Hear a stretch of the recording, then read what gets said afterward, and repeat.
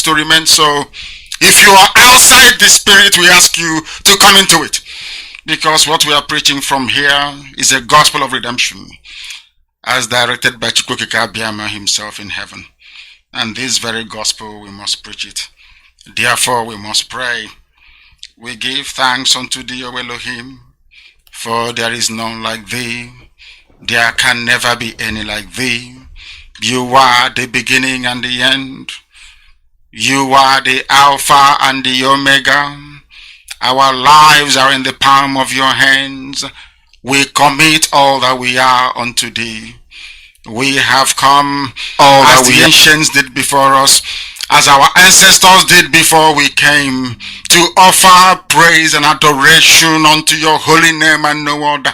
For we do not worship any idol. We do not worship anything born of a human being. We do not worship anything carved out of a tree. We do not bow down before anything molded with the hands of men. It's only thee that we worship. That is why we have come this very evening on this hallowed platform that you yourself created, to offer you unadulterated praise and to hand over to thee all that we can ever become, because Biafra is yours. This very family of IPOB, you molded yourself. You decreed that IPOB must come, and now that we have come, that we may worship thee, O Elohim, please accept our offering of praise and sacrifice unto your holy name, because there is no other like thee. We will continue to adore thee. We will continue to worship thee. And as I said before, and I will reiterate, as we pray unto thee, that Biafra is your possession, we will sacrifice Biafra unto thee, that you may guide us in all that we do. It's only you that sees the hearts of men. If there is anything that we are hiding, if there is anything that we have concealed from our people, oh Elohim, you will judge us very harshly. But if our hands are clean, our hearts very pure, you will bless IPOB, and you will bless me, and you will bless my family, because it's a promise from you. All our hope and our trust is upon thee. May your name be glorified. May you be exalted. May you, O Elohim, be praised. Now and forevermore we pray. Ise, Ise, Ise.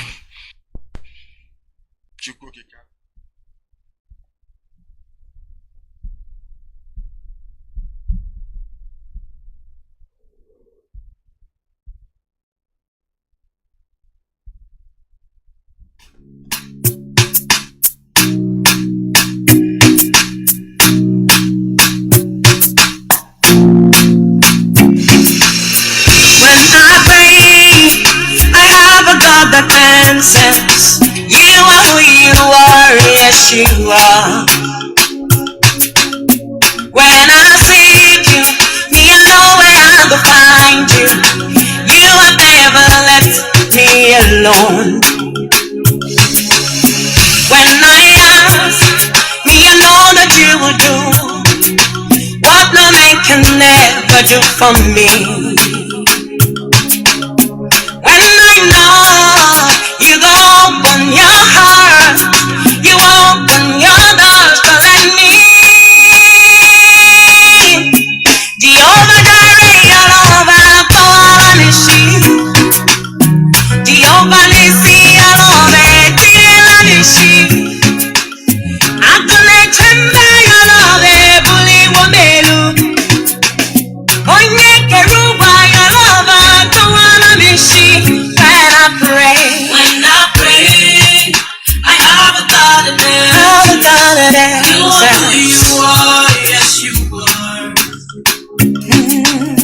When I seek you, you know where I can find you. You will never let me alone.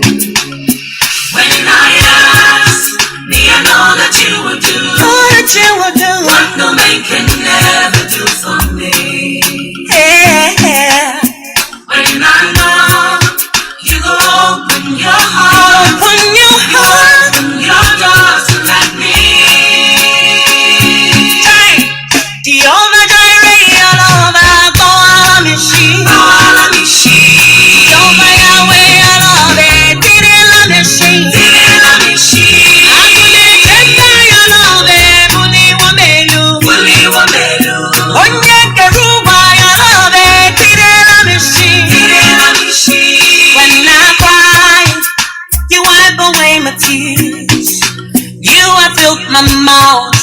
laughter. When I'm weak, you strengthen me. I'm mounting up with wings like eagle. When I'm down, you lifted me. You're the glory and the lifter of my head. Jehovah Jireh, Yalova, Kawalamishi. Onyekeruwa, Yalove, Tidelamishi. Namaturuwa, Yalova, Kawalamishi. Akunetemba, Yalove, Tidelamishi.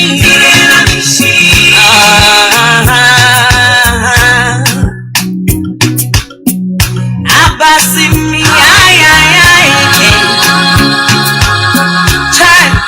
no one is like you, Lord. No one compares to you. Hey, I've searched all over the world, I've found nobody.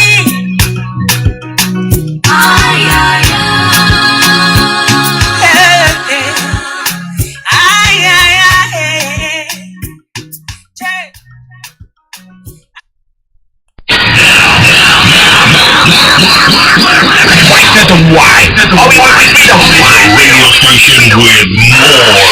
You're listening to the radio station. You're listening to this is Radio Biafra. Radio Biafra.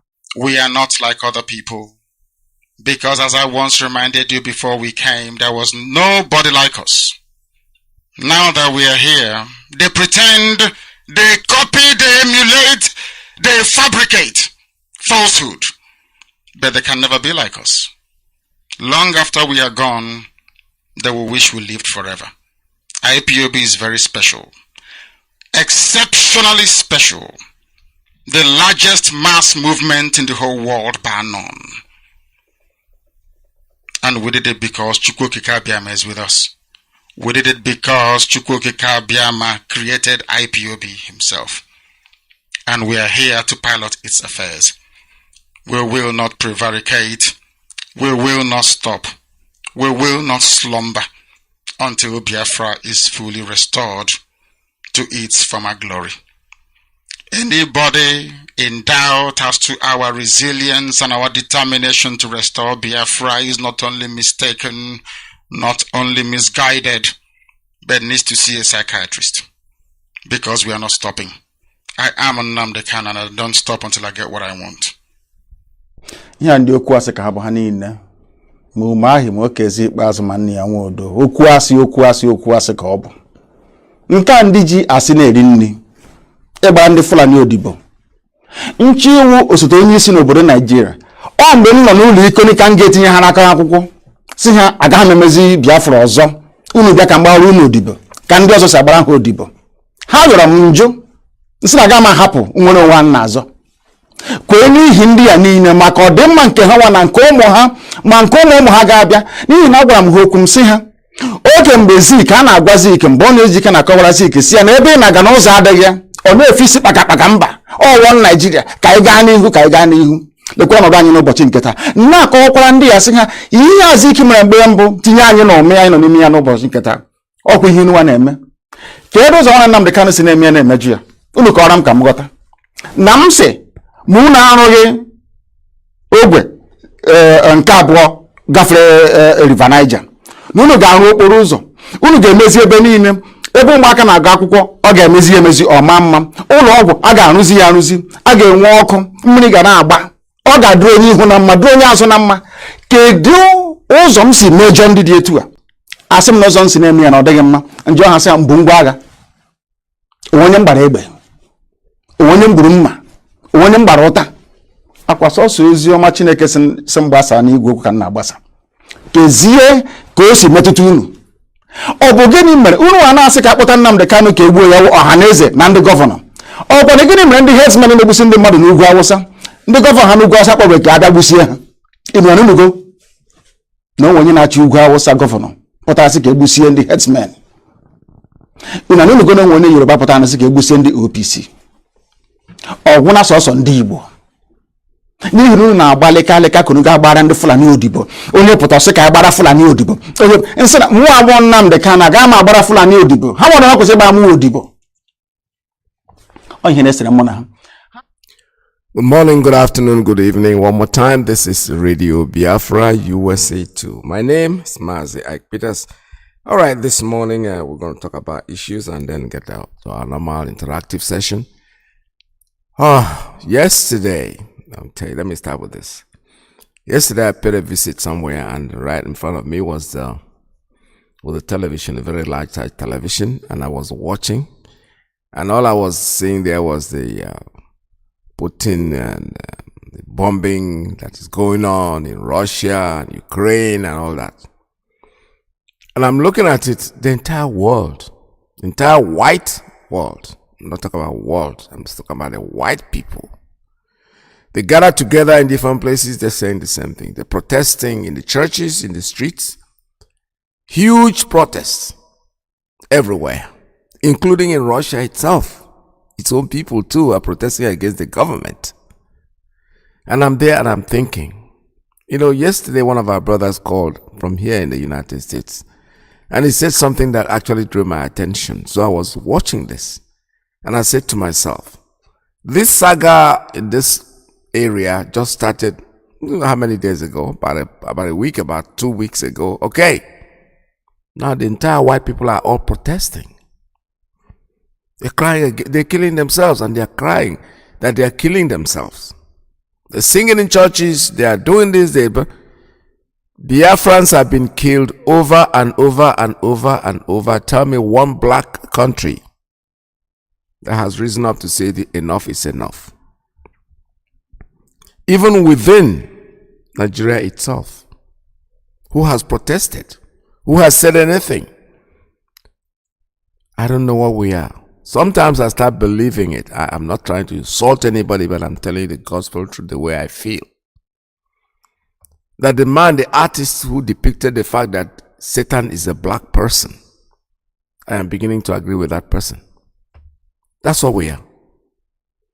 For 2-3 days or a week, at the most 2 weeks, Putin started killing his own people. They started bombing themselves. The whole world. I have not seen anything like this. Here in Biafra land, they are killing us in the thousands. It's every day, every single day. There was genocide in Biafra in the 60s, 70s. The thing is continuing today. Nobody's raising a finger. I was discussing and somebody said, maybe they bought them over with money. What money? Money expires. Because we have a heart our hearts are dark. We are dark. We are black. And I think our heart is black too. That's why we are the way we are. We don't care. For 1 week, 2 weeks, Putin just started bombing. Not that, like I said before, that is why from the beginning I said, Radio Biafra, personally, I'm very indifferent. I don't care what they're doing over there. I don't give a hoot what they're doing over there. In fact, I'm wishing that the man would send one bomb into London and bomb these British people. Because they are the cause of our problem. Look at them protesting too against Putin. They are the people that are killing us. A British citizen carrying a British passport was rendited from Kenya to Nigeria, and the British people say nothing. Katrina Lange is running around, going from village to village talking to people. I don't know why our women have left this woman to continue doing what she's doing. They should go out there to the embassy in Abuja and face her and make them walk her out of the country. This is possible. Biafran women can do it, go there, protest, they would recall her from here. For that woman, that is a witch. She is there, the citizen, Nnamdi Kanu. For how long has he been held? For how long has he been in that dungeon, that DSS dungeon? Nobody's protesting. I said she's not very comfortable staying at the embassy right now. She's going from village to village. She went to Ojuzokalo. She went to Bayelsa. This woman is supposed to be a diplomat representing her own country in a foreign country. Now she's getting involved in local politics and nobody is saying anything. It is okay for her to do whatever she's doing. They are protesting. Even an African country is protesting against Putin. Isn't that funny? Like I said, I don't give a hoot what he does. I don't care. Believe me, I don't even want to know the story. Somebody wants to tell me, oh, you know, he did this. I said, I don't know what he did. What I'm concerned is the reaction of our own people towards a fellow black country. Biafrans are being killed every day. Every single day we are dying. What is the difference? They are bombing, they are killing our children. The Meiti Allah, the Fulani people, they now join what they call Ibubago, that is non-existent, and they're using it in destroying our own homes, and our people, our children are being killed every day. Yesterday I saw it. 425 children are killed in Ukraine. Who cares? We don't want to know, because they're killing our own children in the thousands every day. Why is nobody talking? Why is nobody talking? This is a clear fact. This is facts that you can. CNN is just there. Oh, they are taking note of every animal that is killed in Ukraine. Everything that happens in Ukraine, they are telling the whole world. What is happening in Biafra? Why are you not telling the world? Why? We are more interested in what is happening to other people. We cannot be cautious of our hours. Double standard. Double standard. The president had been dead since 2017. He died. The world is not talking. They won't tell me they don't know that. That gives them the chance to commit the sacrilege that they are committing, to commit the genocide that's been going on over and over and over. And you know something? It is not going to stop. Unless the world does something about it. If they don't say anything, it's going to continue. And I don't see it stopping very soon. The entire world, just because of ordinary bombing, a couple that has not even lasted for 1 week. The funny thing about this whole thing is that the people that are protesting are not from Ukraine. They are just protesting because they know that their fellow white people are being destroyed. We will join them. You know, I see maybe some cartoon and some fun, maybe comedians are just trying to say something. Oh, Nigeria is a warning. Those are jokes. I'm not joking about this. These are jokes because we know that what the world is doing, they are looking at us as not as subhumans, that they have been looking at us from the beginning of time. An artist depicted, when you look at photographs, you see the devil with a long tail, with the horns on his head. It's always painted black. Of course, the subconscious or the consciousness of the person that is doing that art is what has told him that these people are subhumans. That's what we are. That's what we are. I agree with him. Or her, or whoever got that concept from the beginning. 2 weeks. The man threw a bomb at his people. They are dying. And look at people defending their own land. And the world is crying. Oh no, Putin, you did the wrong thing. You can't be doing this. They are singing in churches. I saw it yesterday, was Sunday. Oh yes, I watched CNN yesterday. Because I don't watch these people, to be honest with you. I watched it because, like I said, I paid a visit somewhere. I was sitting down and right in front of me was that TV. So I was nothing to do. I was made to watch it. I watched. And the thought keeps coming to my mind. Look at, for only 2 days or 1 week, this man has started this saga. The world is already concerned.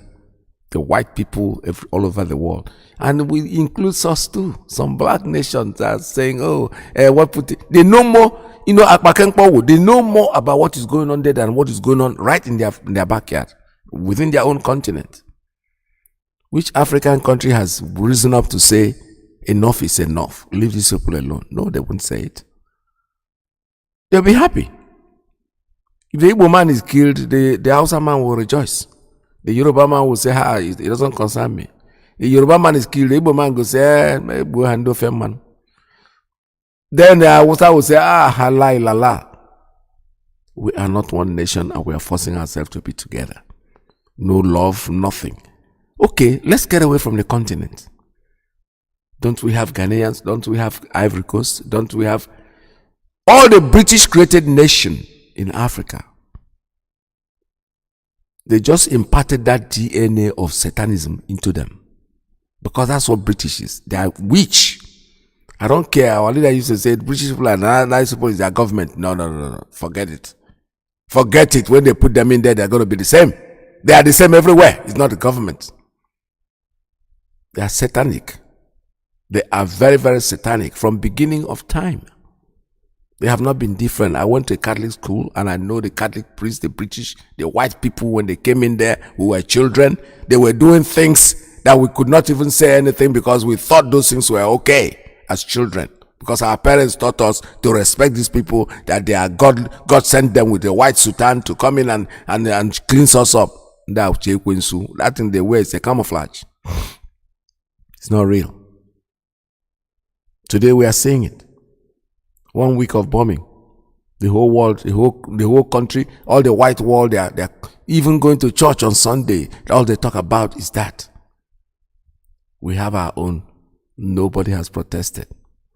The only people that can protest is the likes of our own Biafrans. But in the case of these people, it's not just them that are protesting. The world is protesting. The whole white world is protesting. They are saying this man shouldn't do what he's doing. Even within Russia, that's the funny thing. They are own protesting against their own government. Who has protested against our own government in this part of the world? In our own home? Nobody. They don't care. They don't. Some say they are afraid because if you talk, you're going to die. Yeah, how many people will they kill? So you have to let evil strive because you don't want to talk, because when you talk, you're going to die. It's not going to go away. The evil will continue. There are some of us who are speaking up, who are bold enough, that are talking these days. There are many more who have refused to air their voices. Many who are in position to talk that are not talking. All of them. The hellfire is waiting for each and every one of you. I am not sounding like a preacher man this morning, but I know that the evil that men do will always follow them. What goes around comes around. There's no way you can run away from it. If you don't believe it, that's your problem. It's not that you don't believe it doesn't mean it's not going to happen. Of course, believe or no believe, white will be white. Whether I believe it's black, it will remain white. It's not going to change to become black because you don't believe that it is white. That's what I'm trying to say. In a nutshell, whatever remains, whatever you've sown, that's exactly what you're going to reap. The evil in us as black people is unprecedented. It's something that we cannot imagine. It's beyond imagination. 2 weeks of bombing from Putin, everybody is, the whole English, the whole white people, they're sitting down in church. They're calling down angels to come and save their own people. It wasn't bombing Poland. It wasn't bombing the English people. England. No. But all of them are protesting. Especially the English people that are protesting. I'm asking myself. These people put us in this predicament that we are in. Check all the African countries colonized by the English. The French ones are even moving on better. Who recognized us during the last war? It was basically the French African-speaking countries. Ivory Coast, Gabon. Yeah. Maybe Haiti on the other side. All the British ones, the Ghanaians were on our side. On the other, who are our neighbors. They are like, these people will not even think, not even act as if we are in existence. For them, the killing, it's okay. There's no protest. Tell me if African countries can wake up and do exactly what these white people are doing. Do you think there will be evil in Africa? No, they won't. It will not be there. But some people say because they are feeding them. Feeding who? They are not feeding any of you. The British people are not feeding you. They're stealing from you. They're robbing you. They take from your backyard. They take 10 million from your backyard and give you 1 million. You think they are not robbing you? They're robbing you. They're thieves. Why are they running up and down? Why is Katrina Lange running from village to village? Why not go mind your own country? If you think we are savages that we have nothing. Oh, she wouldn't do that. Because they are stealing from us. It's going to Bayelsa. They are robbing you. They are robbing the same people that are making doses now. Oh, the Biafra want our oil. Which you are oil? Can you fool yourself? You are oil. You have no oil. You are getting something that a foreigner is stealing from you. Many years ago, I said it before. I've said it on this program several times. At the end of Biafra war, most of us changed our names because we didn't want them to identify us as Biafrans. We started asking our school names. I had friends. I grew up basically in River State. That's where I grew up. It wasn't River State at the time. Let me say Port Harcourt. That's where I grew up. I had friends. I have lots of friends. And when we talk, we argue. In fact, I live very close to some teachers' quarters where the young teachers that are teaching in high school and everything. And when we talk, I remember one particular conversation which got stuck in my, because I was looking at things then, realizing who I was. I just came out of the war. I started becoming a musician and all that. And we were talking and I asked them a question one time. I said, this your oil, our oil, Igbo man want our oil. Don't you think that if we share this oil with only our Igbo people, that we will get more of the oil? They will get more money than we will get if we share with the whole of our side. They said, no, you never know these Igbo people, you never live with them. I was an Igbo man. They didn't know that. Because I was thinking, this our oil, I've been hearing since the end of the war. Our oil, they find our oil. That our oil, where they find, that is what turned people like Sarawiwa against what Ojukwu was doing. Ken is a good man. I know him. Believe me, I know. His son used to come to learn how to play keyboard in our home, so we know. He's a very good man. But the point is that he got fooled. Because when you listen to him talk, he's very eloquent, he speaks very well. When he's talking, because inside my heart, I'm just feeling, look at this fool. He didn't know where he was going. He trusted these people so much, and who killed him? The same people that he trusted. They tried him the same day they hung him to make sure that somebody doesn't get up. Sani Abacha was, even because of his case, even insulted. He was in the Nigerian newspaper, insulted Nelson Mandela, the rest of them, because his son was running to the Hague and all that to make sure that his father comes out and all. And before you know it, they hang him immediately. There were other people on death sentence that have been there for 3 years, 4 years, 5 years. Nobody has touched them. This case was just do it and just kill him so that the whole thing will end. That's what they did. They just took him and they hung him. What did he do? Nothing. He only asked the question. You made promises to me when the war, and I supported you in the war. So where am I now? What is going on? Ogoniland is still as dirty, as stupid, as reckless, as savage as it is. They say, okay, you want to challenge us? Okay, that's it. That is what is happening. Our oil, I've been hearing it since the end of the war. How can you be saying, Akom Nonobani? That's what I call that kind of thing. Our oil. It's not your oil.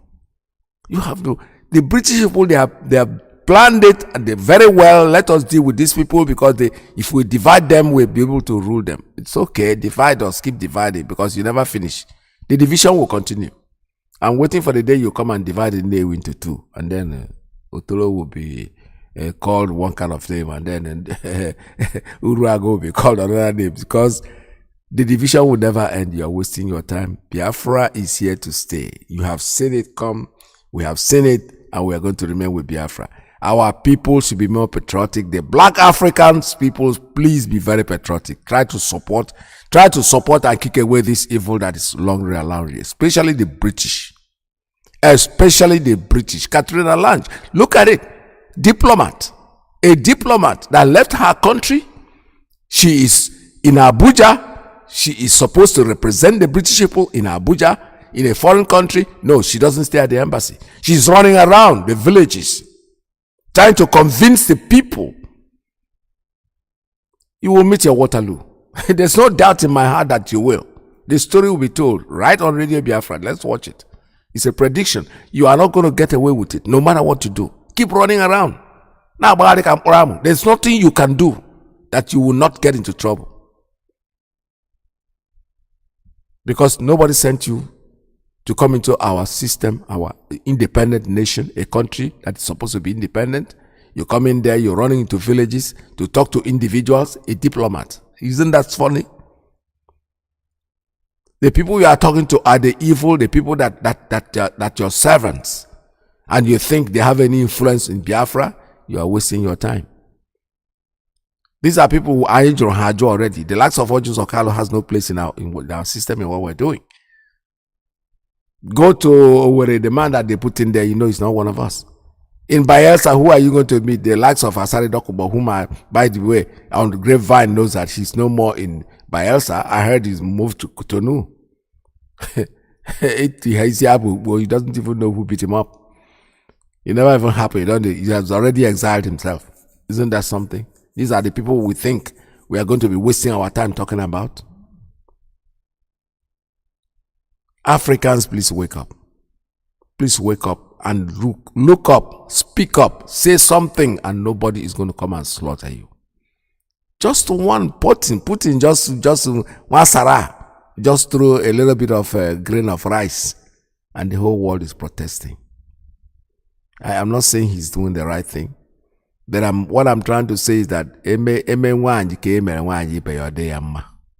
yeah, you don't pick. Selective justice is not something that is very welcomed in the world today. In 2 days, he bombed them.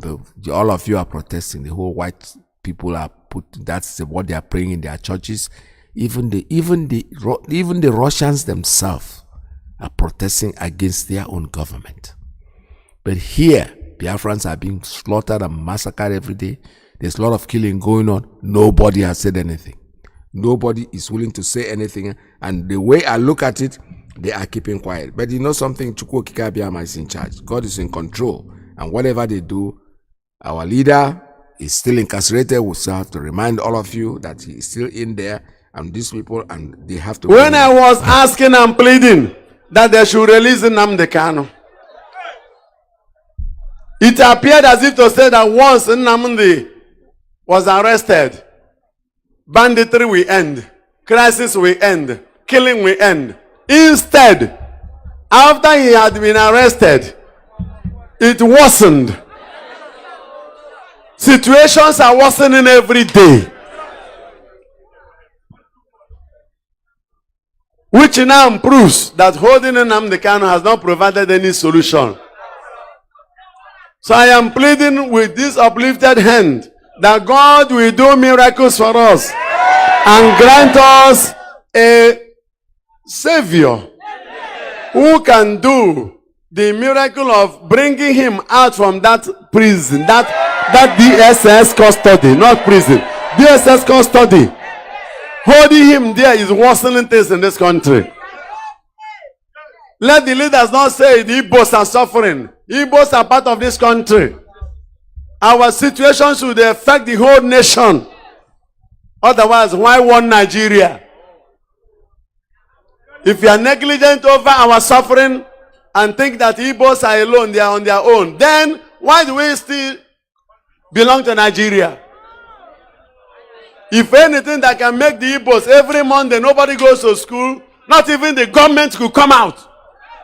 Something beyond the government control, and the federal government is silent. Is it not wickedness? And the poor masses are suffering. Our youths who have no jobs, their problems are increasing. I don't want to talk about the keke issue in Enugu until I hear the story very well. Because when there is no job, people should not perpetuate more joblessness. No. There are things we cannot accommodate on this land. So anybody who makes a law that should not be made should be ready to face the consequences.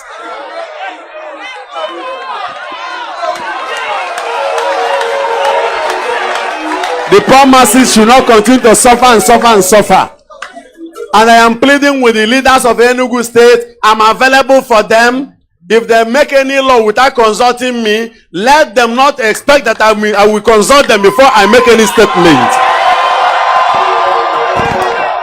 God will not forget the leaders. If we are watching our youth dying like this, we are watching our parents suffering. There is no job. Means there is no job. Any government that cannot create job for the subject has failed. From the federal to the state to the local government. So we cannot watch our youth render jobless. Otherwise, more crime wave will hit this city. There are people, if they don't go out with their keke, their parents will not eat. Their wives will not eat. Their children will not eat. Their sick mothers will not take any medicine. If you catch any keke person that committed any crime, punish the person. You cannot generalize the sin of one to everybody. No, that's what we call in philosophy fallacy of elastic generalization. It's a fallacy. The action is fallacious. We are waiting the banning of Siena in Enugu because those people who are killing the police, they use Siena. And they use Lexus. At times Highlander. At times Mercedes. At times Jeep. And they will always wind up. Most of the time Hilux. Tinted. And untinted. Therefore, God will punish all the leaders in Enugu if they keep silent and the poor masses are suffering. Amen. Amen to you.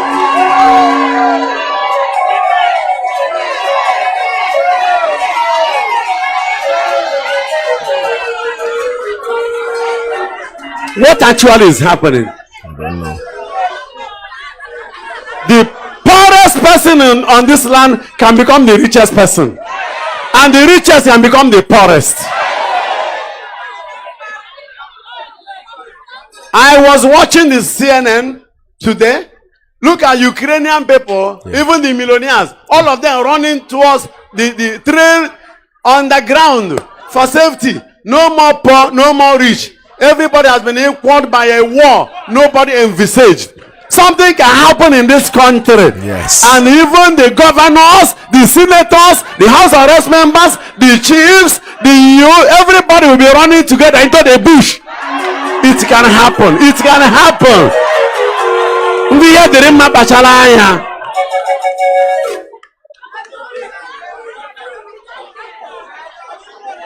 God is not happy. All you that used to communicate, to tell them that I said God is not happy. The Holy Spirit is not happy. Let the church leaders stand up and condemn evil. Otherwise, the church leaders in Enugu will suffer.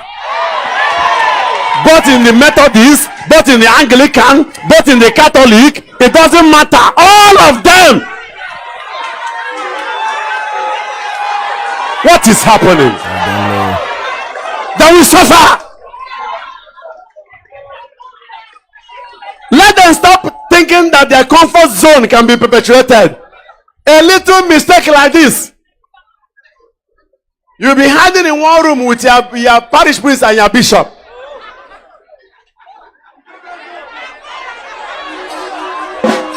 The youth, when the youth are not employed and engaged, those who made them idle are multiplying calamities. The only way to solve this kind of problem, create more jobs. Anybody who has anything doing, encourage the person once it is good.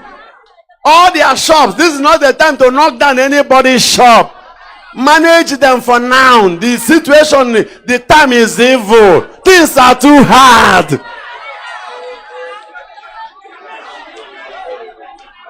And I know that after this message, they will try to attack it. If you attack it, you are wasting your time. Otherwise, why are we priests? Why are we not married? Why don't we have biological children? Because we have sworn an oath to take care of you. To be your mouthpiece. Anywhere ga gosi and go buru chukwu. Nke ya ji were igwe enigwe na-eme n'obodo a Nigeria. Geenụ ntị. Ihe a na-afịa kịta ka ọ ga-esi wee be. Ọ ga-abụ onye mata ọmafere ibe ya. Onye mata ọmafere ibe ya. Hallelujah. Yes.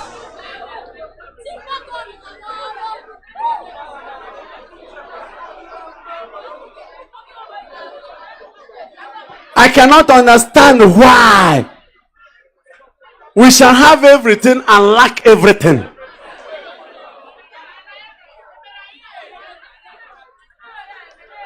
Millions of our intelligent graduates are now moving out. Even in the Ukraine that is falling, Nigerians are still struggling to go back to Ukraine. No? That is better to go to Ukraine than to stay in Nigeria. Yeah. Those in Russia, I call to begin to go say, that what are we coming to do there? If all our intelligent youths travel out, those who are in Nigeria, somebody told me yesterday, there are those who are trapped, those who cannot move out. Look at the kind of killing and killing and killing.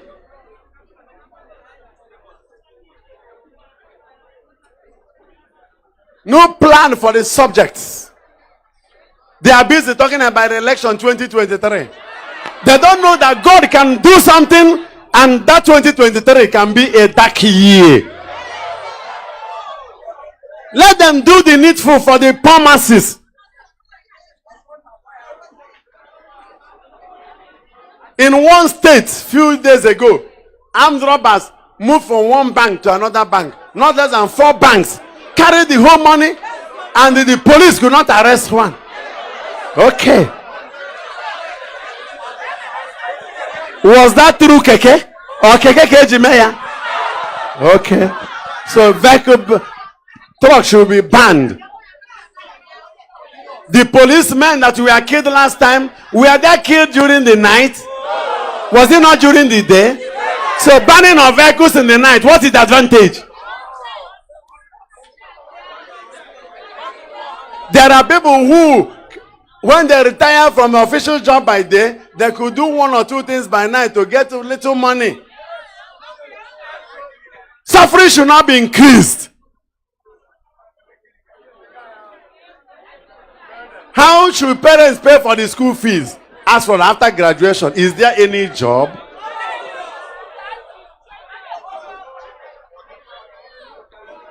Because very soon now, it will be that Farambaka is fighting the government. That will be the jargon.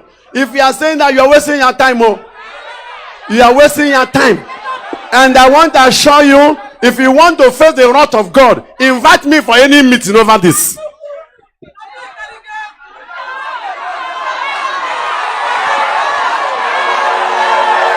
Whoever. The same poor masses that are giving offerings. Father Jabamoto, the priest is living in the house. The priest is living a good life. It's because of your purses. The little you people have, you support us. Why should you people be suffering and we are silent? That is wickedness of another level. Yes.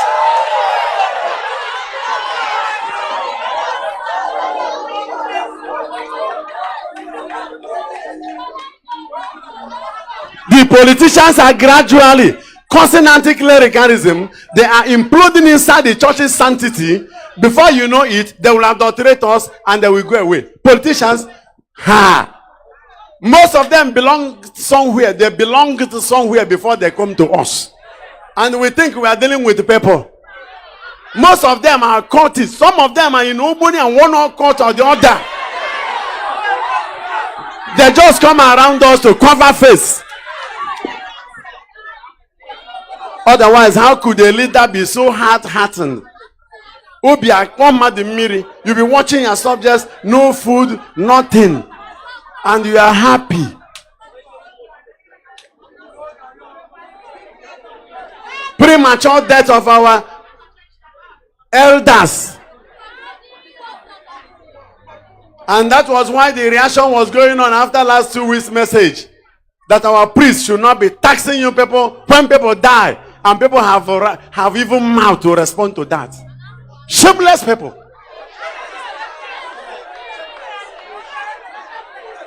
Is it because I decided to be calm for a while? The same Mbaka that embattled Abacha, embattled Yaradua, chased Chimaroke out of government house. What a rubbish.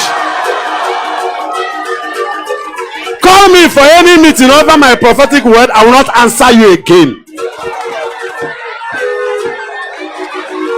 Then the battle will be you and God.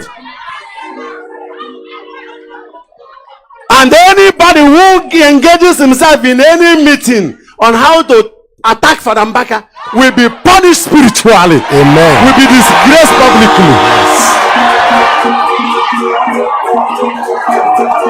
So you better go and do the needful and leave the man of God alone, or you suffer.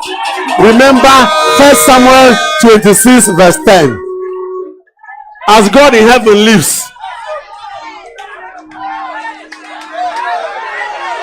I'm thinking about no job, no job, no job.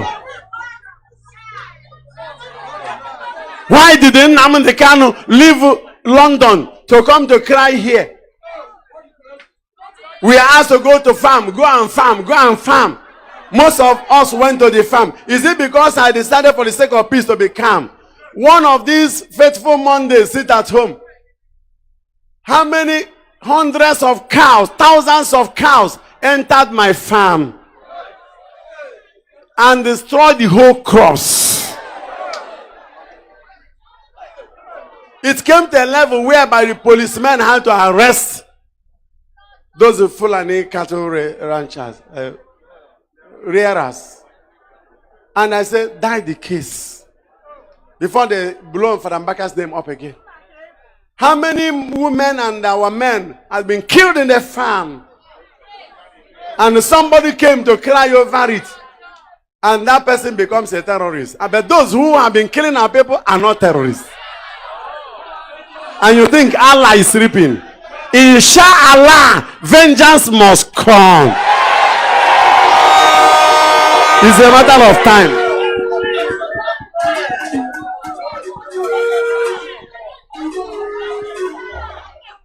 Let them not think that everything is over. Today you are on that government seat. Tomorrow you will not be there. So what happens after? Okay. When God can visit you with one incredible sickness, the whole money you packed, you will never make use of it. Yes. Yes. So are you attacking Father Mbaka over what? When the government has failed, the government has failed. The church should be the watchdog, talking spiritually. Look at our youths, like sheep, like sheep without shepherds, like sheep without shepherds. Our young men and women have now involved themselves in idolatry, in charm making. Okukana was in Abana cults. Have we priests not failed in our apostolate? In our very before, our children are involving themselves in idolatry. Many are exuding from the Catholic Church, from even Pentecostal churches.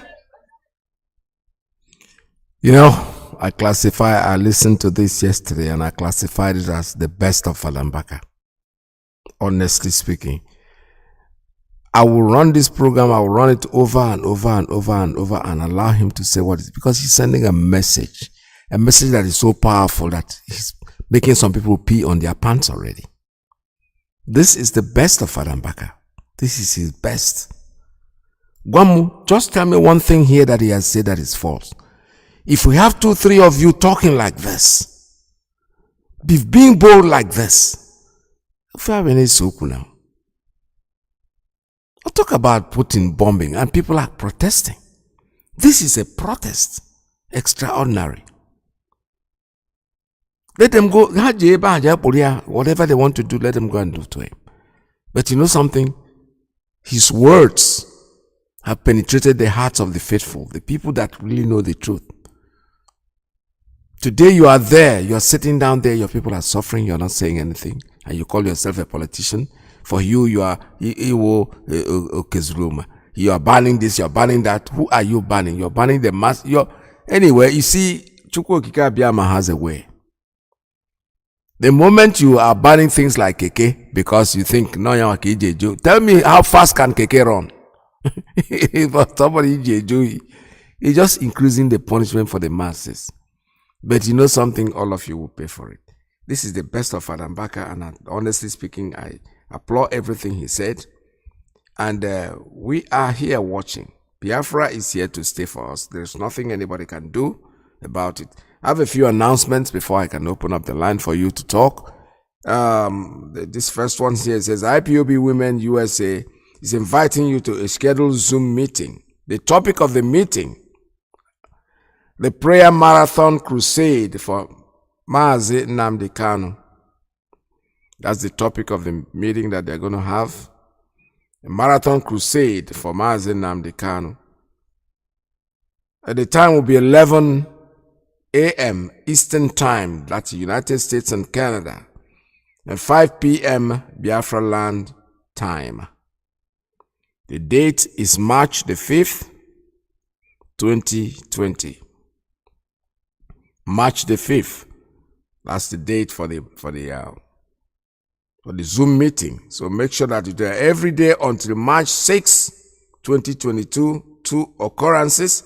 March 5th, 2022, 11 a.m., 5 p.m. Biafra land time, and March 6th, 2020 at 11, the same time, 11 a.m.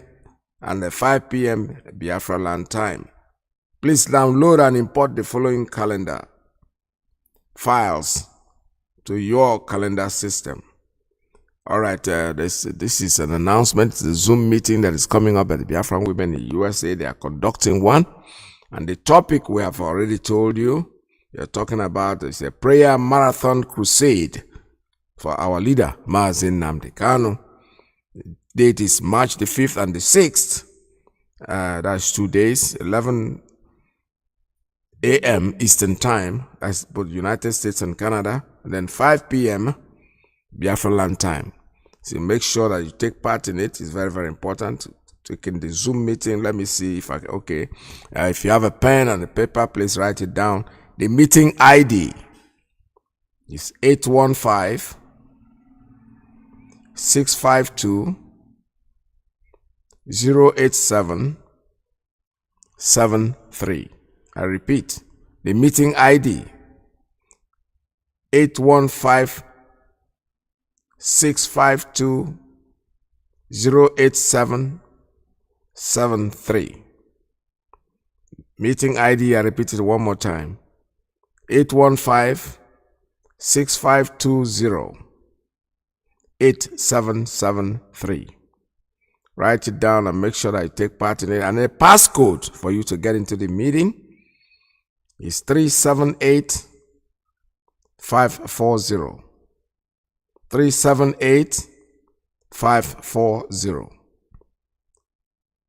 Passcode, one more time, 378 540. That's for the Zoom meeting that is coming up on the 5th of March, 11 a.m. Biafra land time. 11 a.m. Eastern Time, that's United States and Canada. And then 5 p.m. Biafra land time. Please synchronize your watches and make sure that you take part in it. This is a very important announcement, and we want you to be there because I will be there. I will try to be there too myself.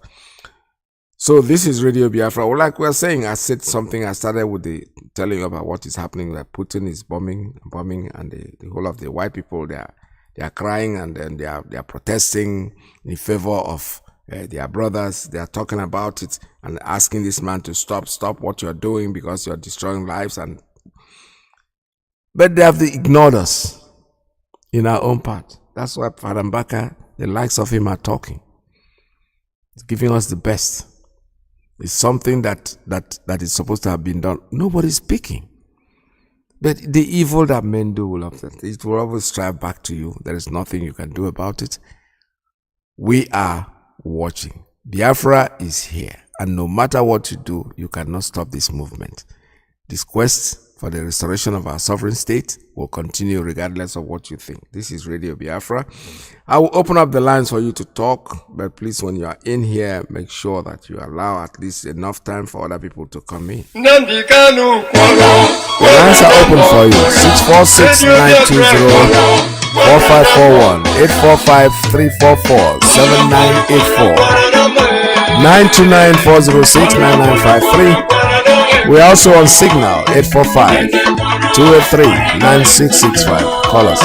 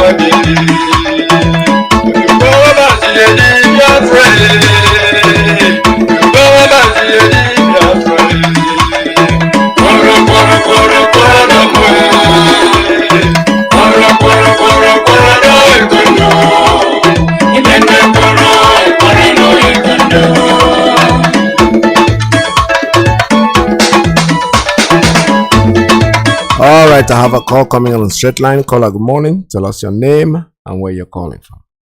Good morning, Mazi Iyke. Welcome to the program, my sister.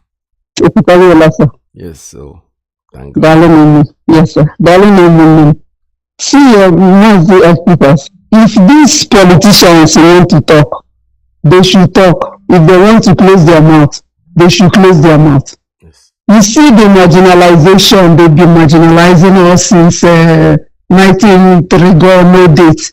Fetcheno Biafrans Kafaneme. Look at them looting Nigerian money, thinking that after looting, they can send their children abroad to go steal, to go study, and their life is good. Their children, some of their children are in Ukraine. Yeah. Praying for mercy, they are not allowing them to leave the country. Rather than what is the business of anyone leaving your country to go study in another person's country? How many Ukrainians are studying in Nigeria? Let them keep quiet. The more they keep quiet, the better for us. It is all coming together. Yes. And at the end, the Biafra must be here. Yes. That's all I'm calling. Thinking you're doing more good. But at the end of the day, that rain will pour on all of us. Yes. And it's already started pouring on all of us. Absolutely. That's all I'm calling. Oh, thank you so much. Like I said, what goes around comes around. You're very, very correct, my sister. Let them keep quiet. But eventually they will talk. Like my sister is rightly saying, they're Ukraine and they can't even find a way to get out. When Kana call all the time, they call him is it a pastor? He says he's a pastor though. Adelaja, yes. This is a man that has been criticizing our leader. He knows too much. Today he's telling us he's in Ukraine and that Putin is in Putin's hit list. When lizards start thinking that they are crocodiles, they have a problem.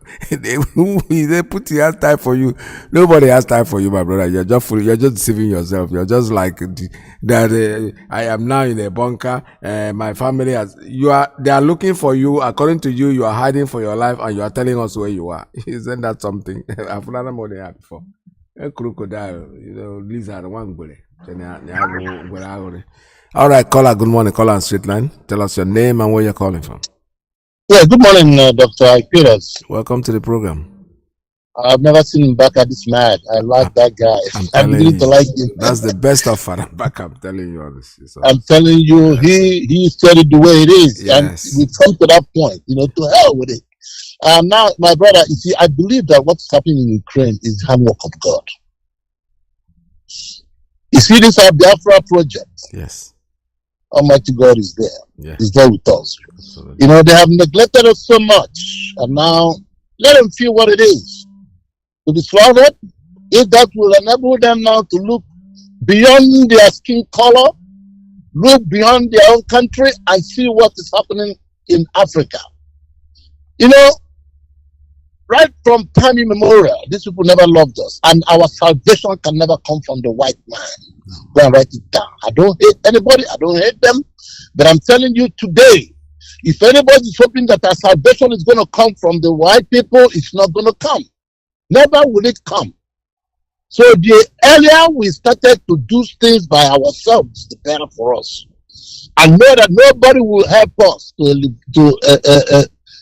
liberate ourselves other than ourselves. Take for example, if you watch National Geographic, it does not take a white person anything to expose the nakedness of black women, black men, exposing their private organs, but you will never see them condone any such. In short, if you do that, you'll be prosecuted and jailed when it comes to them to exposing white people. They will expose us in any way they like, because they don't believe we are human beings. They don't look at us as equals. No matter what we do, you can never please them. We don't hate anybody. We wish everybody good. But all we're asking for is to let us be. But they won't let us. Look at it. Did you see what the Pope said? The communique he issued, lamenting? And then I asked myself, when Cardinal Aristo was cornered by these newsmen, these news hunters in Rome, and they asked him, how come the issue of Biafra is not being discussed here? And the reply he gave was that the Vatican does not get involved in the internal affairs of countries like Biafra. But just how many days? You said it's 2 weeks. It's not even up to 2 weeks. Yeah. This thing started. Yeah. It's not even is it up to a week by the way they started shooting? It's not even up to a week they started shooting. Russia started bombing. Yeah. They have been, what they have been doing was just moving their army and their people, closer to the border until recently they started shooting. Yeah. And now Pope is already commenting on it. Yeah. So all this time that they were killing Biafrans, even the Biafra war, after the Biafra war, and seeing people that went through Biafra war being subjected to the same carnage, and nobody's saying anything. They said if people reject you, don't reject yourself. Yes. It is up to us to know that we have to do this fight by ourselves. If we come together, and if all Africans will realize the situation they are in and rise up in unison and say once and for all, let's get rid of this slavery mentality and all these colonial vestiges, we'll be better off. Thank you, my brother. Thank you so much. Thank you, Dalo. God bless you too. This is Radio Biafra USA 2. We're still here taking calls. 646920454. Now the point that my brother just raised about Arinze, because I remember that video. It was cornered. The Vatican, we don't discuss the internal affairs of other nations. Putin has only bombed for less than 2 weeks. And the Pope is already talking. When they human beings, when they animals, they are nothing for them. So we know that. We know that, and it's not going to change. There's no way it's going to change until we will take our own laws into our hand, our faith into our hand, and that's the only way out. Otherwise, this is Radio Biafra USA 2.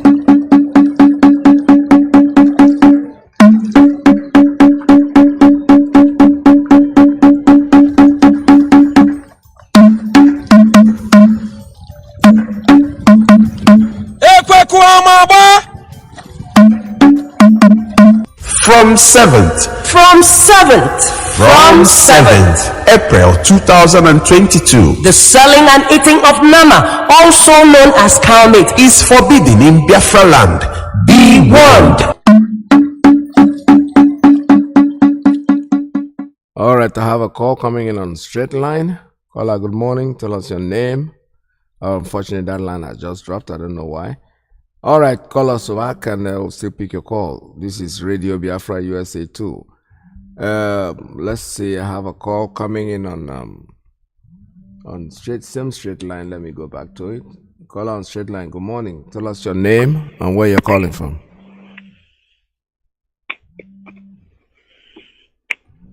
Caller on straight line, are you there? Your line is open. Mazi, good morning. Welcome to the program. Thank you, my brother. Every day, Biafra, Oh, okay. always with you. And if I am, Yeah. I'm just leaving my office right now, trying to reach home. What I'm trying to say is that I think we are the ones to save ourselves. Can you please introduce yourself? Tell us who you are.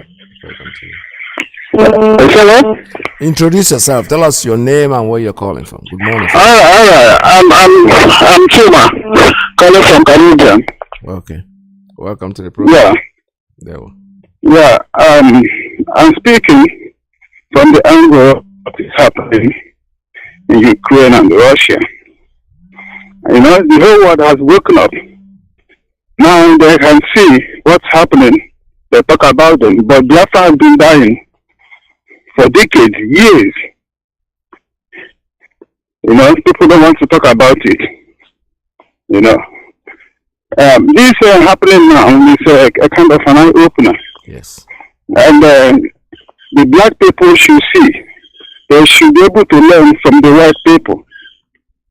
And the whole thing happening in Biafra land.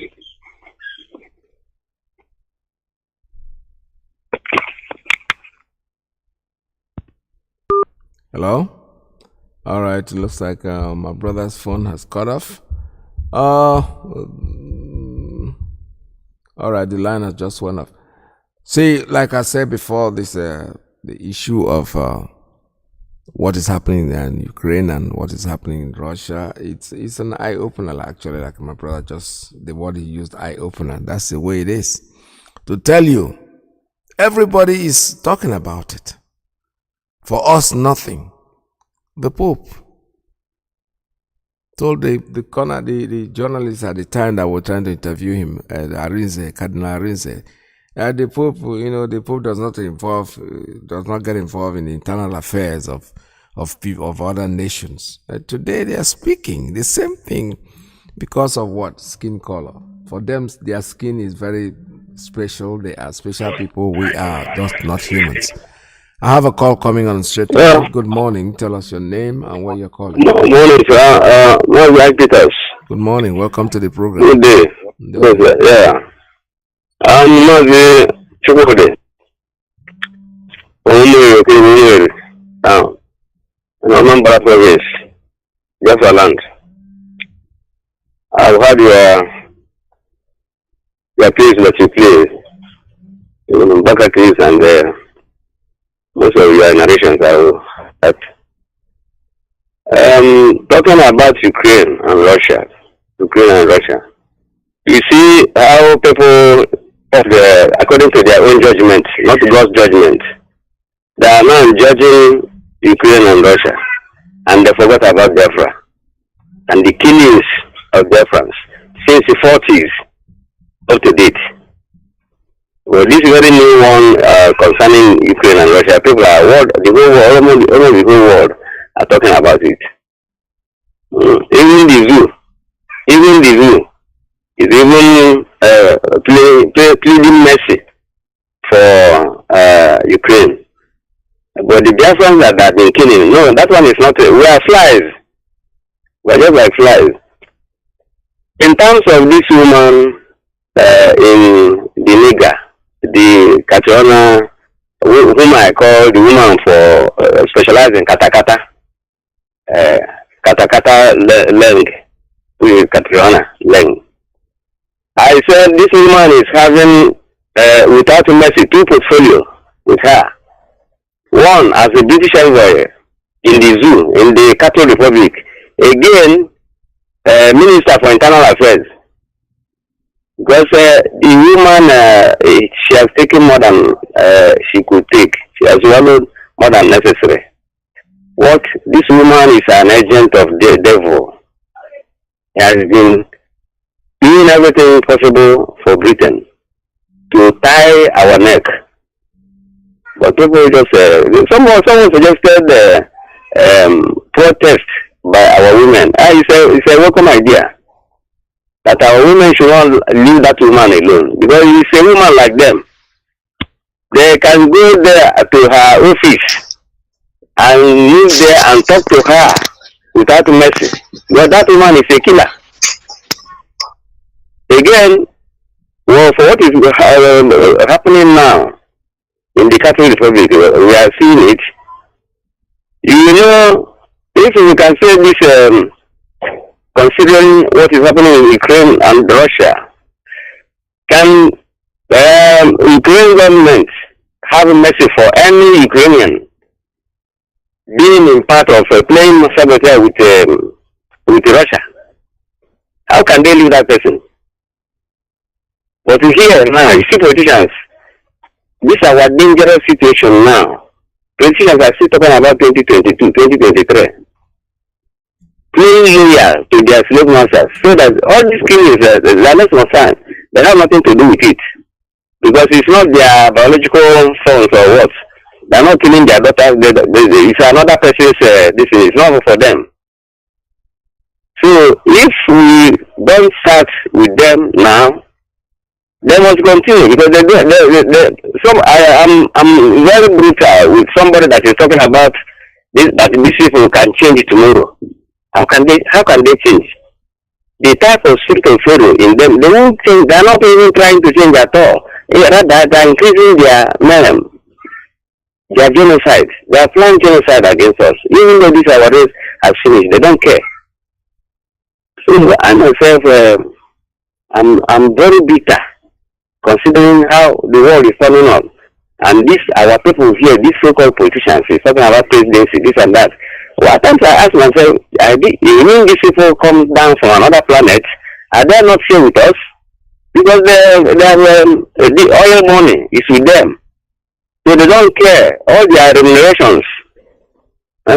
Somebody is earning more than 30 million naira a month in Catholic Republic. It doesn't matter. They're still debating 30,000 naira for the low-income workers. 30,000 naira. Was somebody earning 36 million? Let's strike allowances. We are in the same country. My brother, if I continue talking about these politicians, I become stressed. I used to be angry with them all the time.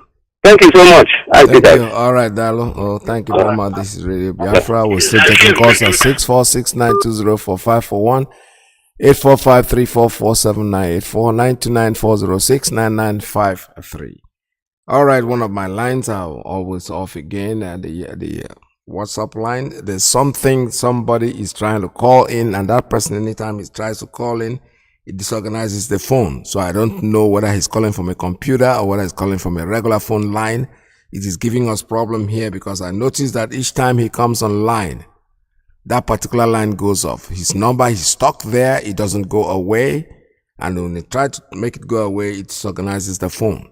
So whoever that is, if you're calling me on WhatsApp line, please get your acts together. You cannot be using computer to call us. It's disorganizing our system. You are not making this call from regular phone line. That is why we're having this problem.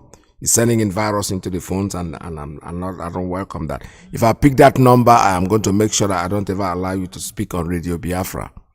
This is Radio Biafra USA 2. Okay, right now, let's see if I have another call coming in. The call is always coming in on WhatsApp line. The person knows himself, the last 4 numbers on that phone. Let me read it out. I can't even see the number because the thing is messing up the whole system.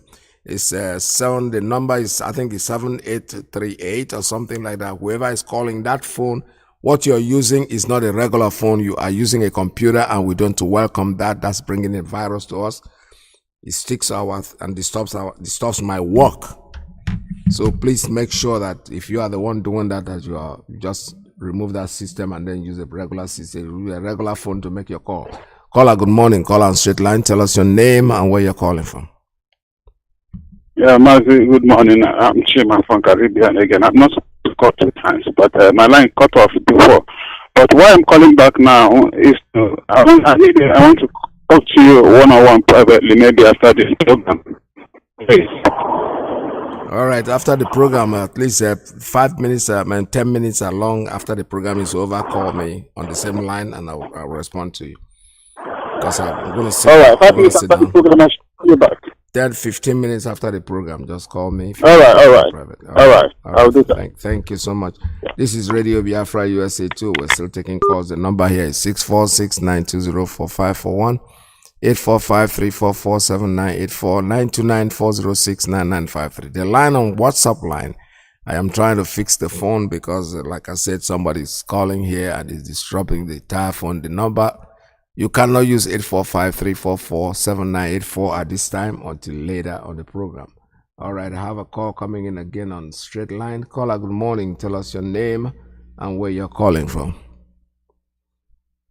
Fortunately, that line has dropped also.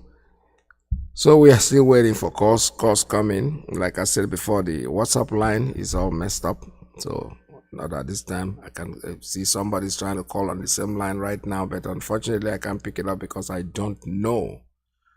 I can't see the number. I can't even see anything. The front of the phone is all blurred up. I am trying to turn this phone off to be able to bring it back again and restart it and see if it's going to work. And unfortunately, it's not going through. All right, let's see. Let's see if it's going to work this time. Fortunately, it cannot. All right, call us. The lines are still open for you, 646-920-4541. This is Radio Biafra USA 2.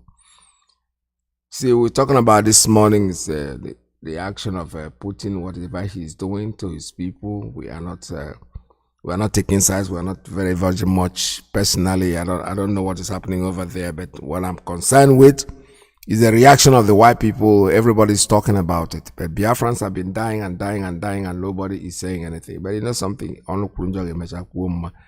We are still here to call us.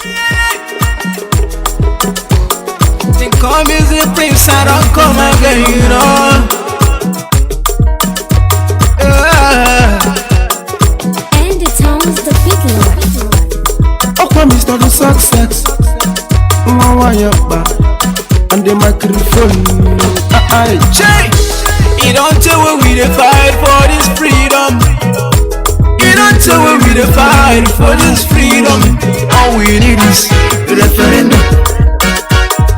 All we need is the referendum. All we need is the referendum. All we need is the referendum. All we need is the referendum. Tell me what to do, tell me what you do, tell me what you see, tell me what you see, tell me what you know. When we talking about the referendum,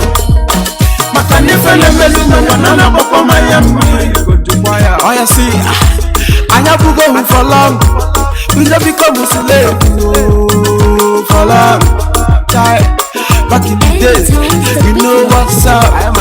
But because of Wuru, the photos to come out. I remember when my father they tell me about the war. Then spend so much money just to commemorate. Ndiya agony, ndiya sugo. Success in one way, a typically go man. You don't tell what we dey fight for this freedom. You don't tell what we dey fight for this freedom. All we need is the referendum. All we need is the referendum. All we need is the referendum. All we need is a referendum.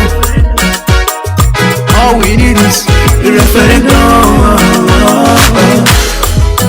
Oh yeah. You don't tell me to fight for this freedom.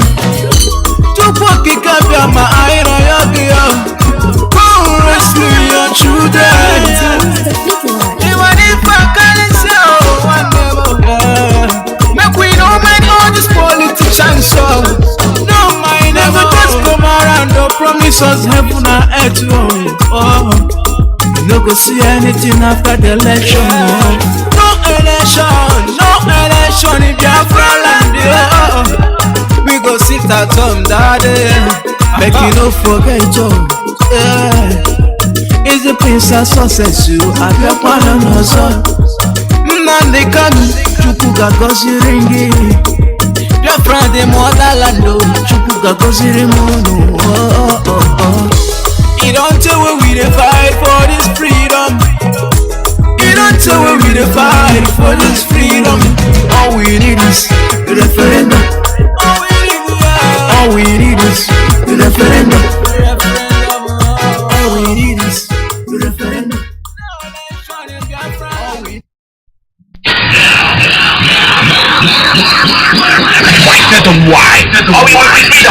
Radio station with more. You're listening to the radio station. You're listening to this is Radio Biafra. All right, I have a call coming in on straight line. Caller, good morning. Tell us your name and where you're calling from. Good morning, Iketas. Welcome to the program, sir. Yeah. God bless you, Elohim. Bless you, bless your family. As he say, give you strength. Yeah, well. Be coming out every morning to talk to the world. May he continue to get your heart more and more, give you more heart for you to actualize, for us to actualize your Biafra together. In Elohim name I pray. You say?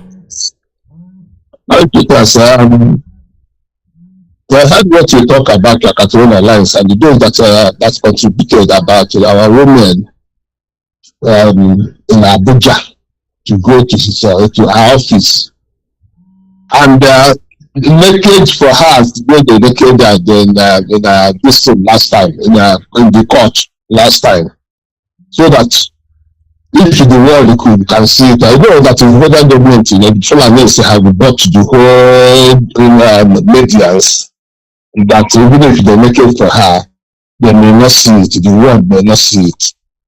But they should do that.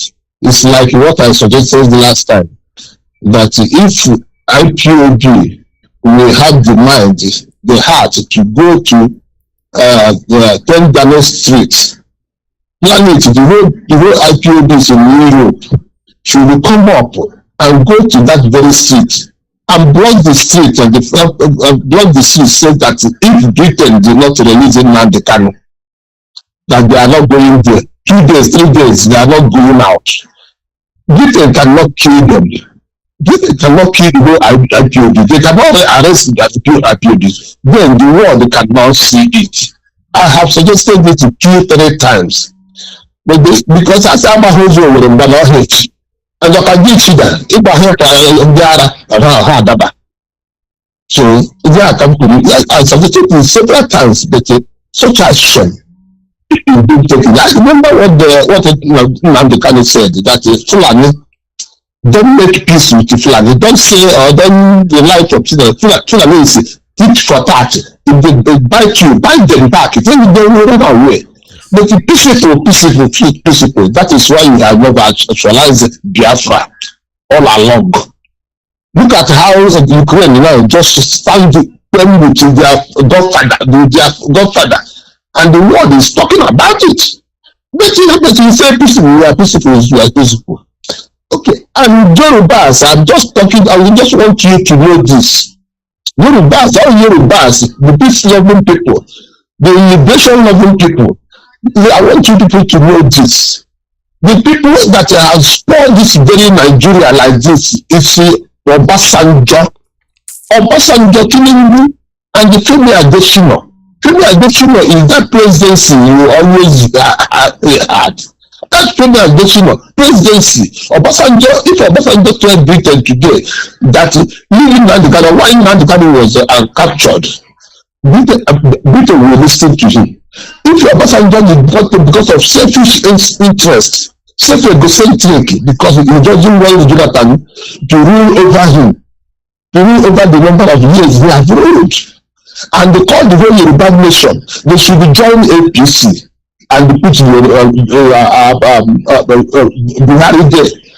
This country wouldn't have been like this. It's Obasanjo that caused it. And Obasanjo is causing the whole thing that happened in this Nigeria. Obasanjo himself, out of his selfishness, signed with the Fulanis that only Lagos port that should be used. All the other ports should be banned down. And that was how it was happening. The Israelites were suffering. Look at what happened in Gaza last time. Trailer fell down because of police. They block.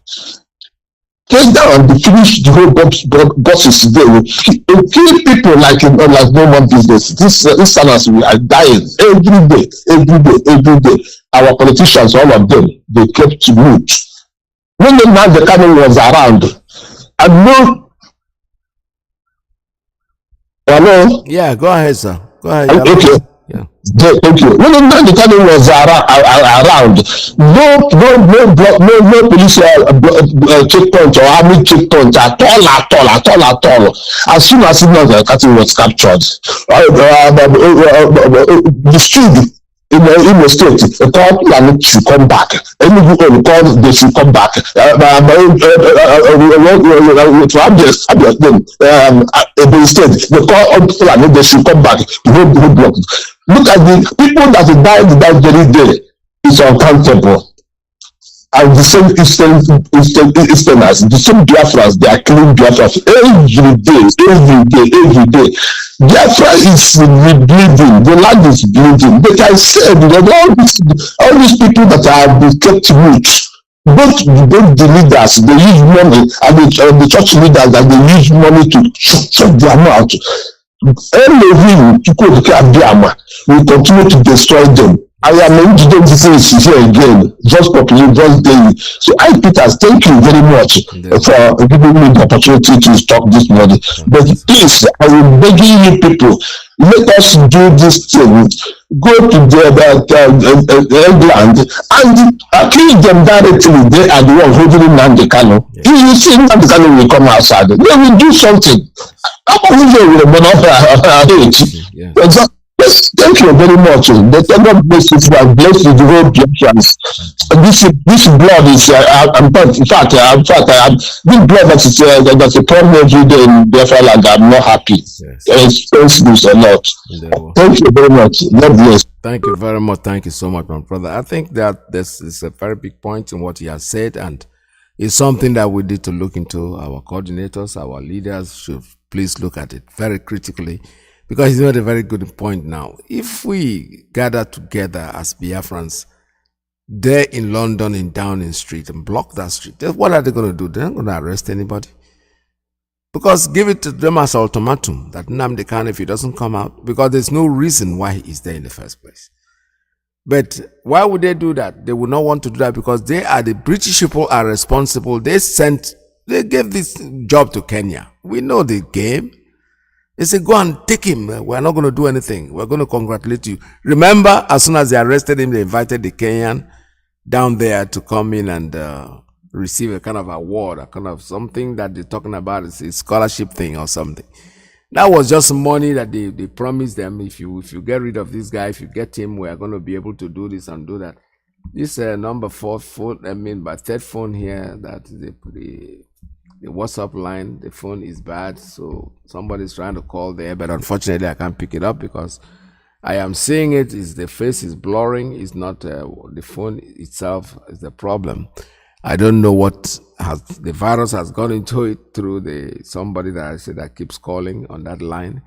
and then probably using a computer or something, and the phone is not very happy with what's happening to it, so it's not working properly the way it's supposed to work. So our brother just said something that is very vital. We're going to have to look into it. Our leadership, as I'm sure they are listening, we have to organize not just regular protests like a brother protest, but this one is specifically for Downing Street. I carry our placards and tell them to release our son because he didn't do anything. He's a British citizen. Yesterday, somebody, in fact, when one of our women said, I'm looking at my citizenship and I'm questioning it right now, because if a British citizen can be taken extra rendition from another country to a foreign country totally, and the British are not talking. The difference, my sister, is that this is America. United States of America will not keep quiet unless they don't know about it. It doesn't matter. So when you're in the street, it will never happen. They know, the British people, they know that they can't do this in this part of the world. That paper that they are carrying there, I don't know what they call it. They call it citizenship, but you see, they are not reacting. The Katrina Lange, or whatever they call her, is more interested in going to visit Carlo. Is more interested in going to Bayelsa to talk to Asari Dokobos and the rest of them. They are not interested in protecting the British people. But this country, I am proud of it. I am proud of the United States of America so much, because I know that even the man in the streets, they will go here just to ping out one person's terrorist siege. We won't even know that they have done it. And when the person is here, then we'll know. So these people are just there, the British, because I don't know what the British people are afraid of. I don't know why the going of Biafra should be a problem for them. They are lying and lying and lying. The president of that country is dead, died in their own country, in Great Britain, in the hospital there. He had a brain surgery, he never got up. The death certificate is there, but you know something, the British government is still covering it up. The Queen signed a condolence message, to Nigeria for the death of their president. Then all of a sudden, that one went on the ground. But you know something, when you write it, it's already out. Even when the man died, it was published. There's a newspaper they call Metro. It was all over Metro that the president of Nigeria was dead and everything. And all of a sudden, everything went on the ground.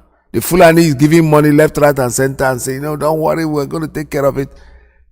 Well, that's okay. And they are really taking care of it anyway. But you know something, that truth is not going to go away, because the world knows. The world is watching and they know. The MP, Harriet Hammond, has she not been here to discuss anything? No, she hasn't. She hasn't said a word. Her own constituents have written to her. She doesn't say anything. So what is going on? What is going on? Why has nobody from the Foreign Commonwealth Office mentioned Mazi Iyke? How can you have a British citizen travelling on a British passport kidnapped in Kenya on June the 19th? He was tortured for 8 days before being extraordinary rendition back to Nigeria. Why was he extraordinary rendition back to Nigeria when he's a British citizen? Has nobody behind these windows asked that question? How can you all remain silent? How can you all pretend that you can't see anything going on? It's all over social media. Catriona Lang, the High Commissioner for the UK in Abuja, has done nothing. She gets tagged in every single tweet that tweets about Mazi Iyke and extraordinary rendition. She doesn't reply to anybody. You ask a question, she blocks you. Is that really someone in her position? Is that really something she could be doing? She's done nothing at all. She's a representative of the UK in Nigeria. She represents British citizens in Nigeria. Why is she not representing Mazi Iyke? Why is the total silence? You've got another protest next to us here, a lady called Nazarene. Nobody's helping her either. She's a British citizen. What is going on in this country? The 67 to 70 Biafran war, it wasn't a war, it was a genocide. And the UK was complicit in genocide. The UK is complicit in genocide now, today, it's happening again. Yet why do we not hear about it? You go 20 yards away, the BBC cameras are there, the ITV cameras are there. Why does the BBC and ITV not cover Biafra? If what was going on in Nigeria was happening in any other Commonwealth country, it would be all over our news. So why is it not reported? It's not reported because the British government has still looted all the resources in Nigeria. Biafra on its own would be a world leader in any way you can think of, one of the richest countries on earth. But the UK can't let that happen. Because if the UK lets that happen, it has to start paying for the resources, of which all the oil that it gets now is given free. How can you put oil above thousands and thousands of people's lives, slaughtered on a daily basis? Catriona Lang, who works for this office, is fully aware of it. What's her response? Her response is to go on Twitter and start dancing with the Fulani terrorists who are committing these atrocities. How is that right? Ask yourself a question. How can we stay silent when this is happening? You can turn a blind eye. You can remain silent. You can do nothing at all.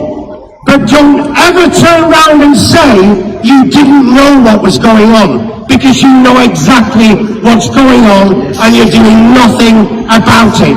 It is absolutely shameful. Boris Johnson, what's he doing?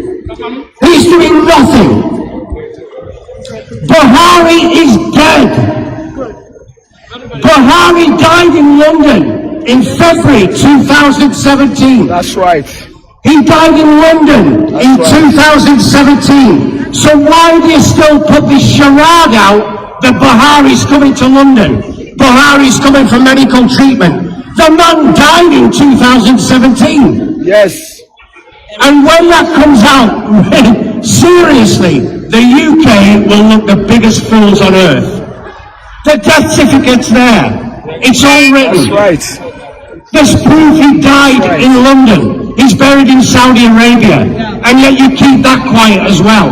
How can you keep quiet that a president of a country died 4 years ago and you're still portraying him coming here for hospital treatment?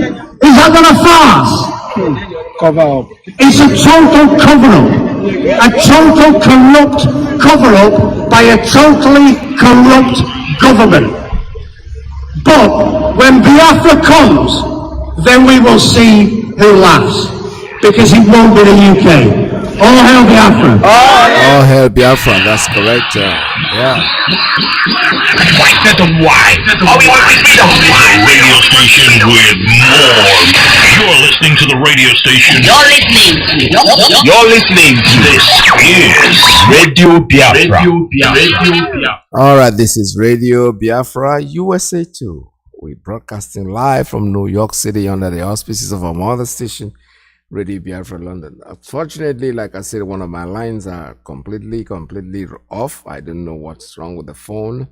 And somebody just pushed a virus into the phone and the phone is not behaving well.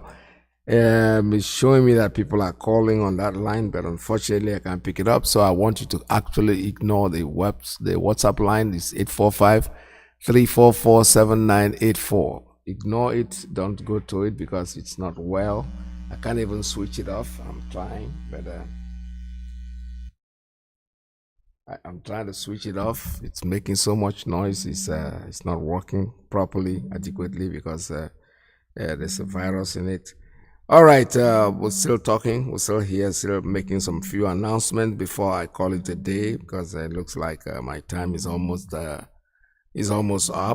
But we still have room for a few more calls before we get on.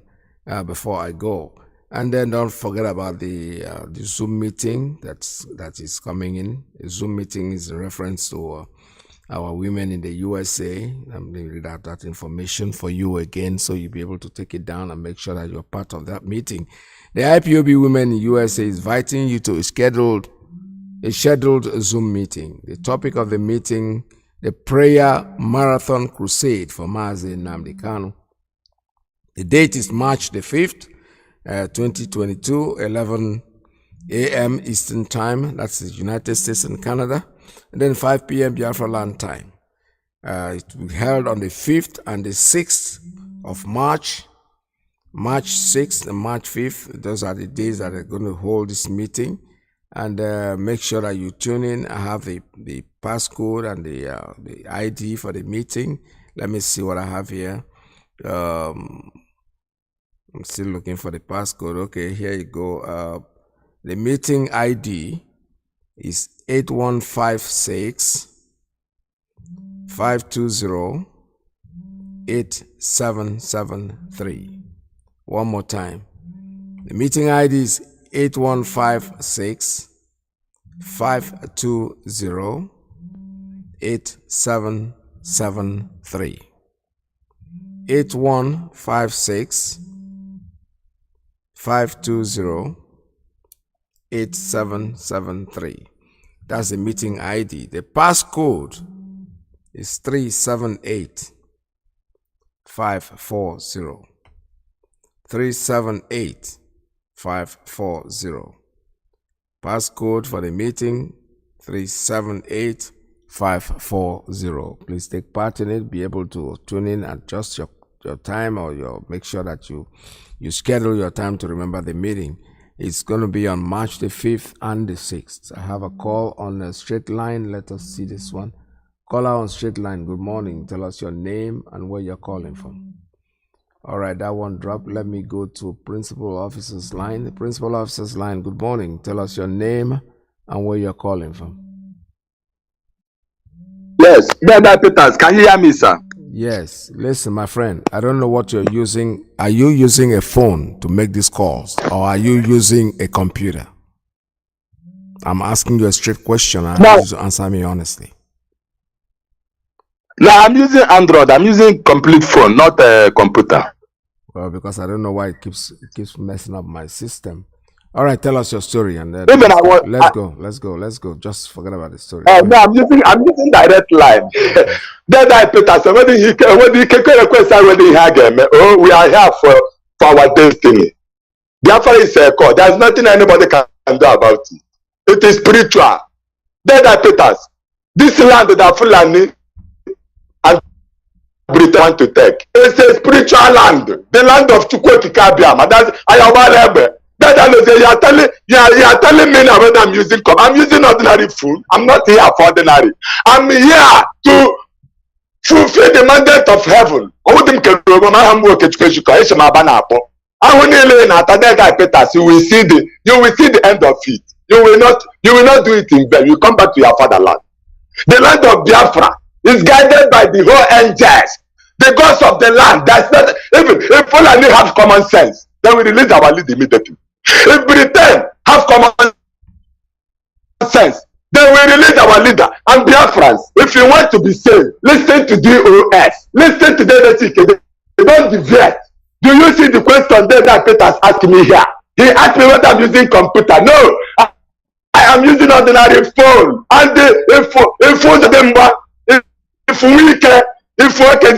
want to come, see that Peters, I want to go stay. We will get oh yeah, it's already with when I like Jabba. Okay, you call Jabba. Oh, it's quite a Simson. That ticket does him to quite a Simson. I pay here for the backup. Father Baka said it all. Father Baka, remember for me that nobody will touch you. You are a prophet by birth. Forget about this religion they use as deceivers. Fight for your freedom and the freedom of your savior, Nnamdi Kanu. We are here. Let us see that is just that will come and touch you. We are your boys, Father Baka. Anybody that touch you, we will touch that person. You are here to defend us. Say the truth and let the truth set us free. Isaiah chapter 34, verse 1 to 10, and the same Isaiah chapter 35, from verse 1 to 10. This land, our land, more than that told them that they will open the back heaven will shake, hell will fall. But in Biafra, that Peters. I had to call a man one in 1967. I paid a car. Oh, Fulani, time I ever done the Dara. Fulani, we have money. Then I shall watch where you are. I saw what then Jonathan will say, oh, but I inquire, say, how shall you park on your shy power? Then Jonathan, a gentleman. Then Peters, we will get this. You are our father. Are you not our father? Are you a friend? I was like, I know what 2020. I will digital.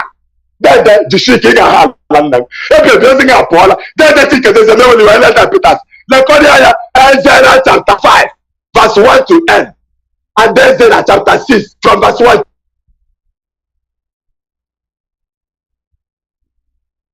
Hello. All right.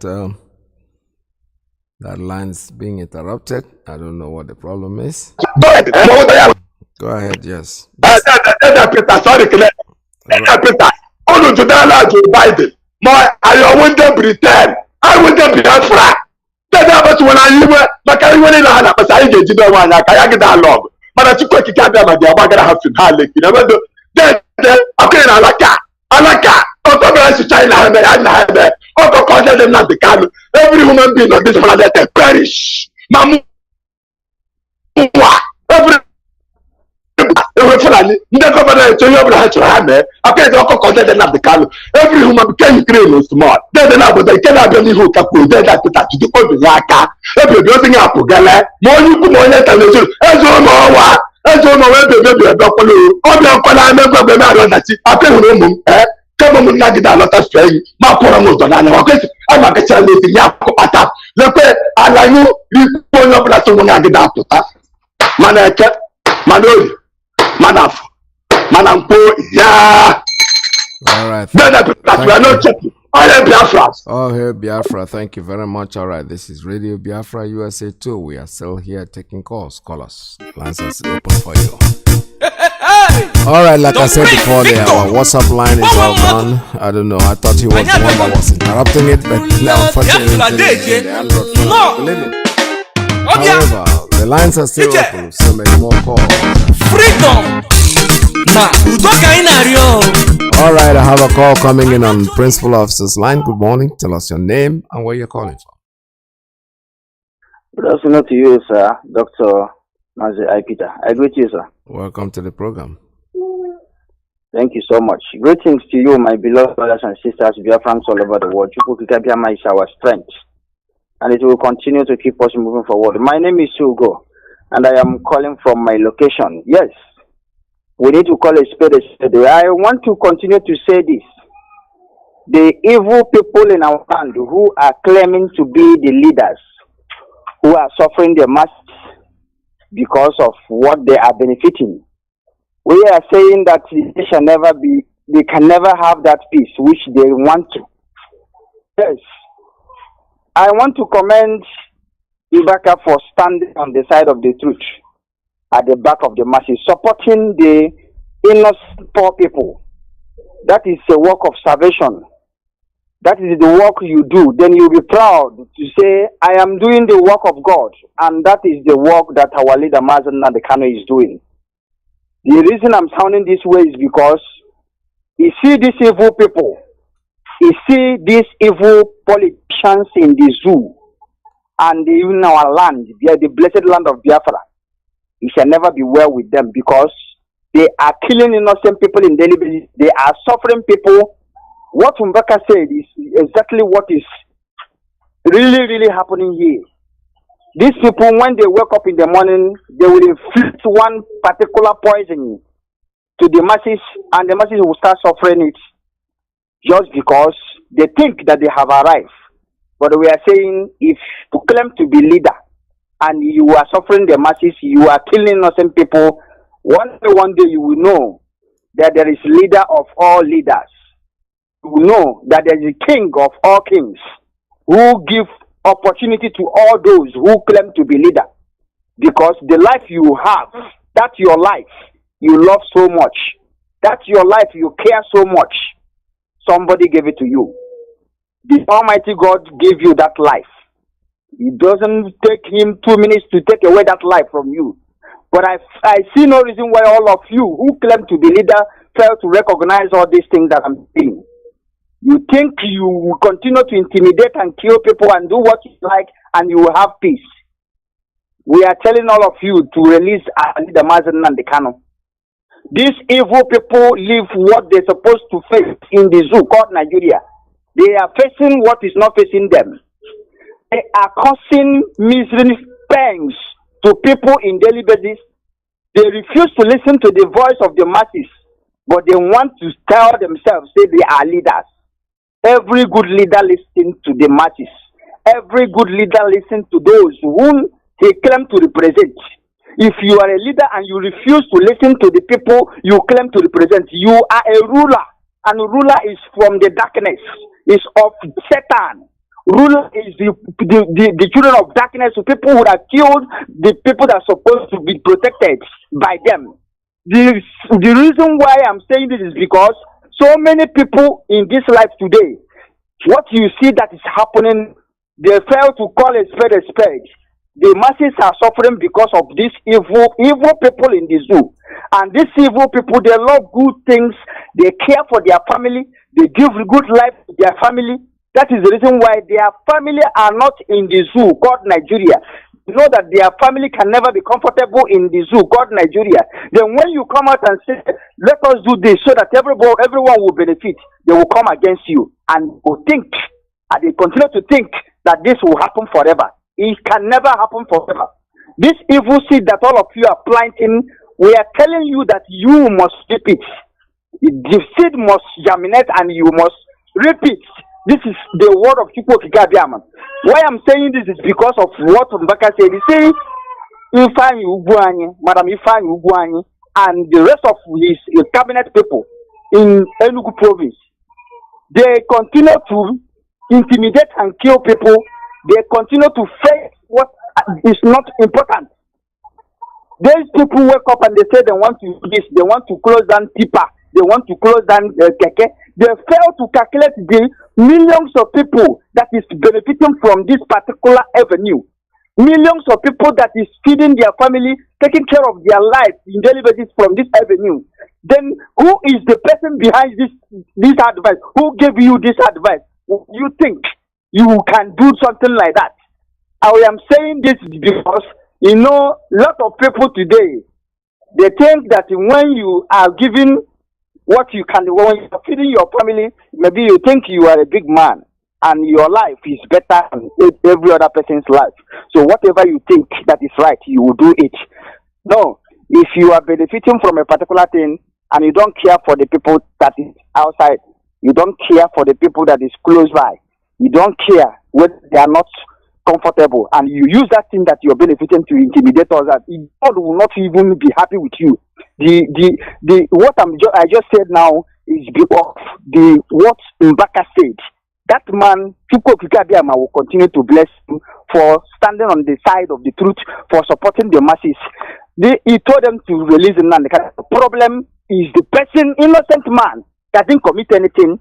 You went and bundled him, you commit an international law, you go against international law, so as to make sure you hold him. In daily basis, you get the report of killings of innocent people. In daily basis, in the zoo, you hear banditry, this one, Fulani jihadist men kill people, and none of them, they want to do anything. What they after is Nnamdi Kanu IPOB, and you think that you will have peace. I am telling you that you will not have peace because you are facing what is not facing you. Your house is seriously on fire and you are busy chasing rats. All of them, what they are talking of 2023 election. The question is, 2023 election presidency, is it the problem of Nigeria? That is the question that if you are listening to me and you have sense, ask yourself this question. Then why must these people, when they are committing this evil, they are causing trouble, then they are looking for peace? When you go and cause problem, you come out and you say, I want peace. Is that possible? Before you will get peace, before you get peace as a human being, you must follow the direction that give birth to peace. And what is that direction? Intimidation, discrimination, killings that comes from you leaders, you evil rulers in the zoo are the reason why the zoo are boiling today. You people are the reason why people are dying in daily basis. You people are the reason why even the police are dying in the main roads. Because of those police, they refuse to reason. That is the reason why they will come out to protect you. Those army that is dying, they refuse to reason. That is the reason why they are protecting you. And on the effort of protecting you, they will die alongside. So you are the killer, the number one killer, the number one Boko Haram, the number one banditry in the zoo that is killing innocent people in daily basis. You, the rulers in the zoo, you call yourself leaders. You are the reason why people are dying. If you don't know this, know this. If you want to close down Keke because they use it to steal, if you want to close down Tipa because they use it to steal, you are the reason why those people are killing, stealing. You are the reason why whatever that is happening today are happening because you refuse to do the right thing. If you don't know this, we are telling you for you to know. Because whatever you do in this life definitely must come back to you. Mazi, we continue to demand for unconditional release of our brothers and sisters, innocent IPOB members, Biafrans as a whole. They adopted them from different corners of our land, from different provinces of our land. Enugu, Abia, Imo State, Asaba, Ebonyi State, different. So many of them. These people are holding them just because they demand freedom.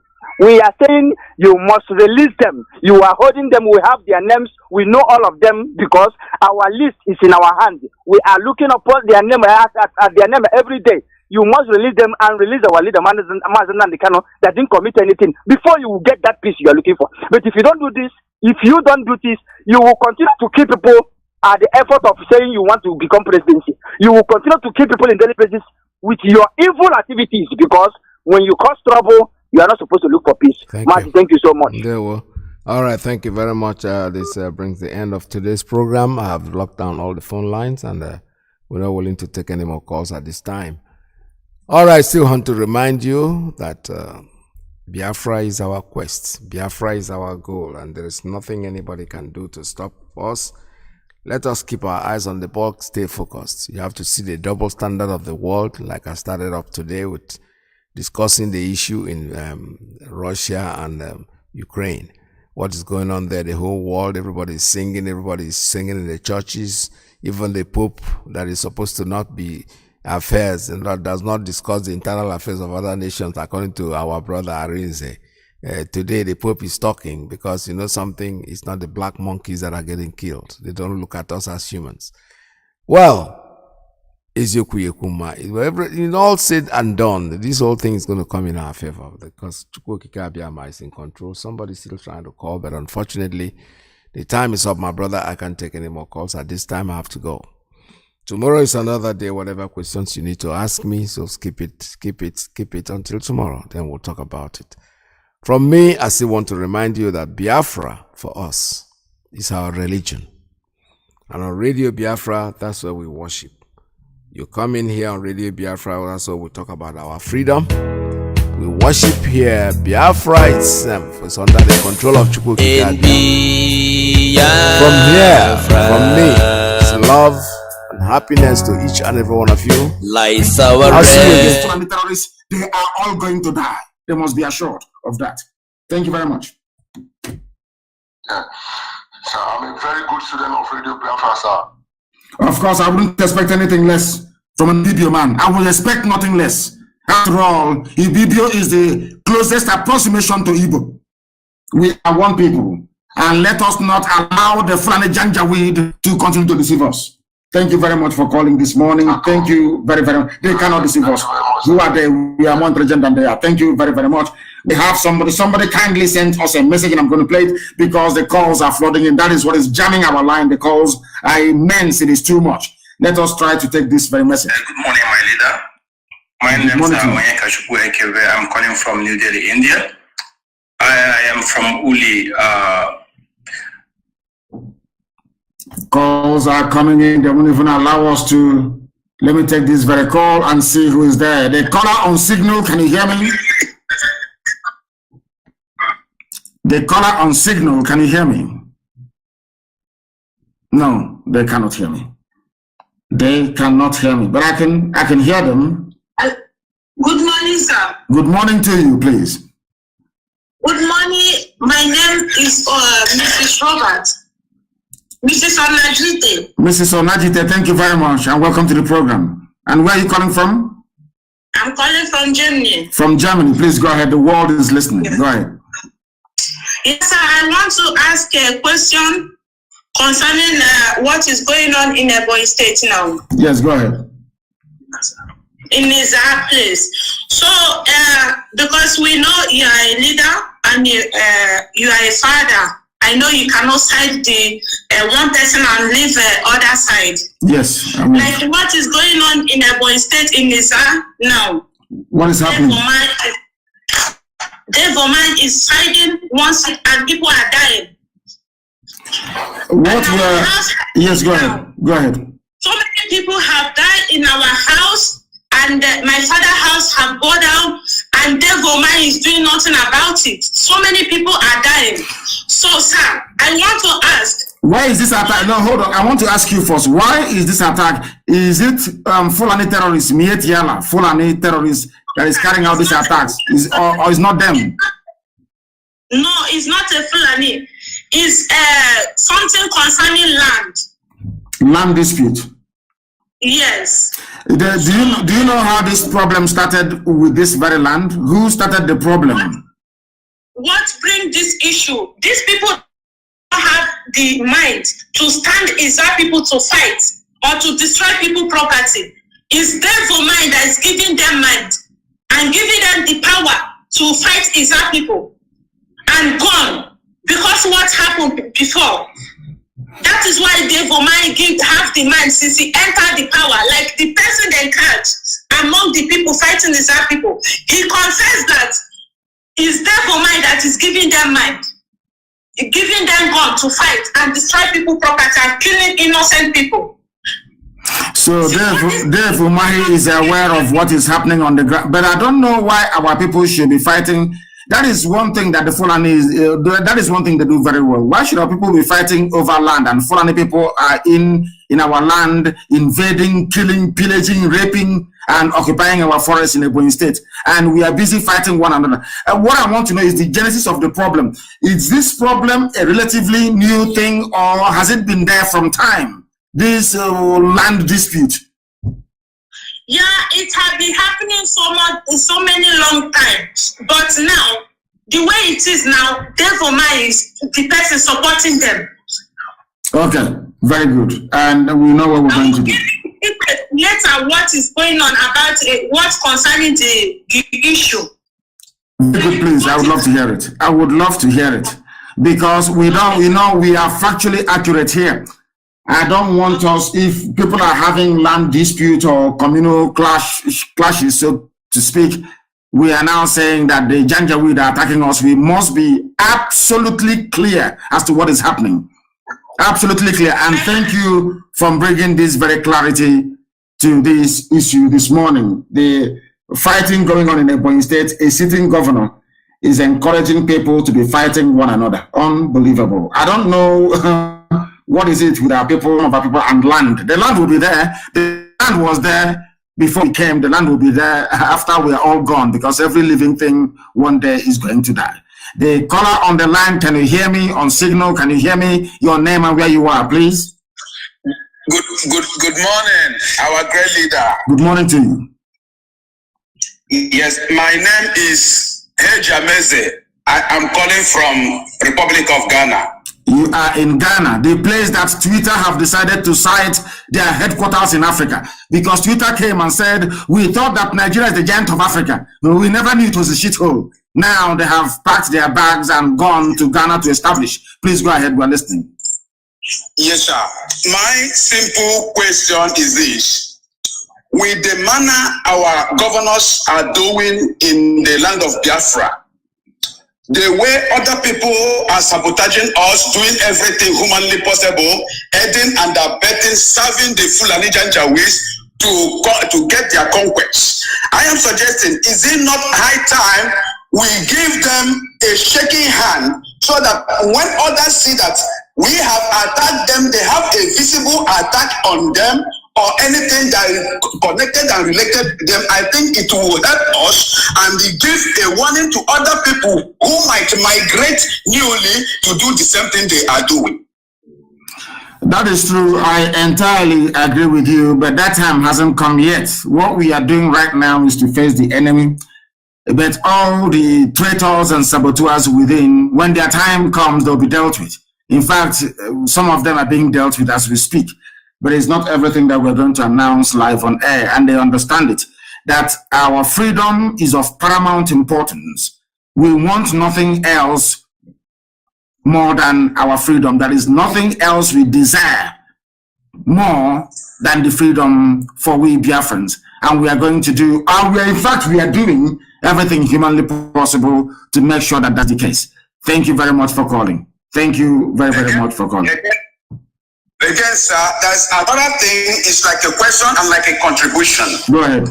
As they are parading themselves in this 2023 conquest of Igbo president and this, is it not wise enough for us to seal down anything about campaign, anything about whatever that their ambition in the Biafran land? Because the more we give them that space to do their campaign and do whatever rubbish they are doing, they are thinking that they have arrived.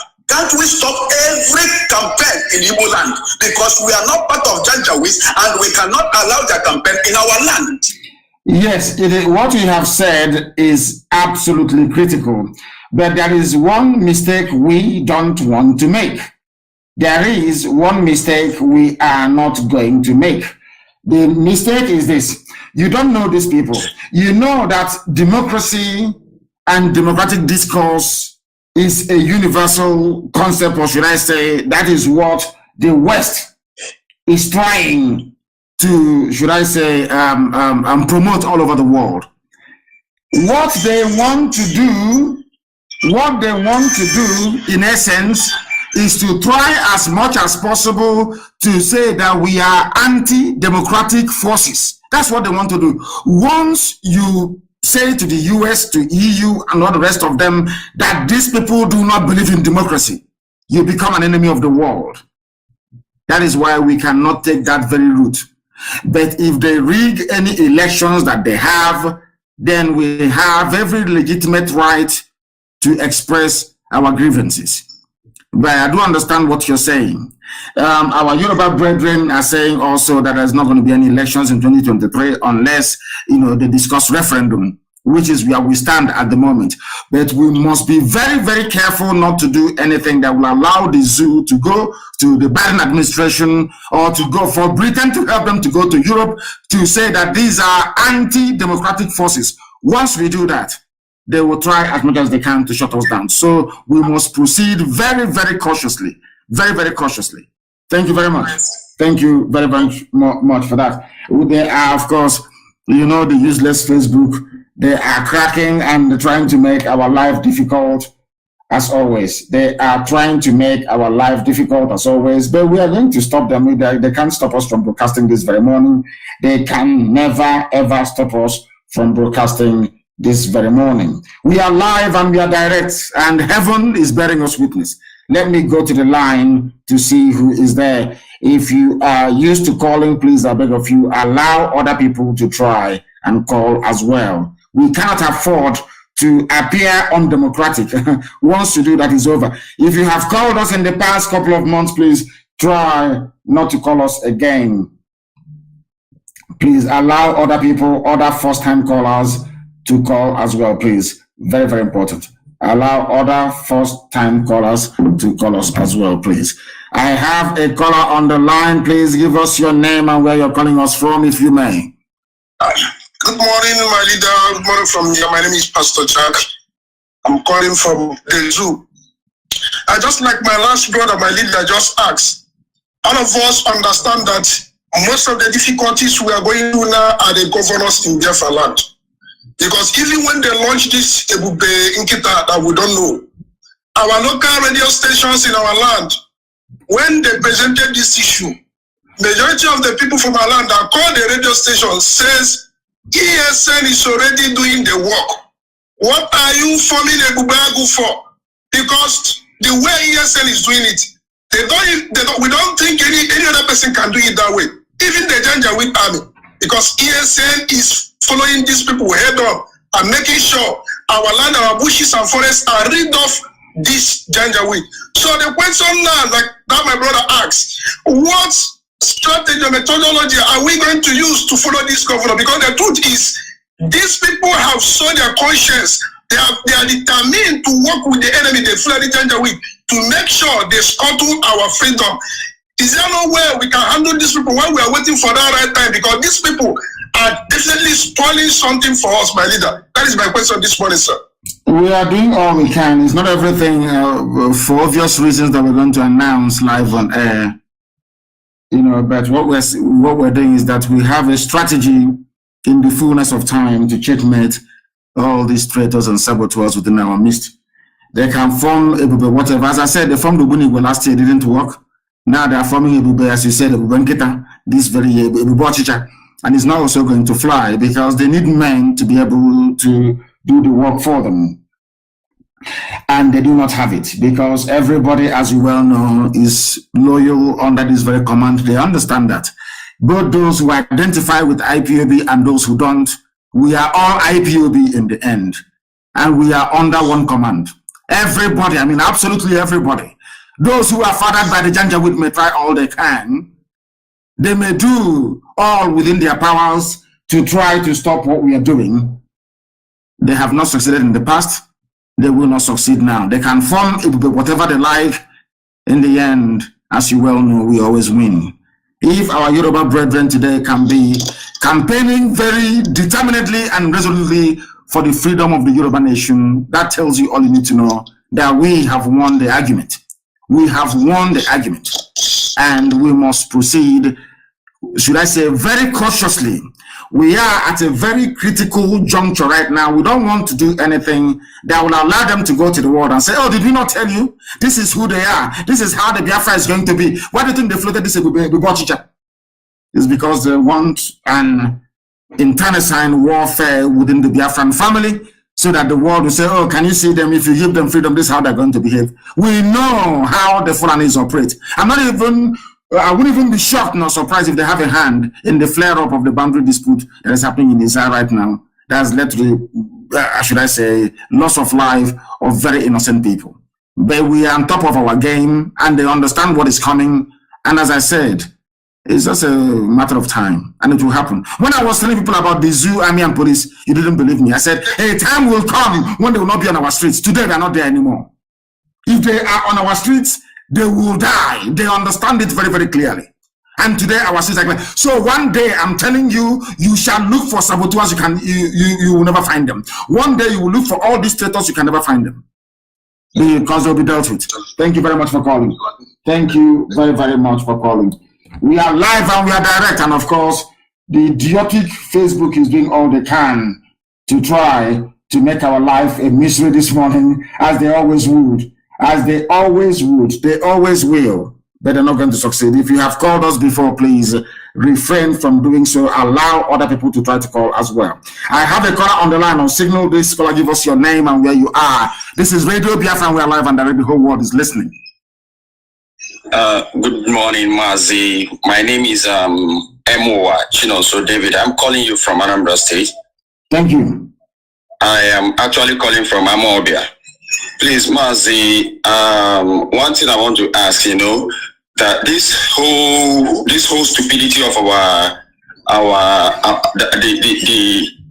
the people that say they are our elites and our politicians, sir, I really want to say this to you, that if we don't begin to handle these people one after the other, dealing with their asses one after the other, I don't think this nonsense they are doing, playing with our people, the lives of our people, will stop. It is right time to begin to handle them in the way they deserve, because our lives is more important. The life of one Igbo man, one Biafra man, is more important than the life of 2,000 Fulani Janjaweed. So we have to, because these people, we are seeing it that they are now playing games with our lives, those that voted them into power. And if we continue to keep quiet over this, this nonsense will not stop. So I want to say, when is it going to be ripe for more intake of the ESN? I'm pleading with you, sir, that even myself, I'm even interested. I am pleading with you, please make quick and fast absorption of more ESN. And if possible, if we have our army, please, I'm sorry to be saying this on air, if we have army, those who want to enroll, please. Let us get ready for this final onslaught. These useless people who wants to see what will happen before they get to learn it. And maybe perhaps they might learn it in their grave. So please, if there is anything, please, I want you to speak on the regard of that, because if there is, I want just forward a way I can begin to enroll myself and those people who are interested. I am begging you, sir. Thank you very much. Thank you very, very much, my dear brother. What you have said is, of course, correct. And we are doing everything we can to rid our land of all these vagabonds and evil men. We are doing all we can, and believe you me, we are on top of the matter. You will hear the story soon. The caller on the line, can you hear me, please? Your name and where you are. Hello, how are you? I'm very well, thank you. Your name and where you're calling us from, if you may. My name is Jojo Bonaya, and I'm calling from Katy, Texas, but I'm from Liberia. From Liberia, you're calling from Texas. Yes. Go ahead, we're listening. Yes. My husband is part of the member of the FEB, and I just want to say thank you so much for the good work and continue doing what you're doing. Thank you very much, and I do welcome your call. Thank you. Thank you. Yeah. And I hope one day that I may be able to come in Biafra as well. Of course you will. That's why we're fighting. And that is why your husband is part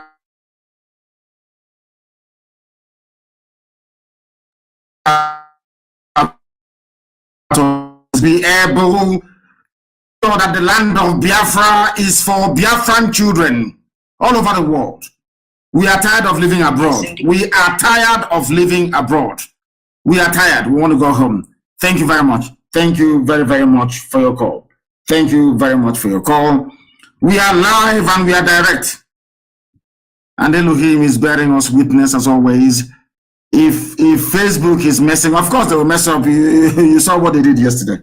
If they mess you up, please go to Instagram. Instagram is also low data usage. Go to Instagram. If you have not joined Instagram, go and join. You follow me on Instagram so you can notifications. Anytime we are live on air, you will get notifications, please. If you have called us before or in the habit of calling us always, please allow other first-time callers to try and get through. A lot of people have been trying to get through and they have not been able to do so, sometimes even for very many years. Therefore, please allow them at first-time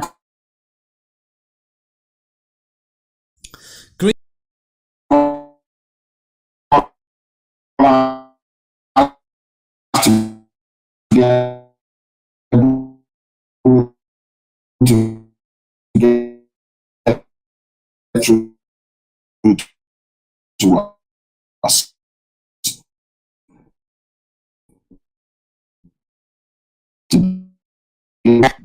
No, can you hear me?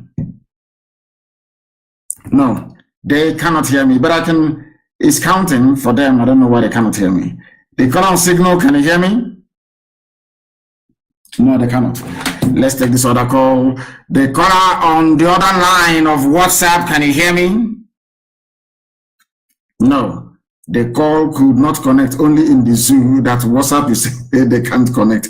Only in the damnable zoological republic. Let us take this call. The caller on signal, can you hear me? Hello. Yes, please. Your name and where you're calling us from, if you may. Good morning, sir. Good morning to you. Oh my God, I can't believe this. My name is Nnamdi Iyke. I'm calling from London. This is the first time I'm ever speaking with you, sir. God bless you. You see why I said that people should be very mindful of hugging the line always and allow first-time callers to get through. Please go ahead, we're listening. Wow. Am I speaking with Madike? Yes, you are. Of course you are. Jesus wept. Our record today in my diary. Sir, I am from Kent family in London. My name is Nnamdi. This is going to be my diary, honestly. Sir, 3 questions. I'll get straight to the point for other callers' sake. It's regarding the new London UK coordinator. I'm aware we have a new coordinator, one Honorable Mercy, someone I can't remember the name. Sir, the matter is this. I'm aware there was a time London was suspended and eventually the suspension lifted, and recently we had a new change of coordinator, and I don't know whether you quite are aware, since the new coordinator came,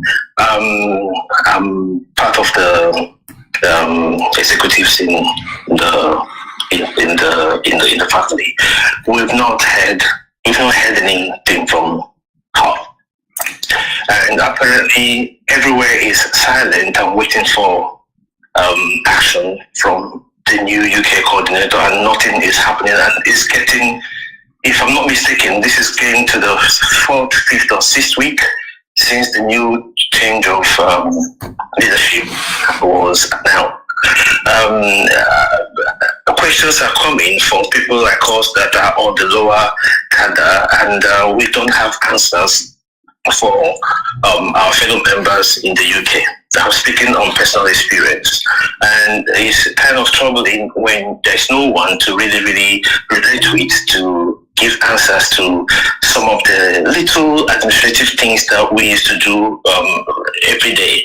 You know, our dues, our meetings, but we're expecting the new leadership to take the lead, because we believe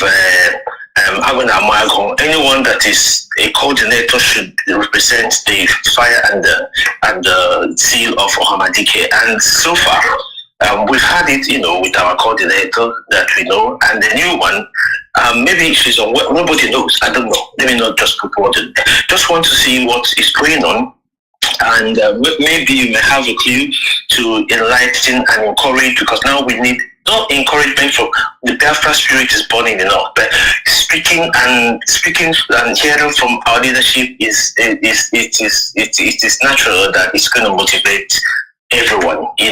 I'm speaking regarding the London and UK Ipob branch generally. So any comment you're going to give regarding this would be highly welcome. This is number 1. Number 2, sir, the Ambazonia Alliance. This is a wonderful masterstroke in my own humble opinion, sir.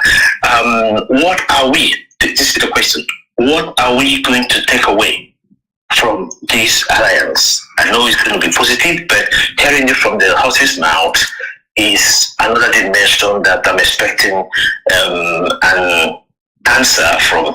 Finally, the 3rd question is our 7 leprous Islamic governors in the 7 Igbo-speaking areas of Biafra. I know people have made comments even this morning regarding these governors. Sir, I think, in my own opinion, and also I'm expecting you to make a comment or two regarding them, I think Ipob should judge these people and come out with judgment upon their head, and not just their head, their families.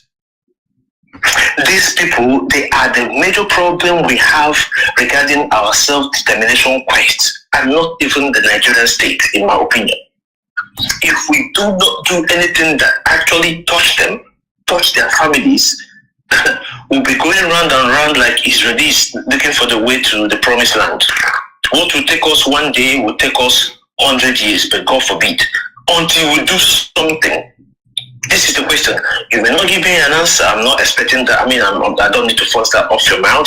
But in my own opinion, something urgent must be done about these people. If we do not, sir, I will leave that with you. But I think something should happen, and not just regarding these governors, their families, things that will touch them. I will end this particular phone call with another. I don't know how to put this. God bless you, Ahmadike. God bless you. God, in the timing of heaven, this generation is blessed to have you. I don't praise people, but I believe in my time. Instead of saying the year 2020 and 2021, they will say in the days of Ahmadike. Just like my father said in the days of Dim. God bless you, sir. I'll leave the other callers to actually try and get through to you. But I please need comments on these three issues of the London coordinator, the Ambazonian Alliance, and our governors that have sold us out to Fulani. Thank you, sir. Thank you very much, Madam. First of all, regarding the UK coordinator, she still she hasn't received all the documentation she needs to be able to do her work properly. And I'm asking the previous UK national coordinator to do it before 7 p.m. this evening. Hand over every document in your possession so that our sister will be aware, or should I say, be knowledgeable about the structures we have in the UK prior to her assuming that very position. I'm asking Dr. Okachi to make sure that before 7 p.m. UK time today, that our new UK national coordinator is in possession of all the documentation she needs to be able to perform her role properly. She cannot contact people if she doesn't have them. She needs them, and it must be handed, I said must, before 7 p.m. today in the UK. Regarding the Ambazonia Alliance, as everyone knows, sometimes you use your tongue to count your teeth. They are our relatives as well. They are, I think that Obasanjo, there was a very compelling piece I read in Premium Times. I think that is one of the more sensible Janjaweed publications you have in the zoo. They wrote something very, very moving. That, you know, Obasanjo is a slave of colonial masters. Obasanjo is one of those, people that the white man wants to meet when they come to Africa. You know that there is a breed of people that the white man wants to meet when they come to Africa. People who are willing to betray everything betrayable. People willing to serve them, regardless of the pain and the cost to their immediate families. Obasanjo was sent to the same, you see that same Bakassi, you see that same Ambazonia. Obasanjo was sent there during the, I think, late 50s, during the British rule of our land, to go and man the boundary, artificial boundary. This is a very interesting story. Artificial boundary. Listen, it was even Obasanjo not only bringing SARS, it was Obasanjo that started collecting kola nut. The first person to be an army officer to be bribed at a checkpoint was Obasanjo. Go and ask him, he will tell you. Obasanjo was manning a checkpoint, British checkpoint. Oh my God, African people, they are so useless. Obasanjo was manning British checkpoint inside Ambazonia. There was a party of people going for wedding ceremony. They came to the boundary that Britain had drawn to dividing Cameroon, and the British controlled Nigeria. And they said to Obasanjo, you have to allow us to pass. Obasanjo was an army officer for the British colonial forces in Ambazonia. They said to Obasanjo, allow us to pass. Obasanjo said, no, my orders are that you should not pass. This is the new boundary.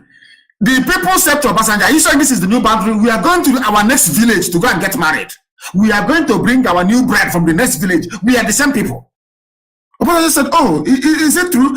Yes, this next village, we are the same people. And we're only going to get married and come back. Obasanjo said, okay, go well. Obasanjo allowed them to pass. On their way back, they gave him kola nut. They gave him drink. They gave him oba. They gave him okoroko stockfish that they brought from the traditional marriage ceremony. Ask Obasanjo. They even told us this was happening in the 50s. The villagers said, we are one people. You can't allow France and Britain to come here to divide us and say this is our boundary. We are the same people. This is something that people don't actually understand. And that's what we're going back to. I don't think I need to say much, but that we are one people. The people you have in Cross River State, some are in Cross River, some are in Cameroon, all rubbish. One people, one destiny, one land of the rising sun. That's what we are doing. Concerning the saboteurs we have, as I said, we know there is a stumbling block. I think there was something that the wife of our Itano leader said, Bianca Ojukwu, a while back. The people stopping Biafra from coming are those who call politicians.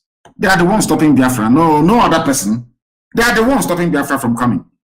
The so-called politicians that you have. What we shall do with them.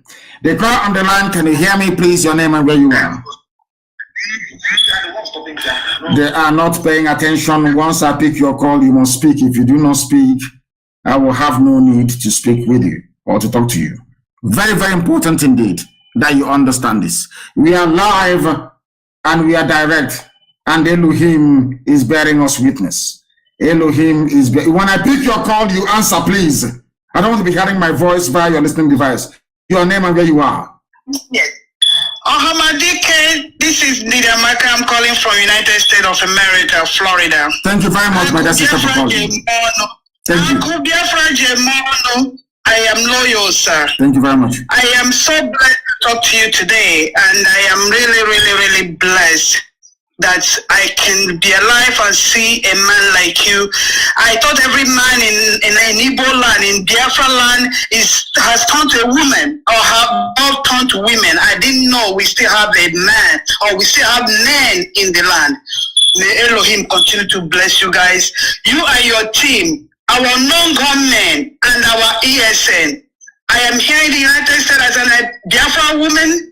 We are 100% solidly beside you. No shaking, nothing mega. But my question to you, Hamadike, is this.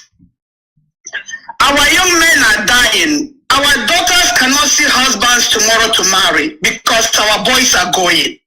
So how much more time are we going to wait for?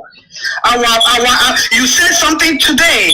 I read it in a FK's blog where they confiscated 7,000 something. That's 7,000 men gone. Yes. So my question is, they are intentionally eradicating extinguishing our young men. This is our generation that are killing. This is our generation that are wiping out. Hamadike, how much more are we going to wait for? When we are dead or when? No. Tell me, once one corner is on the ground, Biafra is here. We are women. They thought you are only leading the youth. They don't know there are old women like us beside you. They don't know we have young radical women beside you. We are waiting for you to say go. I'm telling you, when are we going to move? Because our men are dying, our sons are dying, our husbands are dying, our children are dying. And they are being abetted by the so-called gentleweed slave masters you call your governor. Once one is down, Biafra is here. And that is all. I don't care. I know I'm on air. Let your non-government locate Hopus Adima or deserves applaud. And this Malian minister deserves applaud. Understanding your present predicament, understanding what is going on in the world will lead to your survival. I'm not talking about this youth running around saying they are cultists. They are Yahoo, they are whatever. If you place value on yourself, you will accord respect. You will garner it. Look at the European leaders. Look at their presidents. Look at them. They have a mission.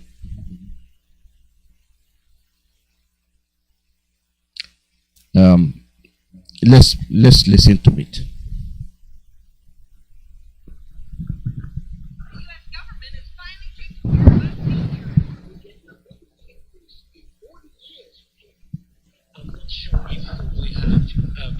Because I have some other tasks that I have to work every minute.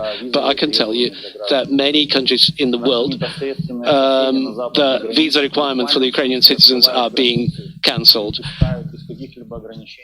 our neighbors literally open their borders. They're letting in children and women who are hiding from trying to escape from the Russian rockets. And there's an incredibly loyal treatment of Ukrainian citizens. So if Israel will refuse to help our refugees, that will be on their conscience, clearly.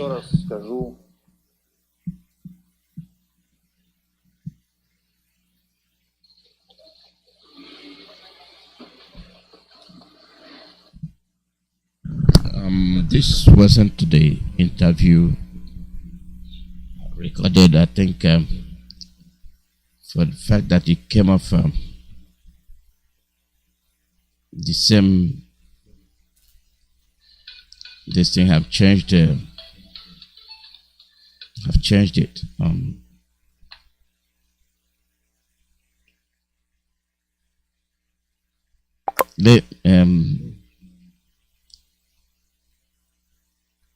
Let me see.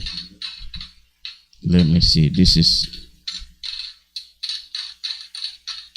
is not what I wanted.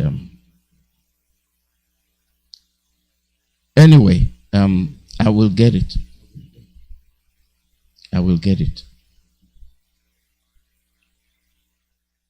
When other countries are pursuing their future, their progress, we are busy killing ourselves, burning our villages, and you're talking about one Nigeria.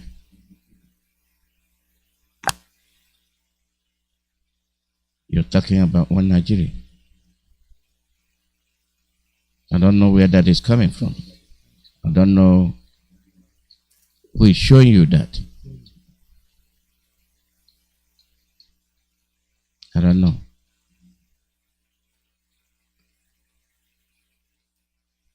Our leader has been there. He has been complaining. What we are looking for is a referendum. What we are looking for is a way to free our people. And if we free our people, we can be like other European countries. They don't want that to happen. They want to do things to suppress you.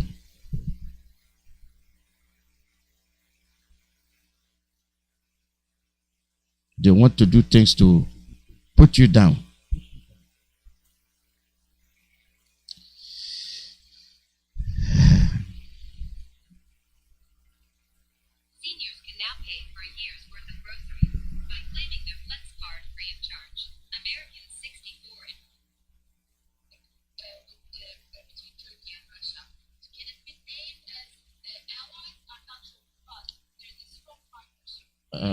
I think what happened is I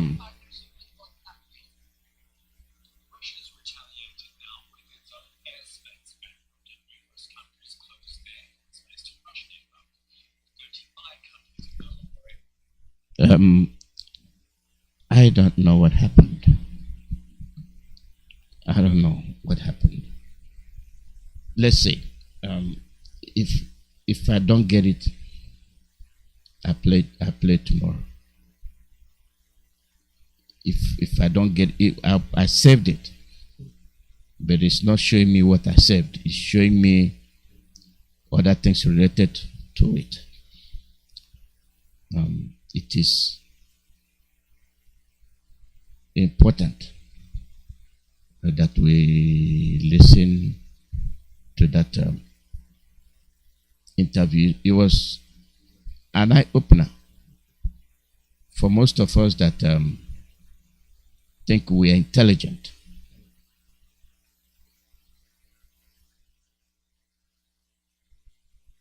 We think we know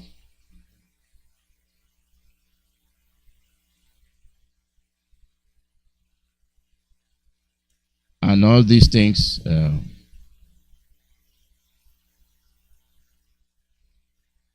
we don't pay attention to. But those that pay attention, they dampen our resolve. They try to tell you that what they say goes.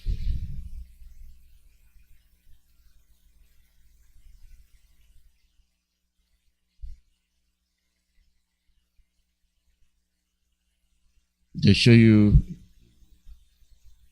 what they think. And when they show it to you, you'll be wondering if we live in the same world.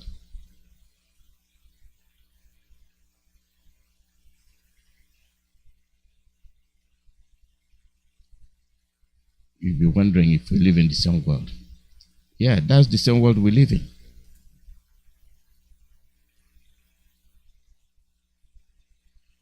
That's the same world we live in.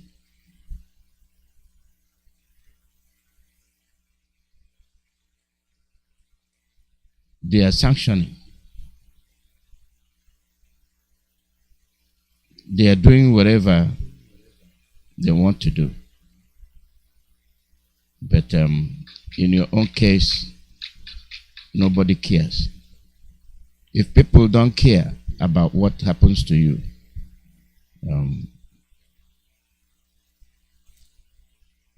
what's left for you to do?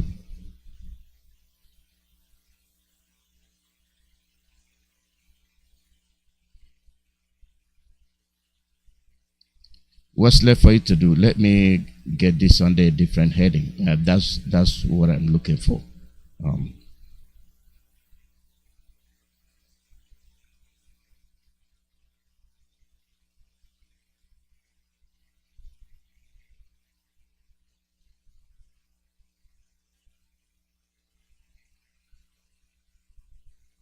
Give me a second, okay?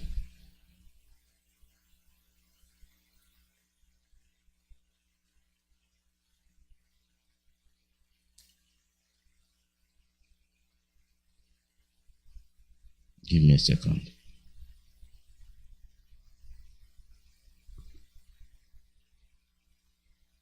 Okay.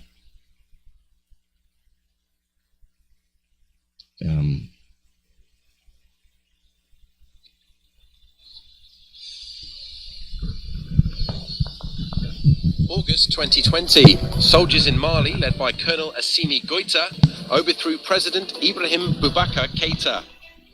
That followed protests to condemn Keïta's failure to stop attacks by armed groups linked to Al-Qaeda and ISIL in the Sahel region. In response, Mali's former colonial rulers, France, temporarily suspended its joint military operations. An interim civilian government was created, but Colonel Goïta led a second military takeover last May. 4 months later, with reports of Mali hiring mercenaries from Russia, the French defense minister warned Mali against dealing with Russian private security group Wagner. As relations with France worsened, Mali appeared to boost ties with Russia, saying it was a diplomatic effort to diversify foreign policy. Earlier this year, the Economic Community of West African States, ECOWAS, imposed an embargo on Mali for its failure to hold elections. Mali expelled the French ambassador before France announced the withdrawal of military forces after nearly 10 years of confrontation in the Sahel. So what's next for relations between Mali and France? And with European forces gone, is Colonel Goïta aiming to stay in power? Mali's Foreign Minister, Abdoulaye Diop, talks to Al Jazeera.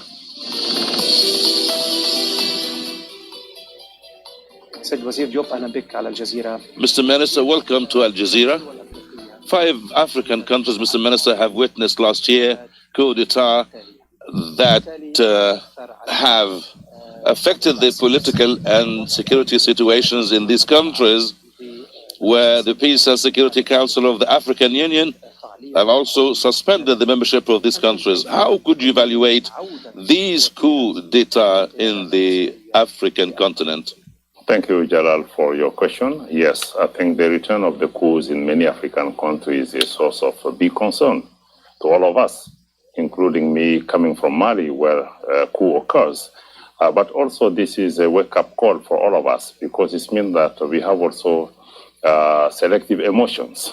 When we have coups, we have condemnations, we send missions, we have all sorts of meetings in the countries, but less is done when it's time to do the prevention, when we have deficiencies in terms of governance issues. This is Mali. Don't say it's Mali, it's not you. This is you. Don't say it is Mali. This is happening to you. Now, you had the statement made by the interviewer. You had the questions, you had how he narrated the coups and the problem in Africa. And then that led to this interview. Now listen very carefully. Don't say it's Mali, it is you. French soldiers gone, they occupy. What are they doing? What are they occupying? Your land. What exactly are they doing in your land? And when they're there, they prevent you from coming to any of the military areas they're occupying. Are they actually soldiers? Are they actually occupying? Are they actually serving you? Listen. In our countries, we have seen in many countries the change of constitutions, leaders requesting for third term. We have also many governance weaknesses which occur. So we have seen many alerts when people are in the brink of going down in terms of really violence and all these things.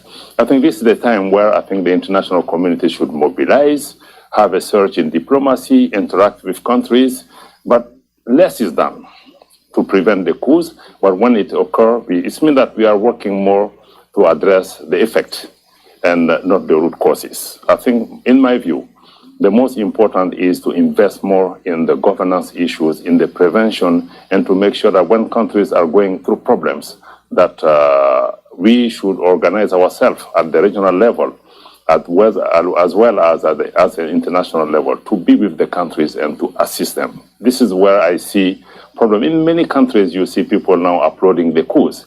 It's because there is this anger in our population that people have not been listening to their concerns. That's why also they're even applauding the military, even though we know the military itself is not a solution. But we need really to look at the root causes of the problem of our country, to invest more in the prevention, also to end these double standards, because people condemn the military coups, but what about the civilian coups? What about the change of the constitution? So we have to be coherent. We have also to make sure that double standard is stopped, so that the international community itself have the credibility, but also address the issues more seriously than to just say, when there is a coup, let us just go, we organize election, and we are again few years down the road into the square one. Mentioning the change, there was a question, or there's a question regarding the achievements of the current authorities in Mali. Some European leaders say that Mali is about to make some political losses. What do you think, Mr. The European leaders, here we go. Here we go. The European, no, they can see they are the ones manipulating the changes. And if it doesn't go their way, there is an alarm. There is alarm. Listen. Menaces, and what are your achievements? The first element is we are more asserting the sovereignty of Mali and the capacity of its government and its people to devise its own policies. We have seen in the past, it's more about foreign powers, international community making decisions for Malians. So for this time, Malians want to be the owner of their own destiny. They want to make those decisions in the sovereign manner as a sovereign state. The second element is on the security front. If you're asking what these authorities have achieved, in the past 7 months, we have invested more in the military capacities of the country more than in the past 15 years. Now we are seeing the result. In Mali, for instance, for the past 2-3 months, more than 1,000 terrorists has been neutralized. For the past 3-4 weeks, we brought back to their homes more than 15,000 the internally displaced people. So if we have more opportunity, we have to make sure that the state authorities are returning back, that people are going back to their homes, then we can create more conditions to have elections to take place. If I internally displaced, and they are in Olo, they are in Ihiala, they are in Ayazumbise, they're everywhere creating refugees. Don't say it's Mali, it's you. Do you see what I mean? It's a conspiracy. Where are these people from? These people causing these displacements, where are they from? Who is sponsoring them? That when you want to make a move to stop them, they tell you, no. They have their own solution. How many of the French people have been caught in Sambisa forest? How many? Let's continue. Just take the security element, but I think what is more important really to assert the sovereignty of the country, which has been denied, to hear the voices of our young children and people who are on the street demonstrating that Mali's voice and ability to devise its own policy should be respected. On the other hand, there's a sort of a lost trust with some African institutions and with the international community. They say that you did not fulfill your pledges, like when you say you will hand the power to civilians after 18 months, but this did not happen. There will be no elections, as said before, on February 28th either. That's why they say you are just buying time when it comes to fulfilling your pledges, because either you or the military coup want to stay in power and in control. What can you say, Mr. Minister? My response is not to say the military wants really to stay in power just to enjoy the power. The commitment of my country to return to the constitutional order and the commitment of President Goita have not changed. What we have missed is the deadline to realize it. Yes, it's true that we have a bid with the international community and ECOWAS to have an 18-month transition, but it's not just a quiet river, a transition. Unexpected events have occurred. We have completely changed because down the road, 10 months after the beginning of the transition period, we have significant clashes and dysfunctionality at the head of the state between the prime minister, the civilian prime minister, and the civilian president and the vice president, who is a military, and this has led, because of also of the foreign interference, to try to marginalize the role of the military in the transition. It could have led to military confrontation in the country. It has been avoided. So this is where we had what people call a second coup, which also is like we are going from to square one to initiate the transition process once again. This has been a major event, which have certainly delayed the process. The second is the French Barkhane operation, which has been operating in the north, which have decided in May to stop the operation. This definitely have completely changed the plans of the government in terms of providing security throughout the country. I'm not talking about the demonstration of the of the unions throughout the country, which have also paralyzed the country. There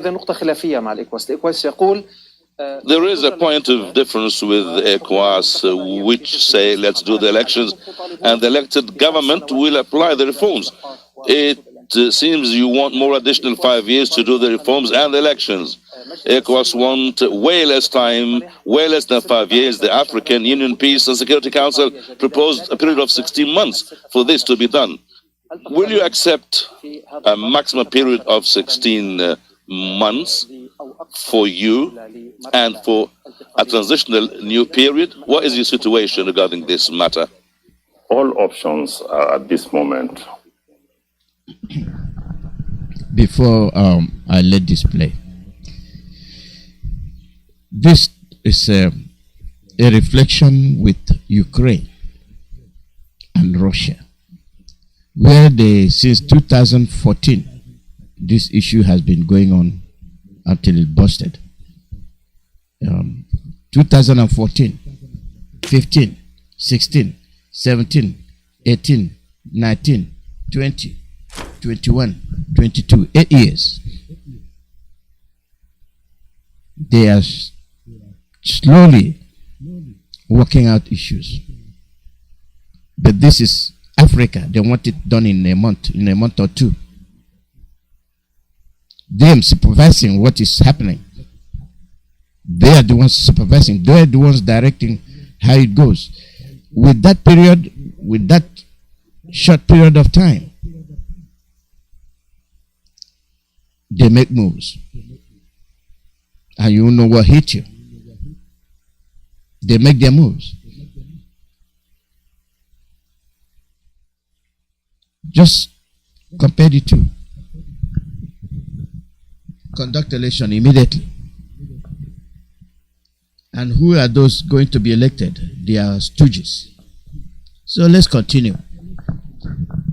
On the table, yes, after the national dialogue, people have proposed that the transition should be, the duration of the transition should be between six months to 5 years. Of course, the majority of the delegates have requested 5 years. This is what the government have submitted to ECOWAS, but to say this is a basis for negotiation to come up to a more appropriate and reasonable timeline. Mali is not an ordinary and a normal country. It's a country which has been going since 2012 into a multi-dimensional crisis. This is one of the reasons we have a 13,000 footprint UN mission in the country. We have the French Operation Barkhane with about 5,000 troops. We have the G5 Sahel troops. We have the Malian troops themselves. We have the Europeans. With all this involvement, we have not been able to be successful in providing security. It means that the situation in Mali is very complex. So we have to understand we are not trying to only organize an election in the country. We are trying to fix a problem undergoing a multifaceted crisis, security crisis, economic crisis, social crisis.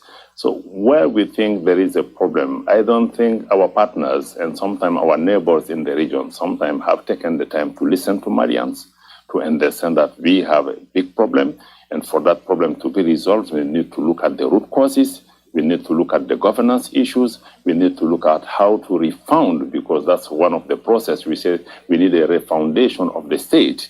We think with the dialogue we are having with the partners, there could be a more robust monitoring mechanism, more than we did previously. Whatever timeline would be agreed, we prefer to have maybe an independent or Malian-led with the involvement of the partners to have a mechanism to ensure trust with the partners and to make sure that not only us, because we have responsibility, but the international community also will have responsibility to make sure whatever is agreed also, they are also fulfilling their pledges to Mali. Expansion of the French ambassador is something unprecedented when it comes to dealing between the Francophone countries and France. Paris considered this matter something unjustified, and this will be having bad consequences on the relations between the two countries, according to the French Foreign Minister spokesperson. Why you reach that period of time, despite France being a strategic alliance? They are fighting terrorism, fighting with the Malian forces. Why you reach this point? France is truly a strategic and important partner to Mali. But for Malian, what is more important is the respect to Mali, to the Malian dignity, and to the Malian sovereignty.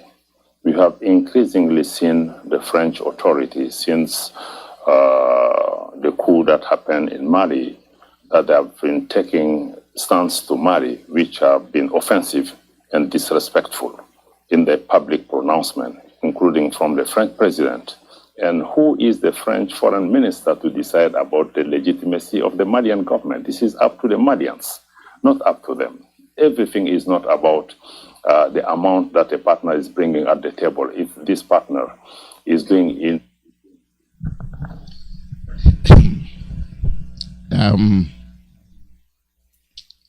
I'm dumbfounded. If this man, if the Malians can wake up and say, we are tired of the French, we are tired of these French people, who are they to be telling us, oh, Catherine Lang, you need to get a script of this? But I don't think she will, because we don't have brains in the conglomerate, in the Royal Niger Company. At least Mali can identify themselves as Malians. Nigeria have not identified who they are. And let me push it back a little bit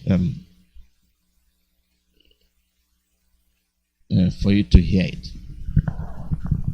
Your French colonialist masters dictating to you what to do, how to do it, and when to do it.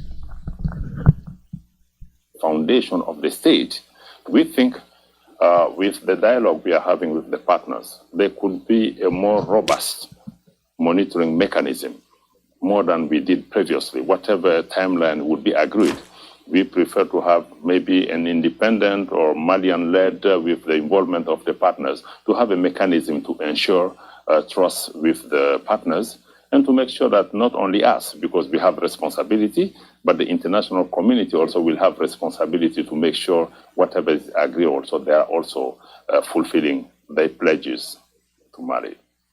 Expansion of the French ambassador is something unprecedented when it comes to dealing between the Francophone countries and France. Paris considered this matter something unjustified, and this will be having bad consequences on the relations between the two countries, according to the French Foreign Minister spokesperson.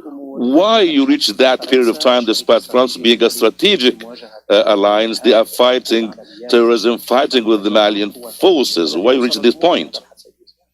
France is truly a strategic and important partner to Mali. But for Malian, what is more important is the respect to Mali, to the Malian dignity, and to the Malian sovereignty.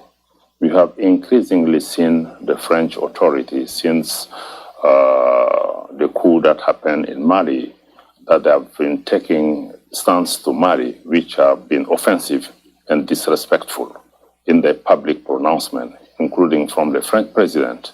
And who is the French foreign minister to decide about the legitimacy of the Malian government? This is up to the Malians, not up to them.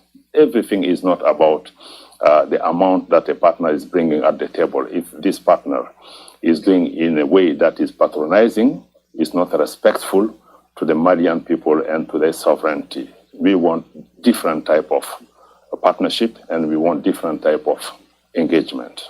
Can you believe for a sovereign country, we have areas in Mali where our Air Force is not allowed to fly in because the French are operating in those areas? This is our country.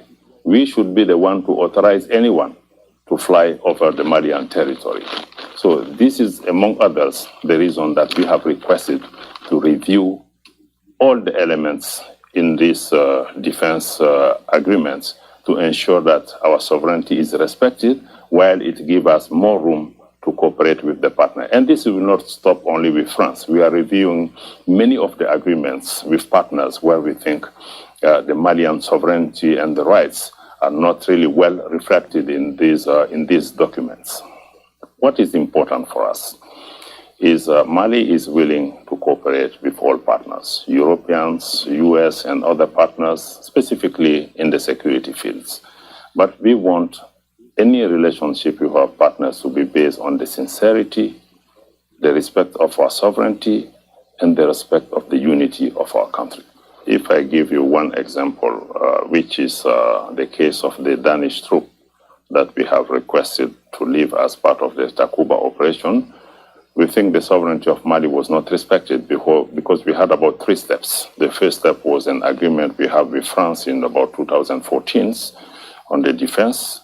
And then there was also an exchange of letter which allowed French to invite third parties to join. And the third leg is to ensure that which partner, whatever partner is coming, there is an annex document to this exchange of letter, which require formal agreement between the country that that are coming and the Malian government. These steps have not been fulfilled, and we thought that we couldn't have this presence to come in. America and France in particular, say that there are forces from the mercenaries in Mali now, and they are supporting the transitional authority. Mr. Minister, do you think there's Wagner forces on the territories of Mali? Mali has nothing to do with Wagner, and we made a public statement on this matter. And in November, I was in Moscow. I made also a public statement near my friend and colleague, Minister Sergei Lavrov, with whom we all concur that the cooperation between Mali and Russia is a state-to-state cooperation for us. This issue of Wagner is like a kind of smear campaign to mobilize the international community against Mali. Mali, President Goita and the Prime Minister, we don't need any mercenary to protect the Malian authorities. I refer you to the statement that was issued, I don't know if it's in December or January, by the Malian government. A few days later, we had a statement from the Russian Foreign Ministry, which admitted that the collaboration with Russia is done through the state channels. So I refer you to that one, and I refer you also to the statement made by Mr. Lavrov himself in November.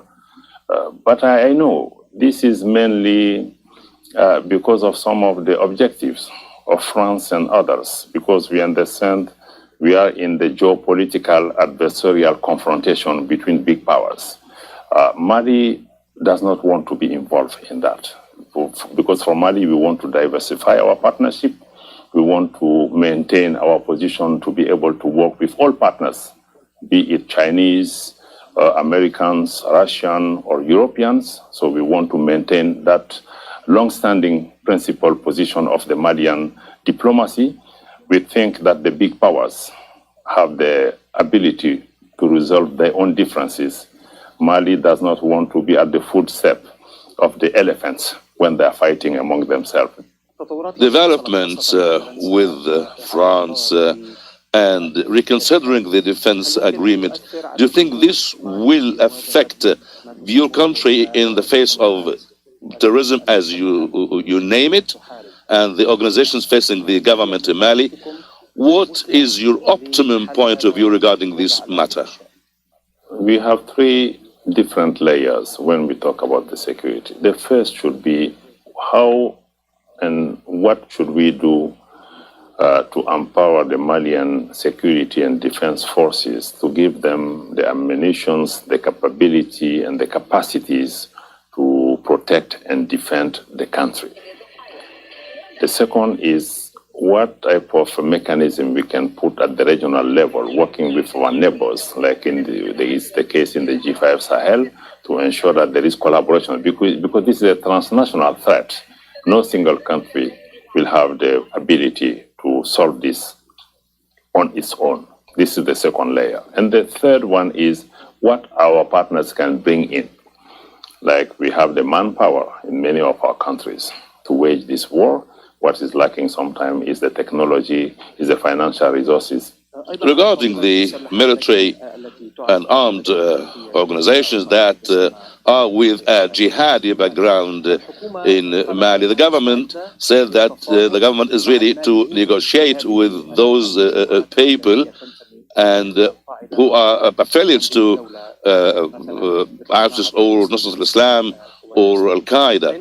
What do you think about this project or this matter, and what are you going to negotiate about?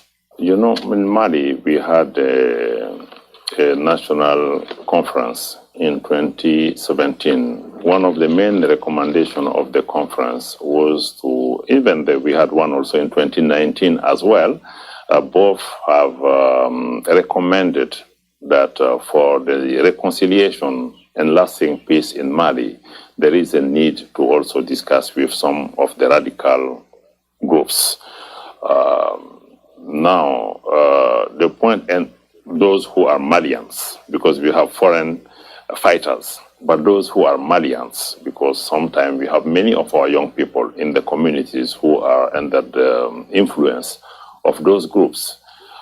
You have two choices in this case. Either you decide that my option is only military, and I have the ability to defeat them militarily, and I have no space for compromise, or you understand that military will still continue to be a main element of our policy. But at the same time, let us give ourselves also a political space where we can bring back many of our young people who have gone through this from time for economic reasons, for many other reasons, to take them back to ensure that we have a national reconciliation in the country. Now, what is not clear, we did not devise a specific blueprint on how this dialogue will be made. It's a principled position, and I think we should try as much as possible to talk to Malians to find a lasting political solution. But even this negotiation cannot be done in the vacuum. We have a constitution.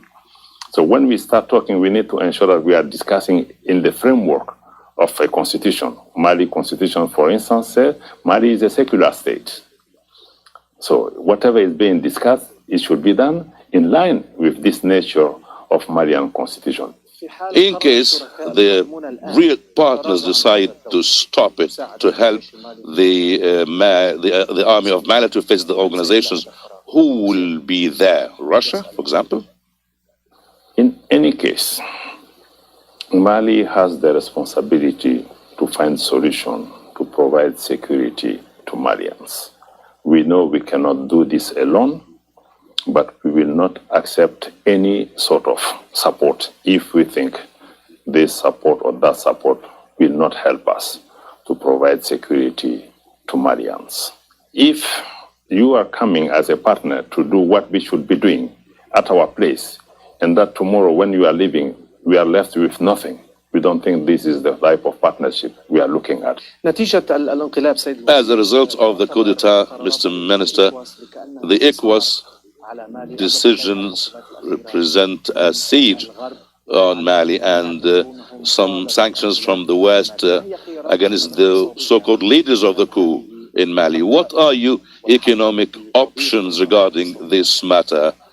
For us, sanctions are never the solution. We oppose sanctions. And we think if sanctions were to be effective when they impose these illegal, illegitimate, and unfair sanctions on Mali, including closing the borders of a landlocked country, which is also an inhumane action. But beside that, if the sanction were to be effective, 2 or 3 weeks after Mali being sanctioned, we will not have been recorded a coup in Burkina Faso. It could have been dissuasive enough so that that will not happen. We think if we don't, as I said in the beginning, address the root causes that leads to the coups, will always be wrong. When you as a civilian official, when the authority will go to civilians because the chairman of the military council in Mali is trying to consolidate his powers through some matters that he asked for and requested, including, for example, cancelling the transitional vice president. Do you think this means he wants to be in power more time? No, I don't think so. If you ask me today to tell you when we'll hold election, I don't have the answer to that because this is specifically part of the discussion we are having with ECOWAS, UN, AU, and other partners to come to a compromise. Specifically looking at the changes that have been proposed for the transition charter, I don't think this is a way for President Goïta to increase his power, because when you look at the beginning of the transition, we had 18 months transition, and with ECOWAS, they struck a deal that the president should be civilian and the military should hold the vice presidency. And in this vice presidency, his prerogative was to specifically focus on defense and security matters. Now that he is himself the president, there is no need to have a vice president in charge of the defense and security, while we have also a defense and security minister. Mr. Abdullah Joub, the foreign minister, thank you very much for being with us here at Al Jazeera.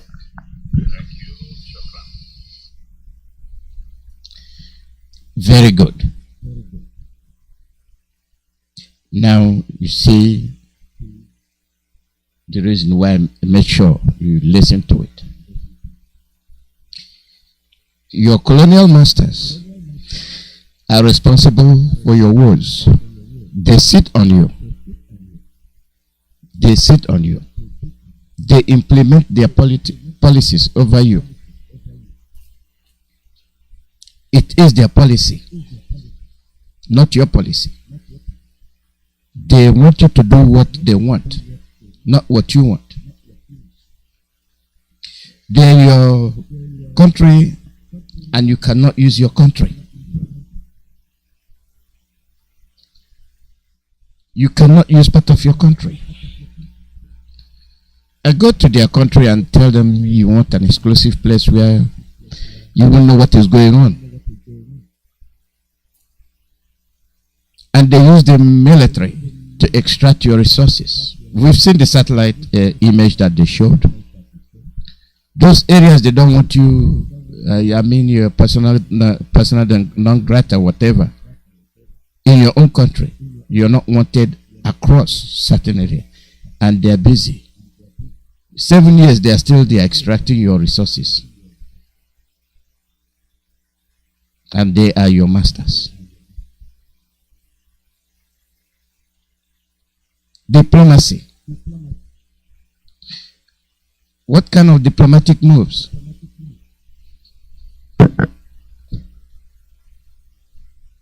What kind of diplomatic moves? They use diplomacy as a way of telling you you're of age to be on the round table conference with the big guys. And when you table your woes, you table your problems, they see it in their own terms, not in your own terms. They will not solve the problem as you see it. And you have you had the foreign minister say it repeatedly. You are not addressing our problem. But the Malians should be capable of addressing their own problems. Pay less attention to these foreigners, because they don't give a damn. When you open your mouth, they place sanction on you. And the worst part of it is the aid issue. The aid issue they are talking about. There are many poor countries in Europe, landlocked. They still make it. They still make it, but not in Africa. They wait for they just sit and wait for their colonial masters to come to their country, extract the resources they say they don't have, and take it over there, and then come and give you stipend aid. And when they don't give it to you, you crumble. You break like glass. When they fail to give you those aids, you break like glass. 1,000 pieces.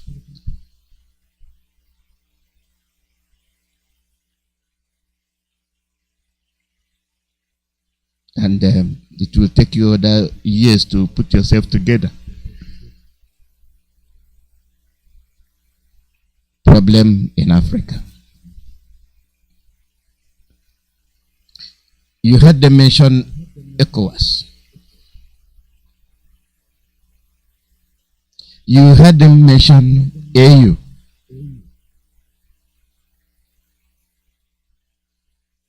Who are these people? You see, they follow the principles of the superpowers. You condemn the coup. Everything you condemn. Once the superpowers open their mouth, oh yeah, follow your leader, 1, 2. They take it. Case point is in the zoo. In the zoo in Nigeria, ECOWAS. What have you done with regard to what is happening in Biafra land?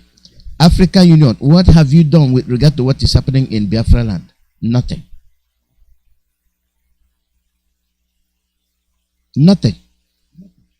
These people are impotent. They are inconsequential.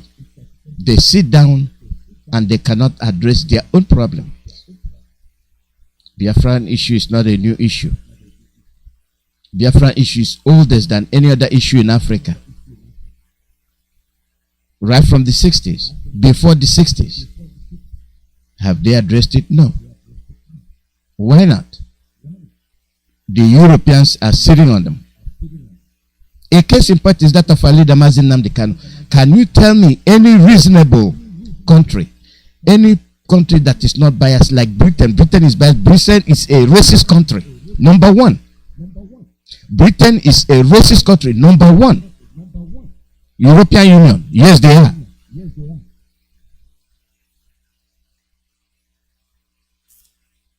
They pretend to be nice to you. They pretend to be nice to you in their own way.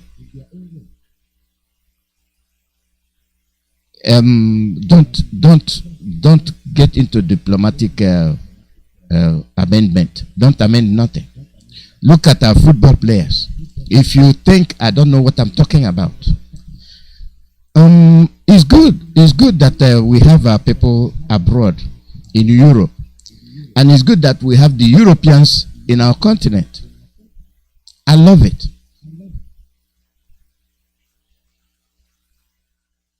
I love it. But let me point you to a different direction. When I say they are racist, how many times have you complained to them? How have they handled your issue? The same way they handle their issues, is it the same way they're going to handle your issue? Absolutely not. How many of these European countries have sent their representatives, have sent their press, have sent their people? Go to Biafra land and see what is happening. After all, Biafrans were killed in the 60s. Genocide was committed. But not for the Irish people.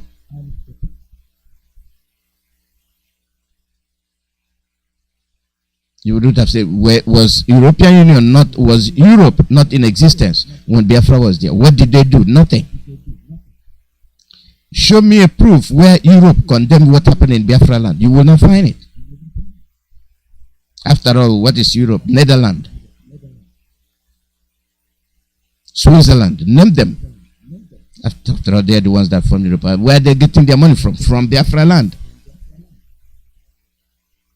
Where are they getting their resources from? Biafra land. How dare you let them go? And this thing is happening in Ukraine, where they restored to Biafra land.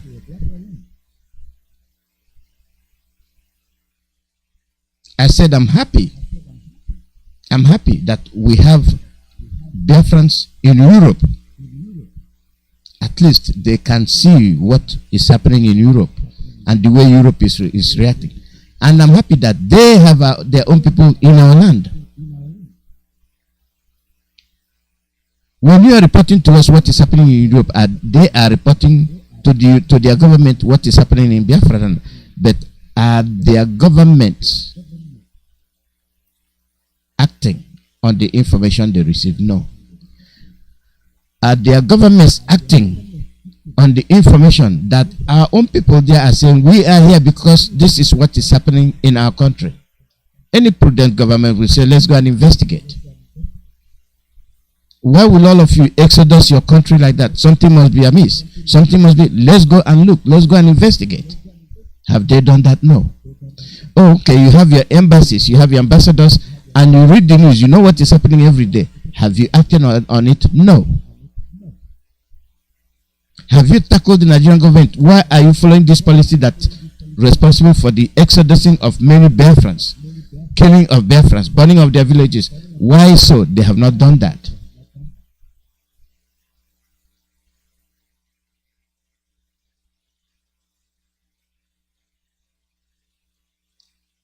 In the other case,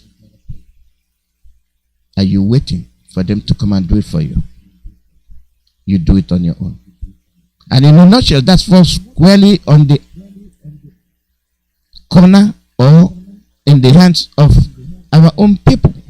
Those people that say they are in government, like those from the Biafra land, regardless of what corner of Biafra land you are from, they are mute.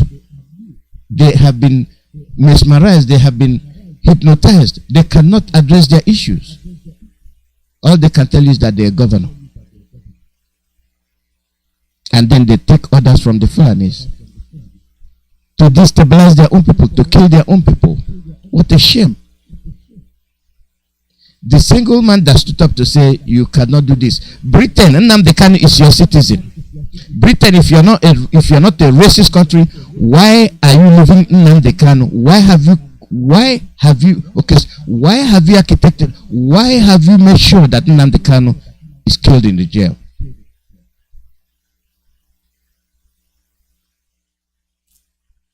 Why is Katrina Lang running from one part of the north to the other? If you're not racist, why will they hold your citizen who is black, who renounces his own place and say, I am a British citizen, in virtue of what I think is your clean policy that's not in any place real? At least you've exposed yourself. Why will we continue to trust Britain? Mali chose who they want to be their friends with, but friends don't want it. They want to be your master. They want to be it's a French territory or it's a booty. The Berlin Conference, okay, they butchered you are ours. We own you. We own you. Do as we say, not as we do. If you talk, we'll replace your government. When the Arabs were fighting, we didn't know what they were fighting about. They were fighting to be free. And they went through blackmail. Oh, this leader is this leader is that. Oh, this leader did this leader did that. Did we see it? No.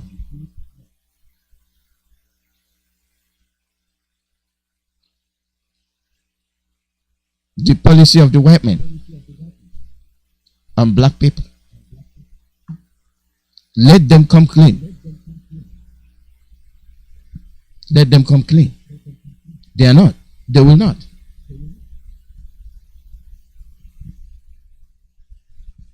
From the horse's mouth, from what they said, Britain,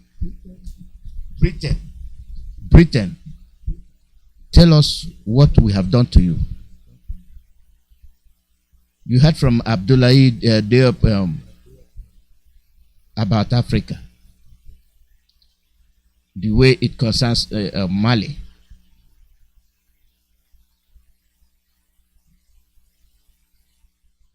He told you, this is the way we are. This is who we are. At least we can start solving our own problems.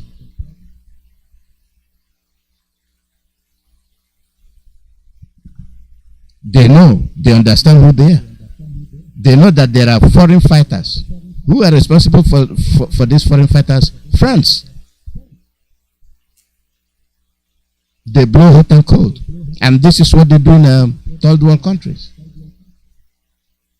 They butt your heads together.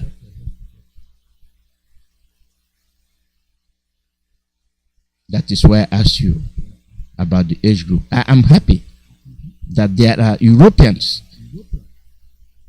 in African continent and in Biafra land. I'm happy. And how do you treat them? But with this little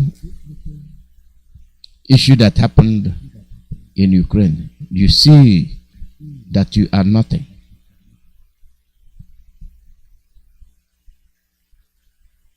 When I tell you the age group, being very, very, very, very observant, you will conduct yourself.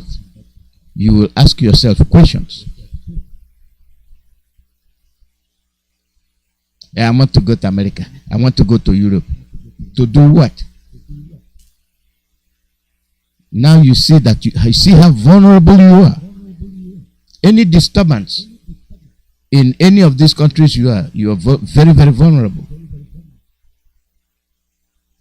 Extremely vulnerable.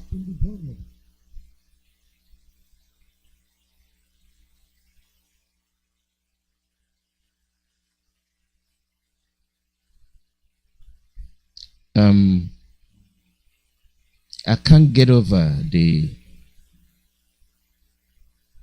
hatred Britain exhibits when it comes to Biafrans. I can't get over it. And let it not be something strange to you, because our leader is still being held. Britain is responsible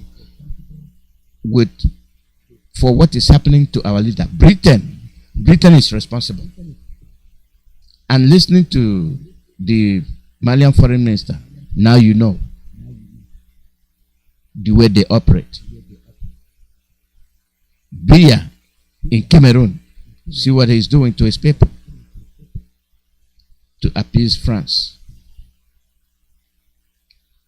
Kill your people. Kill them. If you kill them, then you will be something to us.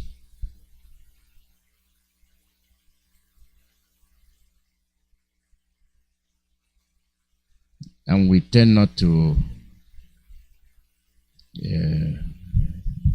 pay attention to the consequences of these things that are happening.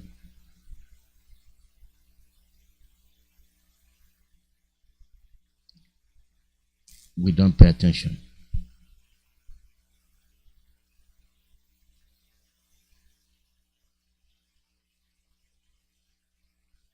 How much more do you need to know? How much information do you want to have before you can wake up?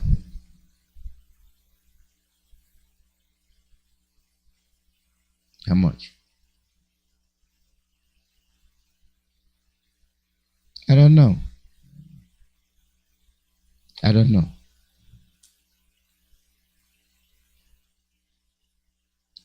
It is our ability to understand what happened to us, know how it happened, what went through, and correct them. If you don't do that, you will be repeating the past.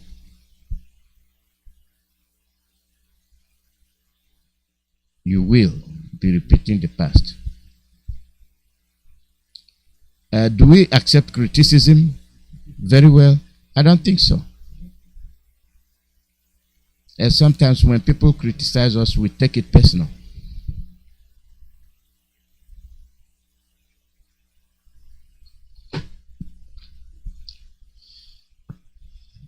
President of China, let me remind you what he said.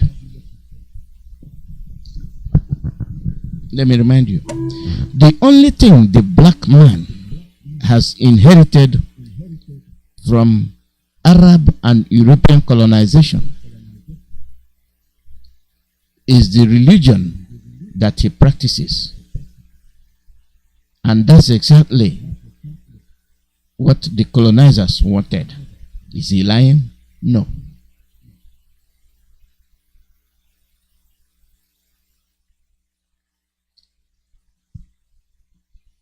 Xi Jinping said that. Did he lie? No.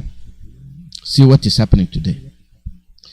Notice that in black countries, the education is a disaster. The administration is corrupt. Health is deplorable. But religion is doing wonderfully well. Is he correct? Yes. Is he wrong? No. Is it the truth? Yes. Black people rebels against everything except religion. They even think they are more religious than those who brought them these concepts, and that the colonizers are not good Christians.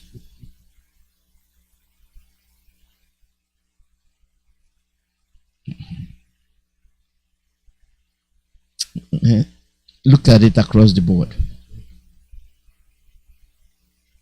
We are the only ones. Somebody is putting the knife through your throat to say, God is coming to save me. Black people even claim themselves to be the original race of which Jesus Christ has descended. This is how far black people stupidity can go. Notice that any society that is full with superstitions, religious indoctrination, lack of education, and nationalism is always ridden with violence. It's like prophetic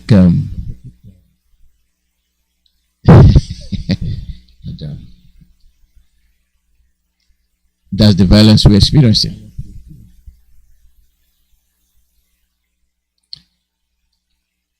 Even we say we are a Christian country,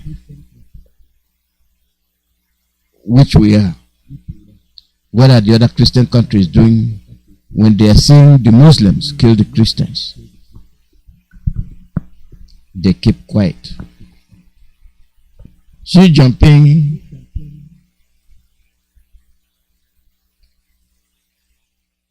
told you the truth.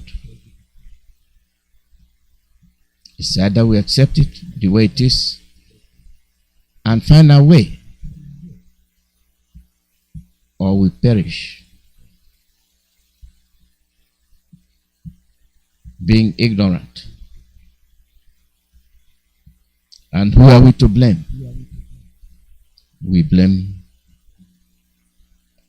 ourselves. We will continue to blame ourselves. We're supposed to learn from the past so that the future will be more conducive, will be more habitable, will be more comfortable. But have we done that?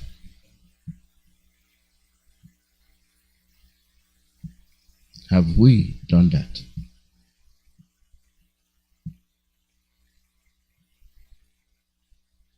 I don't think we have.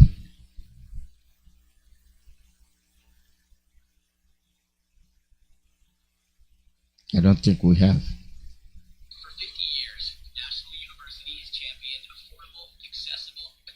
Let's see how far we can go. Let's see how far we can present our issues. For those that want to listen, they will listen. For those that will ignore you, they will ignore you. And the rest is up to you. The rest is up to you.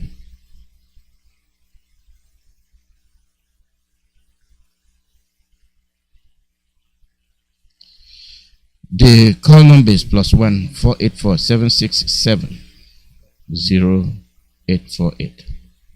+1 484 767 0848. That is the call number.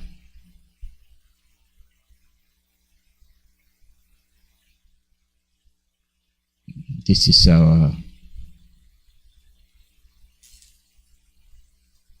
day.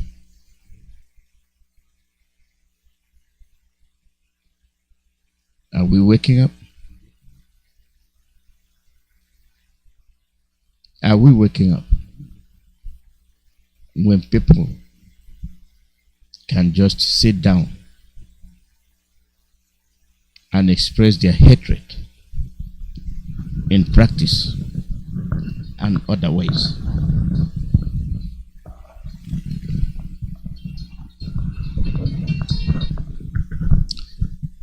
Caller, good morning. Your name and where you calling from?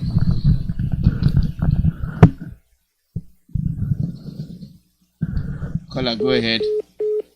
Your line failed.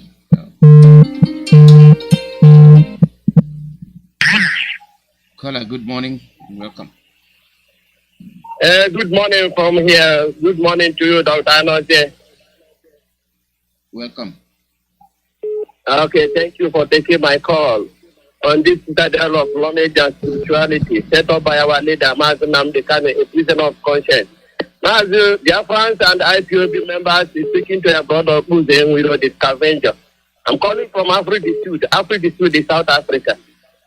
Mazi, Dr. Nnamdi, you know, when we talk of this radio Biafra, people don't understand why we don't listen to any other thing except radio Biafra. Look at what you taught to us today. If not because of you, our brother Chukwu Emmanuel used to say that Chibota Anuka. That means every day we hear stories. No newspaper or any other channel will explain to us exactly what the Malians are going through. That in your own country, somebody can just come there, fly, go out, take anything he wants, and even prevent you not to come that side.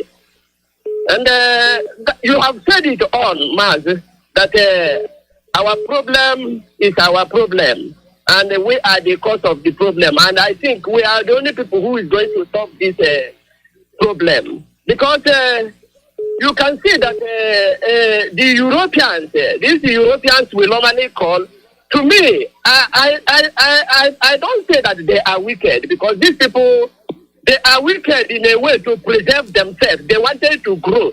They wanted to reach themselves. That is why they make themselves to be superior. And they are working in collaboration with these prison waters that they set out. The whole continent that we have these prison waters. Because if you can see the whole thing, it's about 50 years. This money have been going through this. And now they wanted to talk.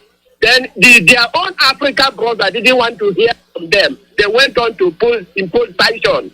But they know all these problems have been going on and on for a long time. That is one thing that even you can see in our land, that our problem is specifically because the Europeans impose the people who listen to them in our midst. And they are the ones controlling us as the prison warders they are. So we must know that this our problem cannot be solved by them. And you know the reason why they are hearing about Ukraine today is because they hear twice. And if they don't hear it in our land, these people will not going to talk anything.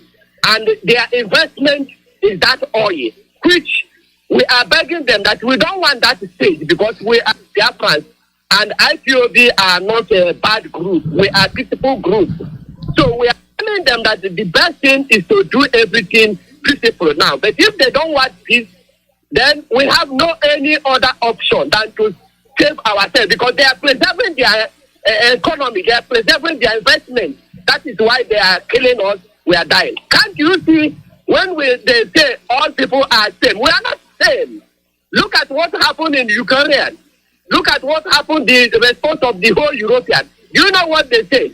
Any European from anywhere, any Ukrainian from anywhere you are, once you enter European border, you are free to enter. And they're not going to seek for asylum. You don't need to seek for asylum from now to the next 3 years. But if it's Africa, you will see them laying down landline across that border. Now you see their police walking, even putting landmines so that other people will not cross across. Mazi, we are not equal. We must have it in our mind that we are not equal. They don't treat us as equal. And that is why when they talk about Biafra, their investment, because their investment is there in that land. When they talk about Biafra in United Nations, our leader have told us, he go there to talk to them. When they hear his voice, they walk away. Whenever they hear our leader's voice, they walk away. And that is why Katrona Nang is very happy. How will Katrona Nang not be happy? How will European? What do you think that the British can talk about us? When you, your brother, went to them and bribed them not to talk. They bribe them, they give them money, give their station money, their radio station, their BBC, their CNN, everywhere money so that they should not talk about us. Now, Biafrans, the only alternative we have is to save yourself. And by saving yourself, please help ESN. Donate to ESN fund. Help ESN. Thank you, Mazi, for taking my call, Dr. Anoze. Thank you, Biafra. Thank you very much. Caller, your name and where you calling from? Mazi, good morning. My name is Iyke. We are calling here from the United States. Welcome, Iyke. First of all, I want to greet all Biafrans, and I want to ask God to lead Mazi Nnamdi and protect him and guide him. Where he is right now is very, very bad. But it did bad well because our people doesn't realize what this man have done to us and how painful it is, and we are just putting our arms and looking and have this man suffering, dying in the Nigeria so-called Zoo Republic, suffering by the pain, by the torture, by all good that he wishes for us to be live as a people, and we all Biafra, to be realized that we have somebody like Mazi Nnamdi to open our eyes, including those who figure out they stay calling themselves State Nigeria and stay dying and smiling in the name so-called Nigeria, and also open their eyes. I think it's about the time we all Biafra should rise up. Why am I saying this, Mazi? Because we have gone through a lot, and we cannot just keep putting and think everything is okay. The other week, I was going through the social media and find out that the whole checking point that we have in Biafra land is put by the Fulanis to conquer us, to seduce us to putting those checking points in the whole Biafra land. Because I hear the one that happened in Anambra. I think I raised up that issue last time. The checking point they have in Anambra, where you come out, you raise your hand before, and there is a trailer that fell a break because of the checking point they have. Because the trailer fell a break and killed about 10 people. Now, the so-called themselves senators and the House of Reps, they raised an issue to dismantle all the whole checking points in Biafran land.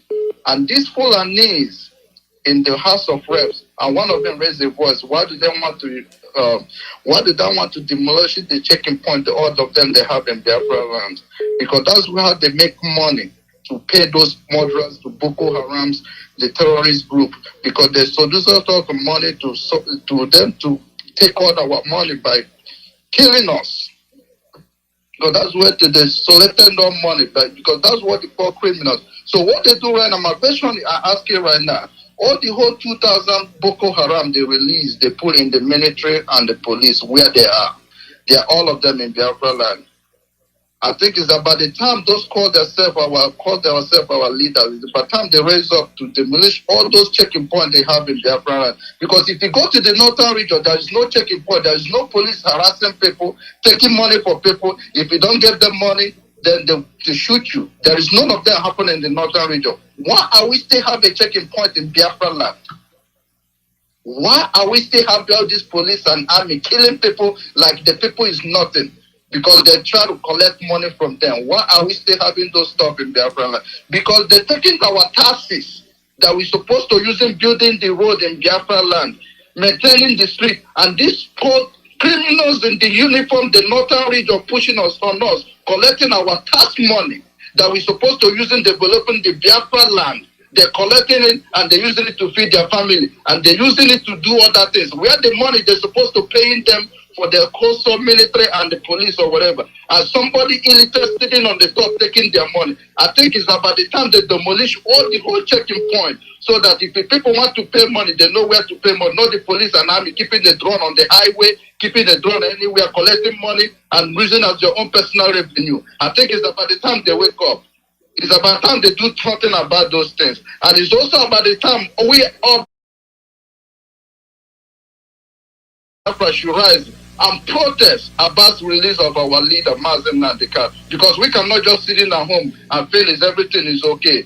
I mean, take a baby, we sit at home, it's about the time we rise and make a serious revolution protest in Biafra land. I think it's about the time we all started putting a martial law in Biafra land so that we all protect ourselves. Because those people that sent there in Biafra land, they're all criminals, and Boko Haram are terrorists, and none of them from our own region. They're from another region, and they're killing us, and it's the time we defend ourselves.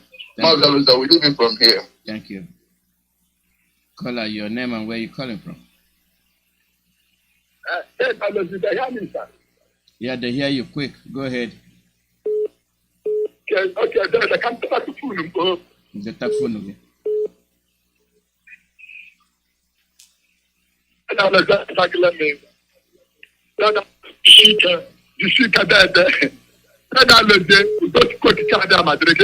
He got Biafra Maka. In the go just to make sure that we get paid, so that we know that you are a professor.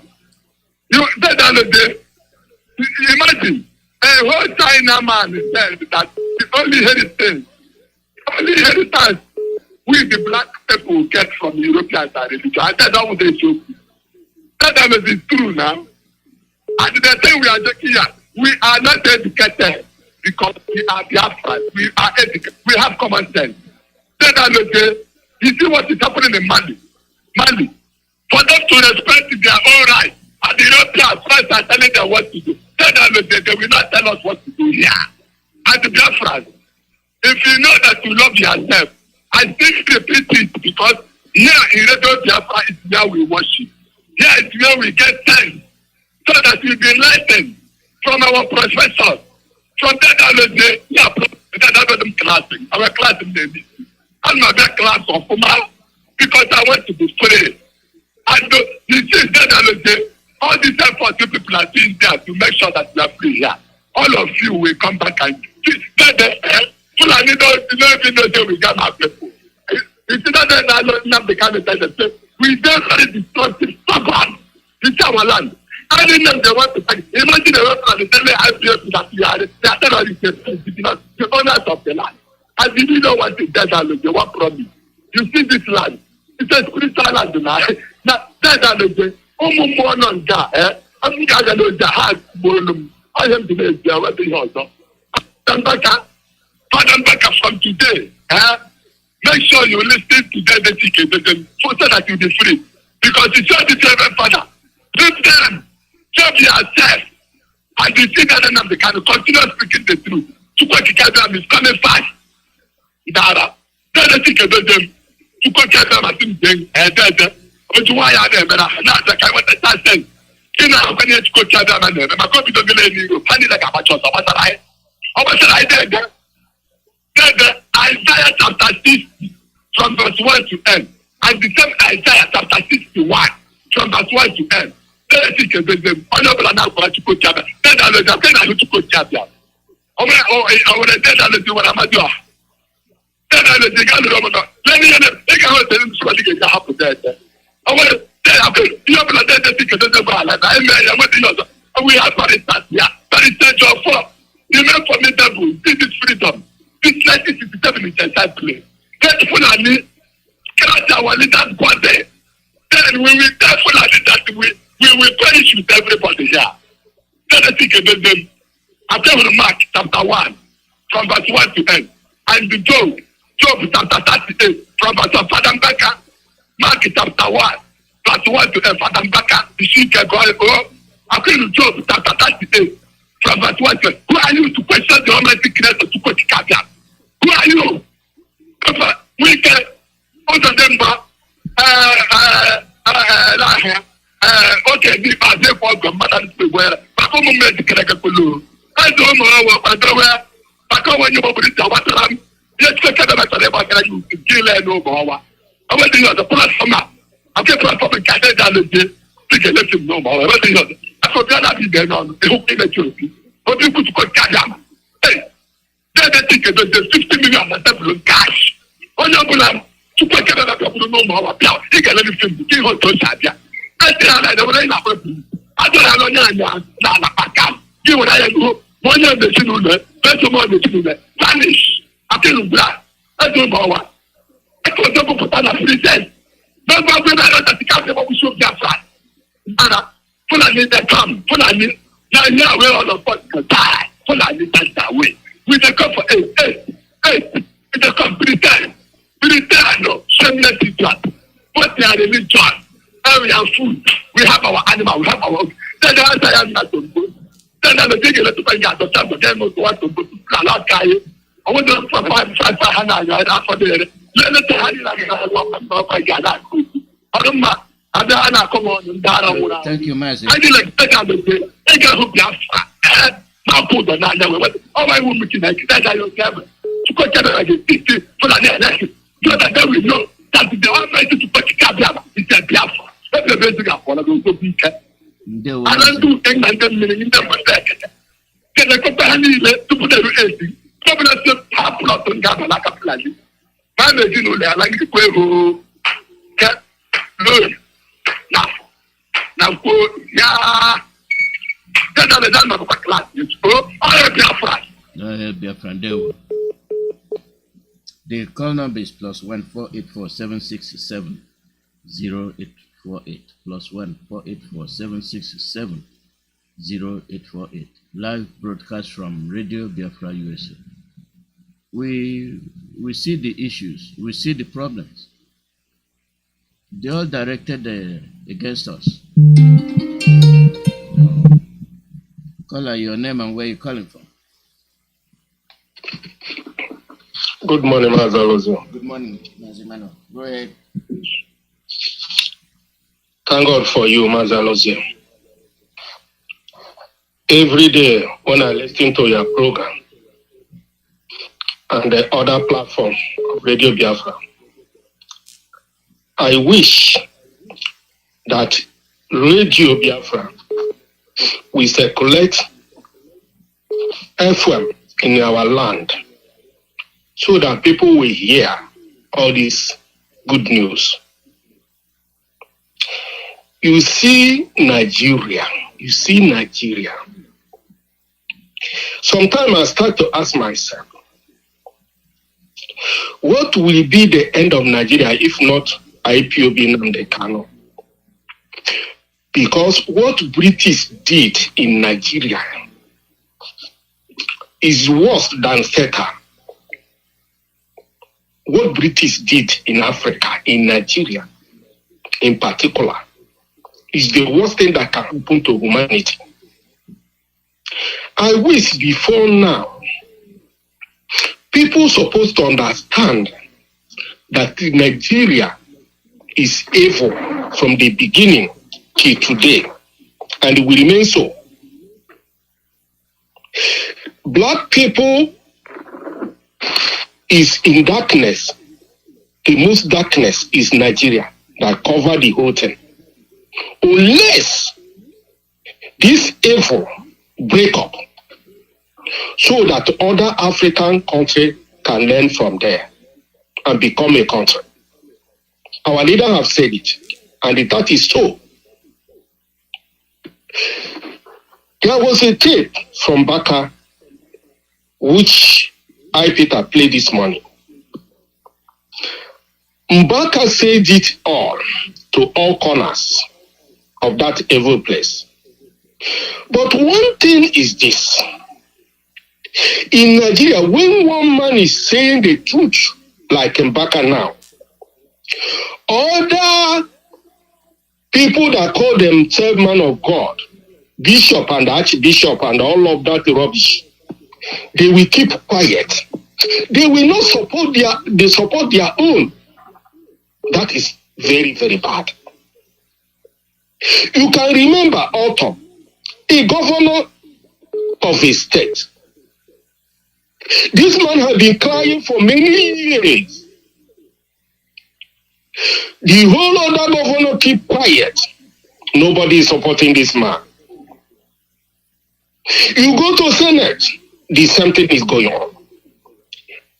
That is why the whole money they're supposed to use to develop human being, Fulani are using this money to bribe the whole world to make sure Nigeria remain a evil place.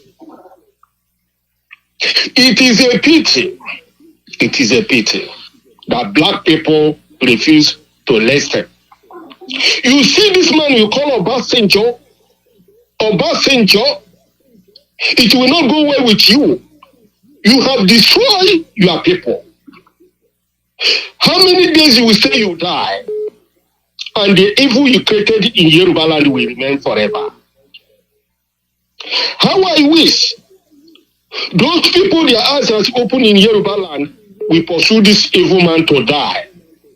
Because he was the person that tied that side with their Tinubu them. They have agent. Obasanjo is the agent of SETA in Nigeria. Number one. They have group by group by group, and they are working hand in hand, including the so-called religious leaders. These evil people, these criminals with the Bible, who are deceiving people, collecting money from Fulani, collecting money tax on the offering from poor people. They cannot speak for the poor people. Mbaka spoke very well this morning. According to the tape, I was very happy for that man. God will be your strength, Mbaka. You that can speak for people to hear the truth. Other ones are hiding. Criminals. All of you who say you are man of God in Nigeria, who are praying for Nigeria, who are waiting for 2023, you will die. That money you collected, you will not carry it to the grave together with Obasanjo. Obasanjo, you will leave all this evil money you collect. You inquire every corner of the whole world. You will leave it and die. You go nowhere with money, Obasanjo. Evil man to call. Thank you, Mazi Iyke. Every day, I try to understand that Radio Biafra is a different radio altogether. Thank you. Thank you very much. All hail Biafra. All hail Biafra. Call out your name and where you calling from. Call out your name and where you calling from. Talking to you, Mazi Iyke. Alozie. Welcome. Greetings to you, my beloved brothers and sisters, Biafrans all over the world. The blessing of Chukwu Abiyama, our God, will continue to keep us moving forward. My name is Ugo. I am calling from my location. Mazi, yes, the truth, we must continue to say it because truth is life.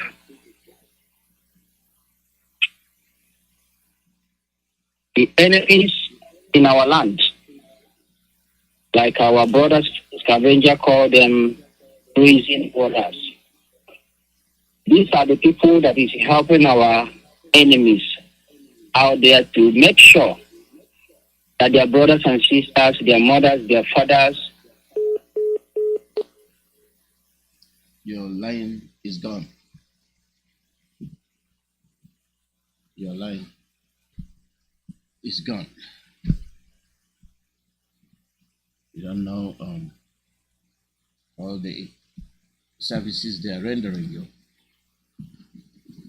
A country that cannot even run a phone line. A country that cannot run a phone line. That's very disgraceful.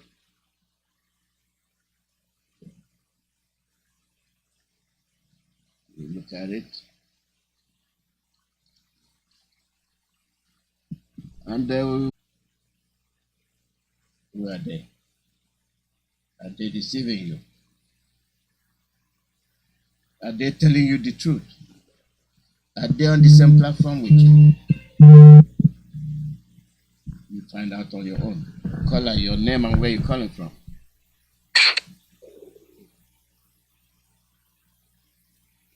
Hello? Yeah, good morning. Yeah, good morning. My name is Stefani. I'm calling from my location.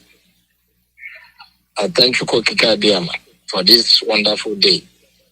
The last day of the month of February. The Mechuko Kikadiama that lead us from January to this February ending will lead us from 1st of March to the ending of the year, and we shall live to see the fruit of our labor.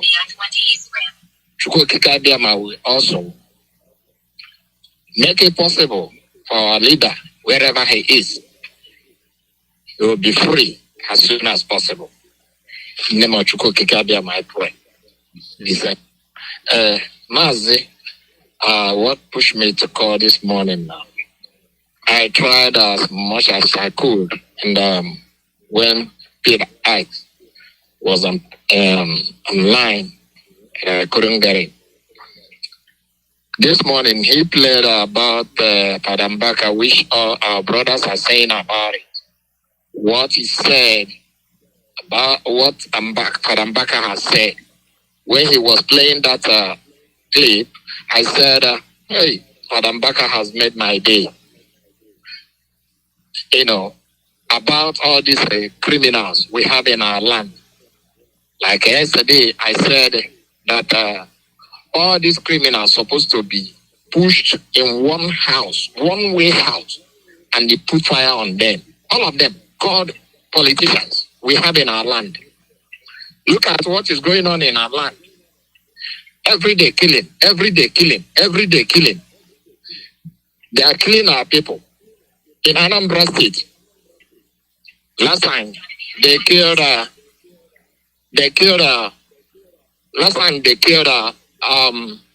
Akunyere, died during the regime of Yaradua. Akunyere died. Later, her husband followed.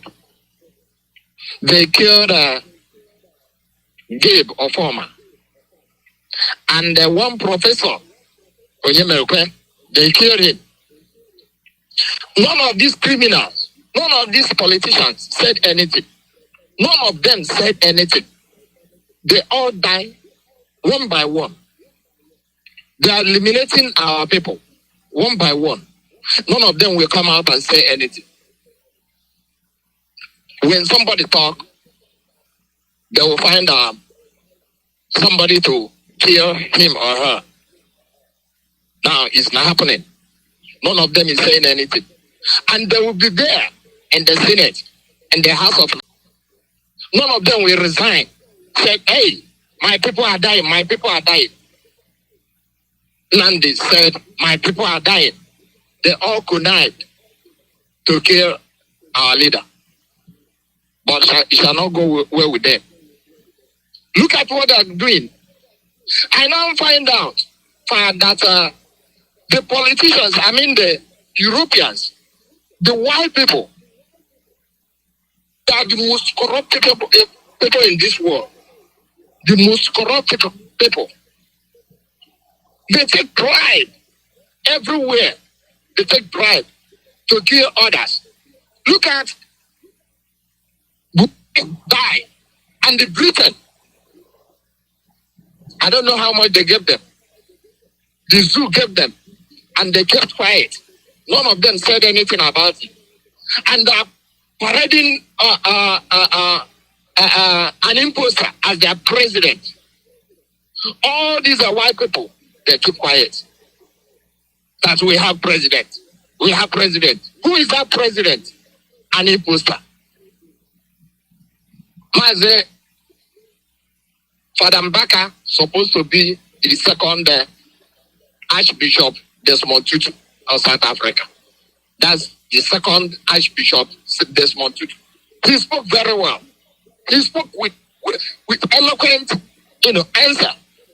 He gave them what they want. All of them supposed to push one place and kill all of them. I don't care any of them. If my father is still alive and being a politician, I will disown him. Mazi, thank you. The politics. If it is a genuine politics, at least I can understand that. But when it is a politics that works against your people,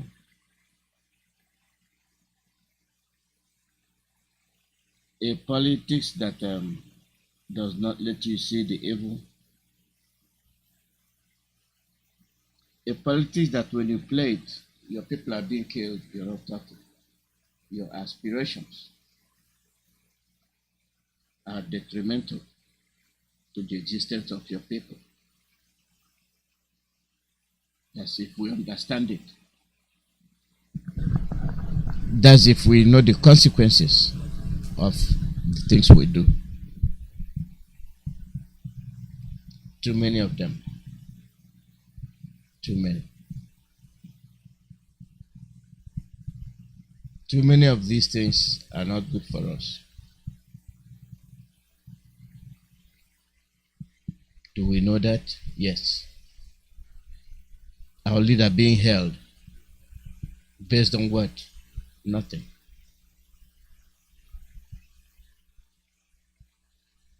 But you're holding him.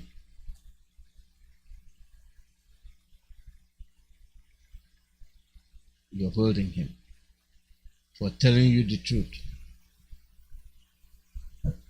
You're holding him because he says he wants peace.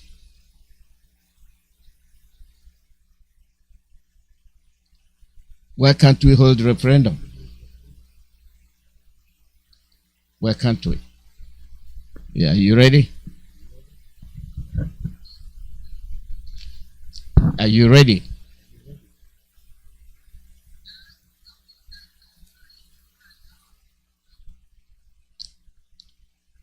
Okay, thank you.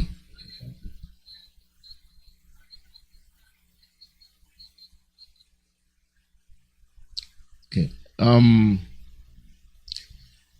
have this announcement. IPOB Women USA is inviting people for their Zoom meeting. The topic will be prayer, marathon prayer for our leader, Mazi Iyke. Hold on. You're on the air.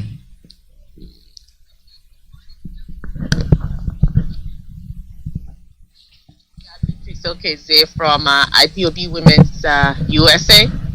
We are organizing a crusade prayer for our leader, Mazi Iyke, this coming Saturday and Sunday, 5 p.m. Biafran time.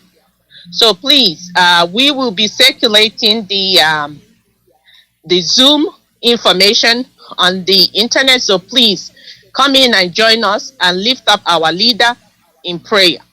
As we do all we can here in the physical, we must also intercede for him in the spirit. So please, I urge everyone that is listening, regardless of where you are, all we have in common is that we all want Biafra and we want our leader released in the DSS dungeon.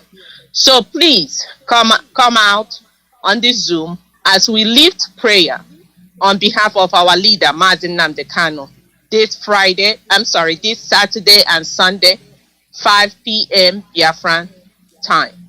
Thank you so much and God bless you all. Mazi, I will send you the Zoom information so you can, and the flyer so you can also repeat. Thank you, Mazi. Have a blessed day. You too. Thank you. Okay. That's from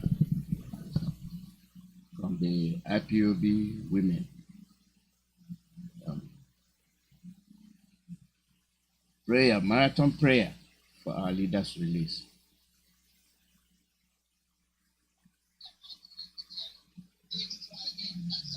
Welcome and good morning. You are not supposed to entertain that person.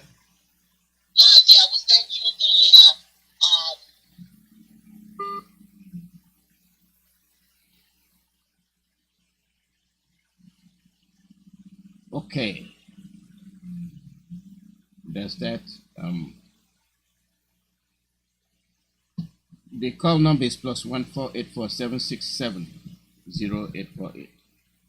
+14847670848. Live broadcast from Radio Biafra USA. Our people are suffering, home and abroad.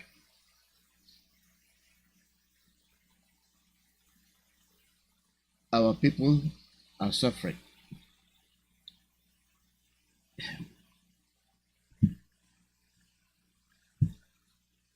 Your line is cutting out.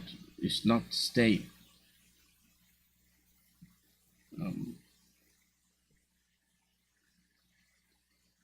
Your line is cutting out. So let me see.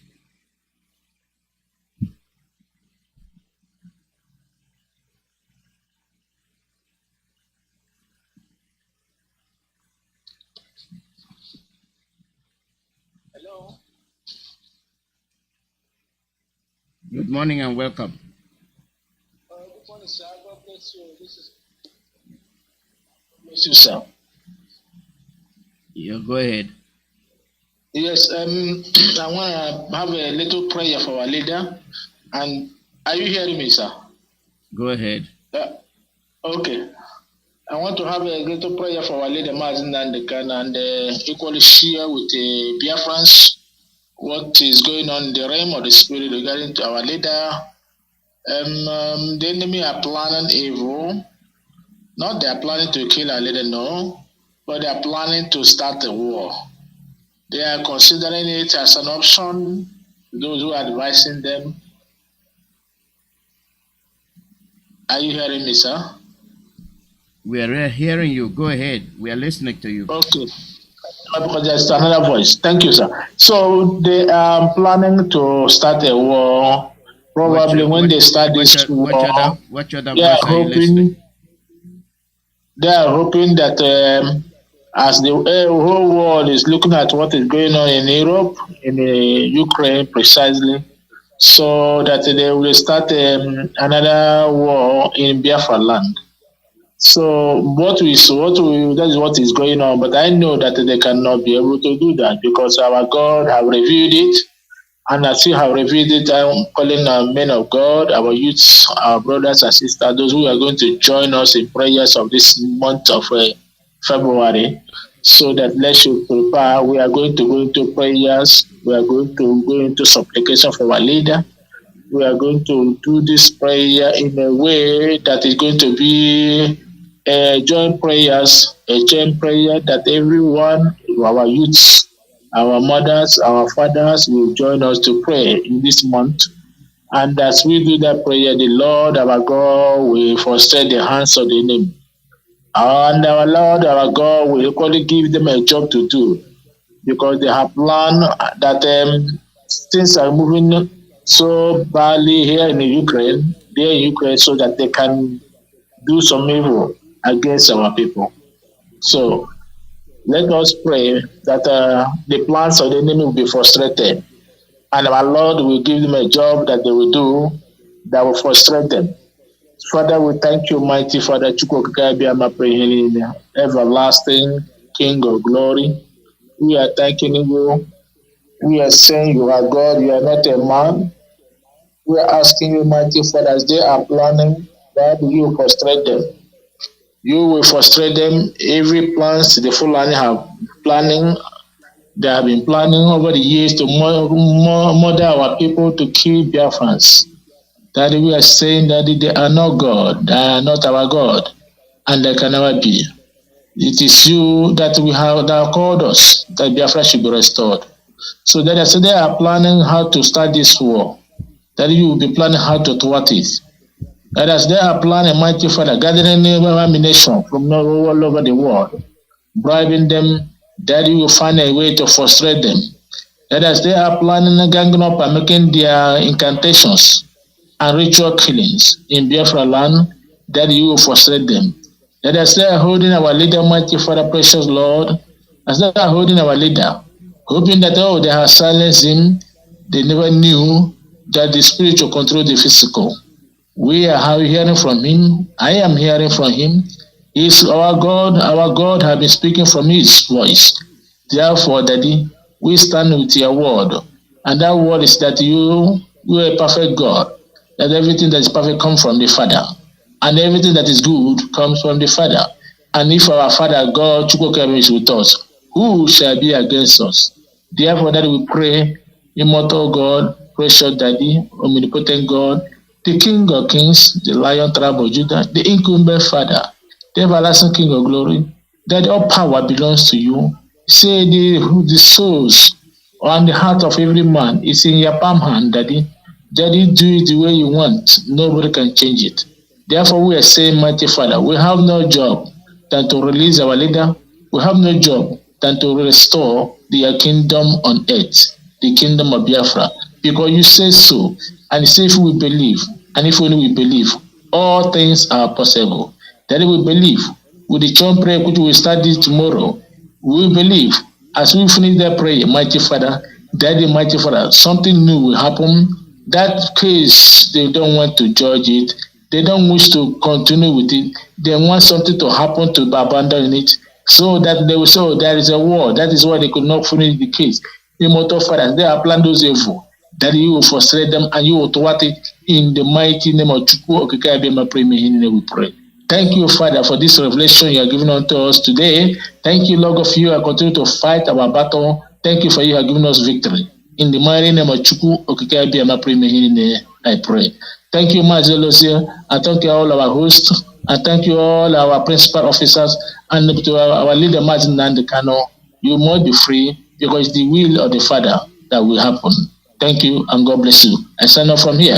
My name remains Pastor Moya, calling you from Denmark. God bless you, sir. Thank you, Ndewo. Let's see.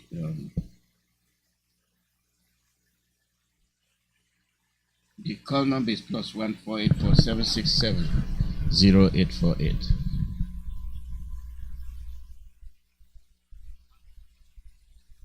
+1 484 767 0848.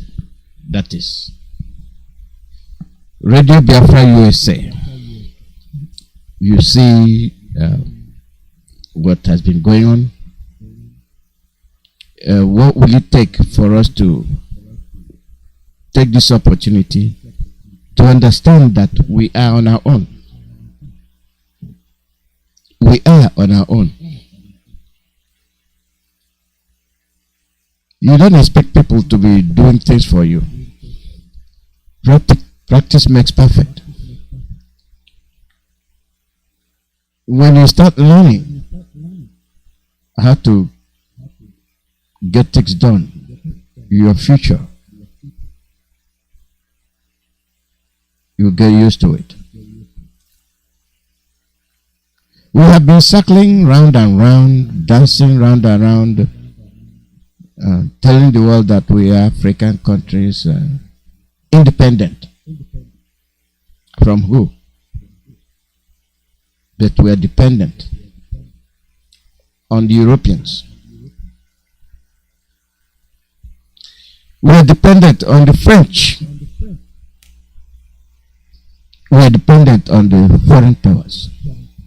Why can't we make ourselves great? Do we have what it takes? Yes, we do. Are we utilizing them? No, we are not. Sometimes the progress is inhibited. It's inhibited to the extent that we actually think we are progressing, whereas we are not.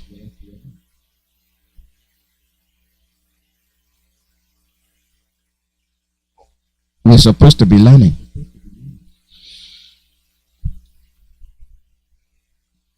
Let us say that yes, the Europeans came. They did things.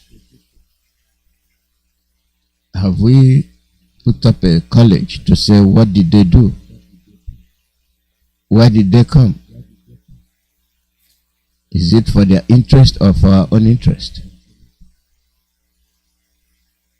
If it's for our interest, what do we want?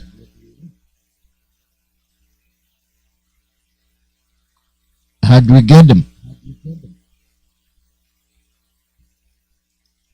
What would we use them for?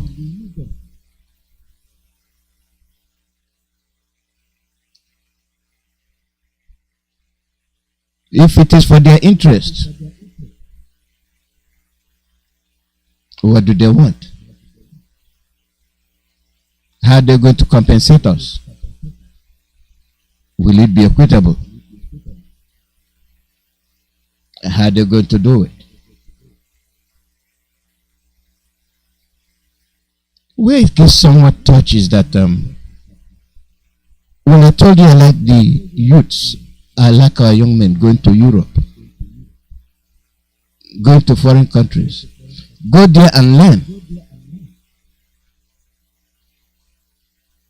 Go there and learn. And come back and duplicate it. But I don't think that's the experience you're getting.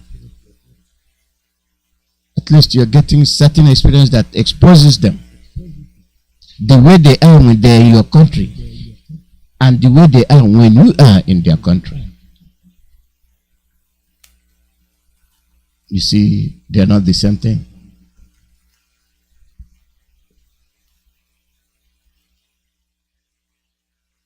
They're not the same thing. The way somebody behaves when that person is your visitor, and the way that person is when you are the visitor, is it the same thing? Is it tilted? Do you feel more comfortable being around that person when you are in that person's house?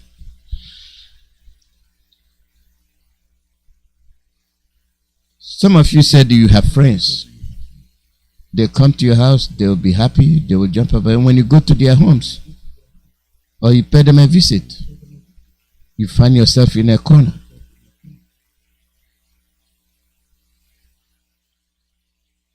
You've experienced such. You have experienced such. And that is to our Europeans, our colonial masters, those that colonize. They colonize and will not let you go. They colonize and will tell you, dictate, and implement their policies over you. Anytime you seem like you want to get up, they will put you down. Little did we know that France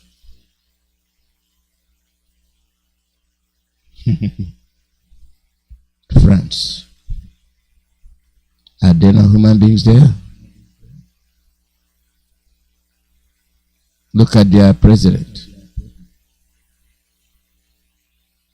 It is the people that make their president strong. Your president cannot be strong if you're not behind your president. These are the things we must consider. Caller, your name. Welcome. is Martin Nadokukala, members of Shupias, all his lieutenants. Mazi will continue to appreciate them because they did wonderfully work. Yeah, Mazi, the clip about Mbaka is 101% correct. Like Chukwiman, he rightly said everything there. And Mazi, one word I would say I just dropped.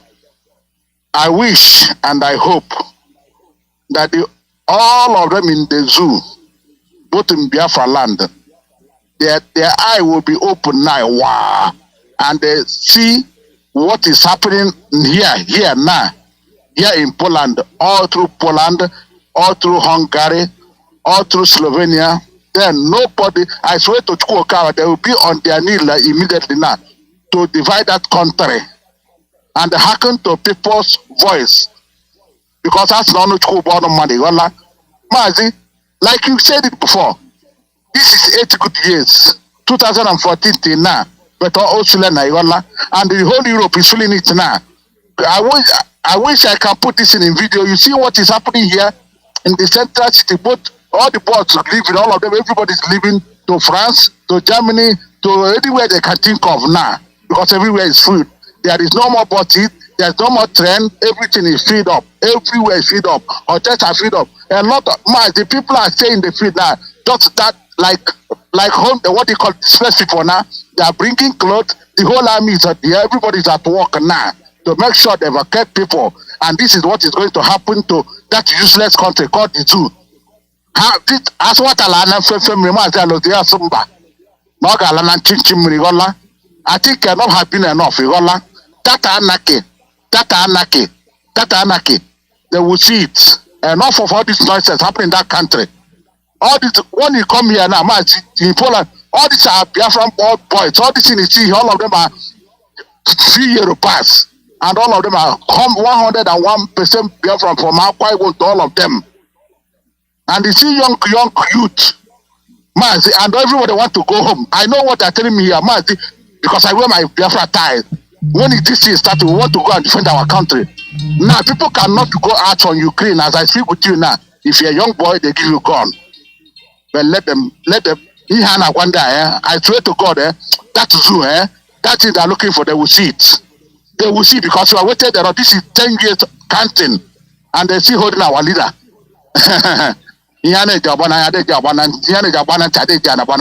But enough is enough, and we're getting there. We're losing our patience, Mazi. Let them continue. You see what is happening in Biafra land. Everybody see what is happening in Biafra land. They want to take our land. They want to do anything, and they flee fools. Very soon they will start, because when it happens now, people are going underground now. Nobody knows if you're a big man, if you're a poor man. Everybody is equal, just like 6 feet. Only 1 6 feet I can agree. Only 1 and 1. We talk idea on the area. Let them do the needful. Let them do the needful. All of them are flee from Biafra land, bringing soldiers, bringing this Fulani, calling them a bag. And so bad. No, it's not a threat. It's not a threat. But okay, say so. Okay, say so. I'll help. Okay, say so. I'm here. I'm pass here. I'm much happier now. I'm any quasara. Any here. Quasara. Very soon. Pull enough. Okay, blow up. Much I remain correct, and there was a thank you. Thank you. Take up, bro, Malaka. Thank you. Yes, we told you. You are witnessing it. You see what is happening. You are on your own because you are Oduduwa. You are Biafran. You are on your own. They don't give a damn. They are holding a leader, Mazi Nnamdi Kanu. Nobody's talking. Shameless people. People without integrity. Here they are telling you what to do in your own country. Hold your son so that he doesn't talk. And then he's a British citizen. They are showing you why they are Britain.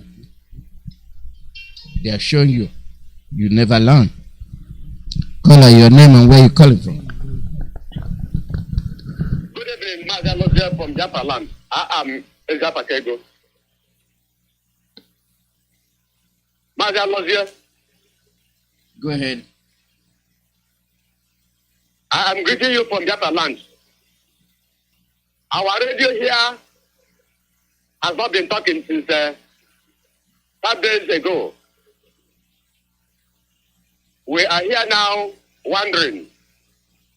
I'm only listening to Radio Biafra via satellite.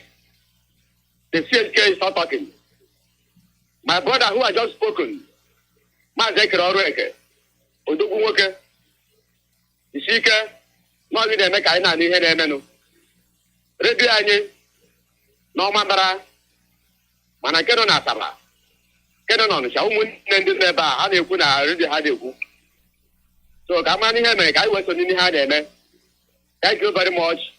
While I pray for Mazi Nnamdi Kanu's Excelency, Chineke ma nọ. Chukwu okike abịa ma onye nwe anyị, lee nwa gị ziri ozi. Ekwe na okwukpọ ya. Ozi ahụ nke iziri anwụrụ ọkụ orugo eluigwe. Anyị na-eche mbọchị ọ ga-abụ. Mazi Iyke, Chukwu okike abịa ma bụ nke anyị. I thank Chukwu okike abịa ma for blessing us with Mazi Nnamdi Kanu. A man Chukwu okike abịa ma shows to come and redeem his people. May he be praised. Chukwu okike abịa ma were amamihe ndụ na nka wee wụọ ya ahụ, so that in the end he will reap from what he sows. Thank you, Biafrans and lovers of freedom worldwide. May it be well with us. In your precious name, I pray. He said.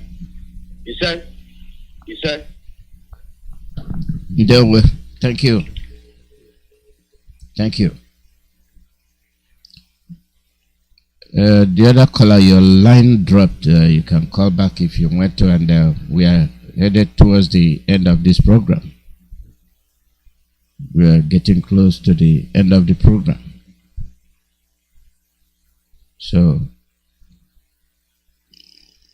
these people that call themselves ministers from Biafra land, from the zoo in its entirety. You see what you're experiencing. That means if you're learning. Welcome. Good morning. Good morning, Dr. Alozie. Can you hear me, sir? Yeah, good morning, we're Dr. hearing you. Alozie. Yeah, go All ahead. right. Thank you so much. I've been waiting to finish my last job because there was an opportunity to call. I'm glad I was able to catch up with you. Thank you again for your wonderful job, my brother. It's wonderful indeed. And I will say that the most important, interesting topic today is the Malian issue. I hope people understand that. You see, what is happening in Mali is what is supposed to be happening with us.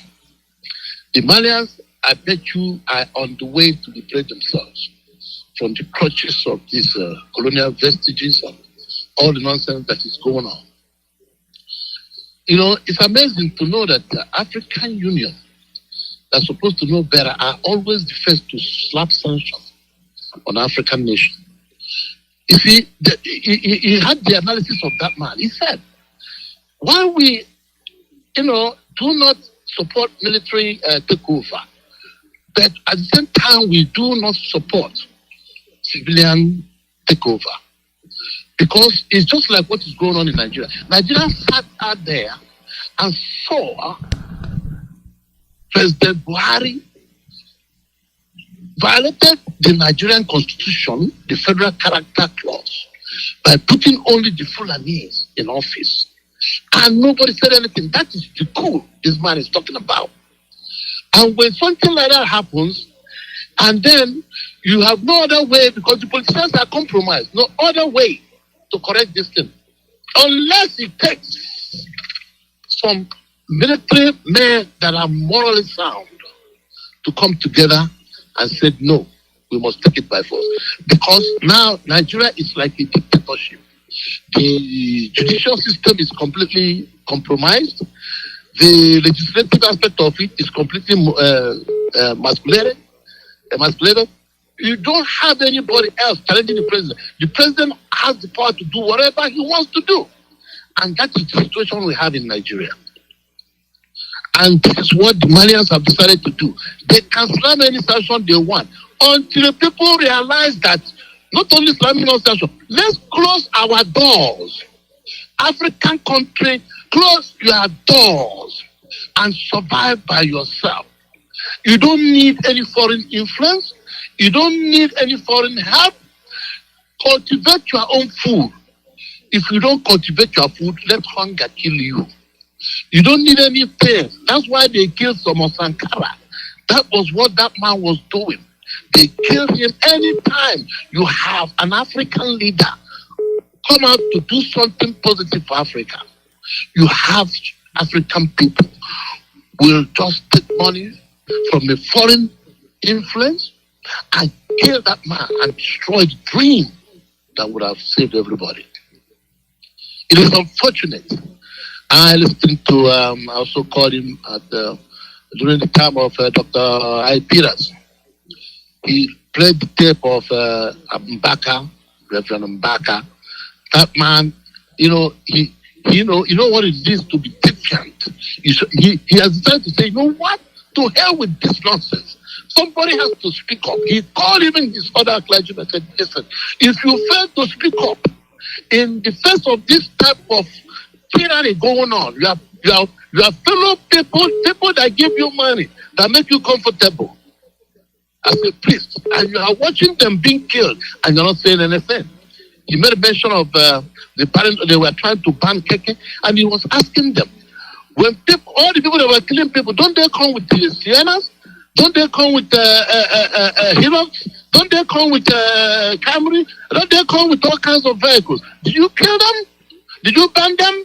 So you want to ban the livelihood of people that are supporting their wives, their children to go to school and everything, that have nobody to help them. You want to ban their livelihood. He said, listen, he was going to wait and see who's going to give that order. You know, that man, in fact, he spoke like somebody who is truly a clergyman. Somebody who really believes that they have to speak up. Instead of this stupid silence that they are keeping while the people are being murdered. You know, I so much appreciated that man today. You know, my brother, we're supposed to understand that we have nobody to help us. It's only we that can salvage ourselves from this mess we're in.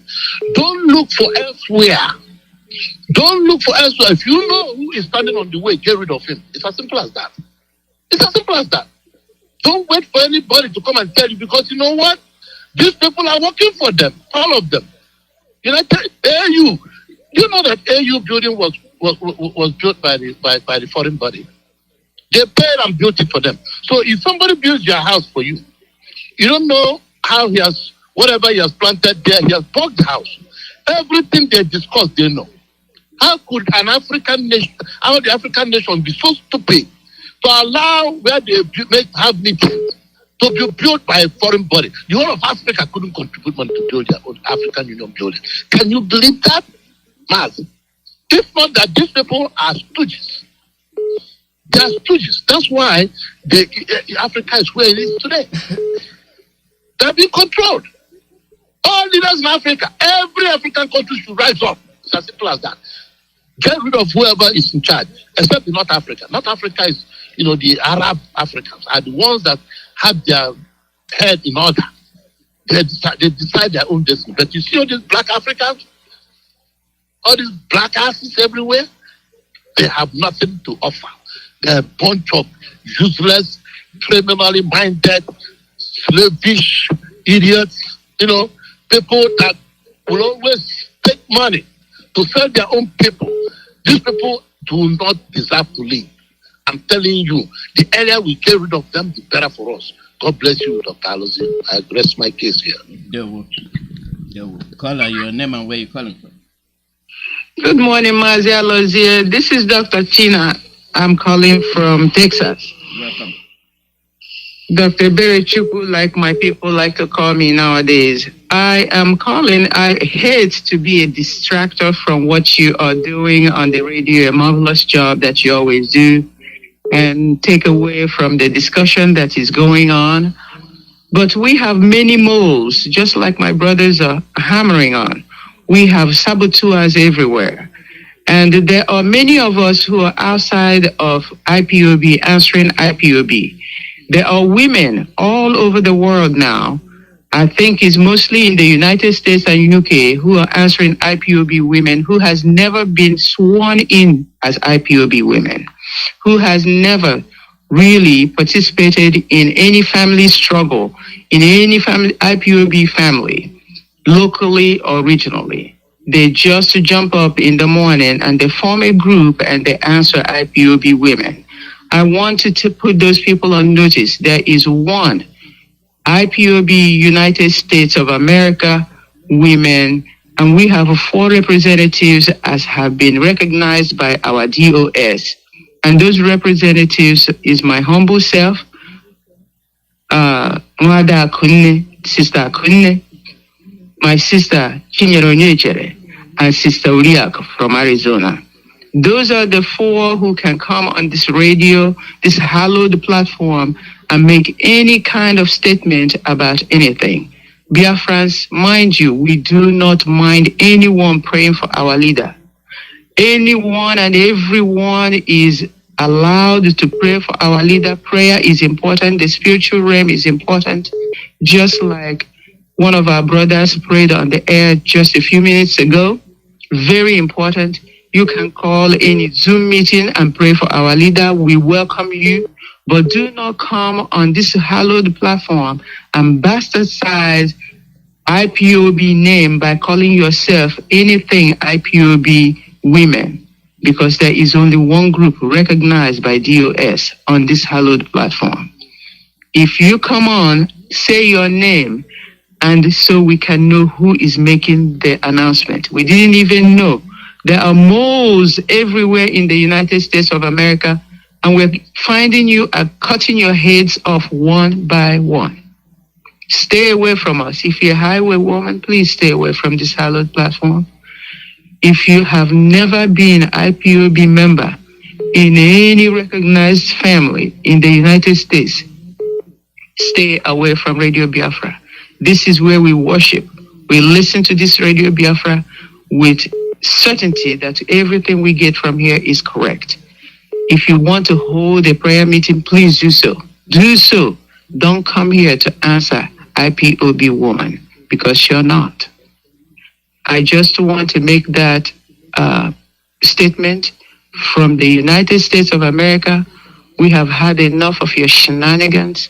We are putting you on notice. Say your name and we'll call you personally. Say your name. That's why they sent you. They sent you because you're not recognized. Your name is not recognized. So those people, they know what they're doing, Mazi Iyke.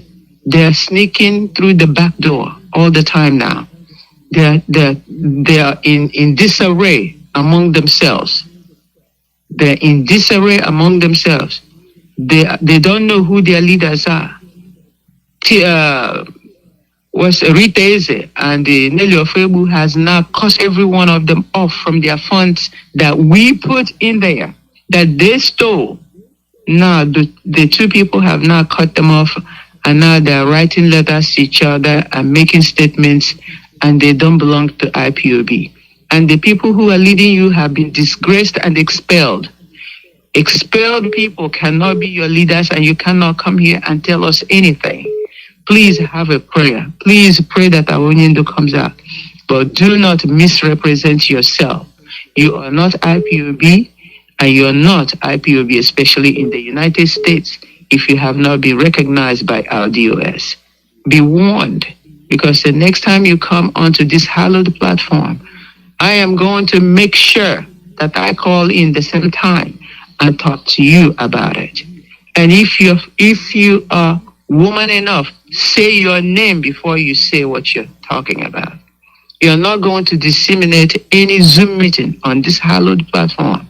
You can call your friends, because we know saboteurs. We don't even know what you have in mind. We don't even know whether your prayers are true or sincere prayers. We are here to challenge you that your prayers might not even be sincere for our Onyendu. Because you and Riteze and Nelly, you people knew what happened to Onyendu. What makes you think that we believe that your prayers will be sincere? I am very sorry to distract from what you're talking about this morning, to give this warning. But please, let's everybody respect themselves and stay in their places. This is Radio Biafra. This is where we worship. This is where Biafra restoration is proclaimed. If you are working against us with the governors and the government of Nigeria, don't come onto Radio Biafra. We have already seen that you take money from anonymous people from the government of Nigeria. You took 21,000 or 21 million naira, and you have done whatever you please with it. Why are you coming onto this hallowed platform to advertise anything? Your prayers are not sincere. Leave us alone. Leave our leader alone. If you're praying sincerely, pray in your house. Do not come here to deceive anybody. Your moles, your saboteurs, I'm calling you out. Thank you, sir. And if there is anything you need to ask me, please ask me.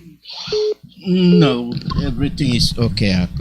I know what it is. So it's fine. You know who called? Oh yeah, I know. We spoke. What's her name, please? My name is Ebere. If they want me to spell out my name, I will spell it out. Who was their caller? That was Okezie. Who is Okezie? Beatrice Okezie. Beatrice Okezie. Yes. Isn't Beatrice Okezie one of the people who will highway women? Yeah, that's there's something that happened there, but we're not going to talk it on the air anyway. So. Okay. Yeah. Well, we know that the highway women, they cannot be sending anyone on this hallowed platform. Yeah, that's fine. There's something I'll let you know anyway, but no problem. Thank you very much, Mazi Iyke. Okay. You have to. We have drawn the line on the sand. Woman to woman, the line is on the sand.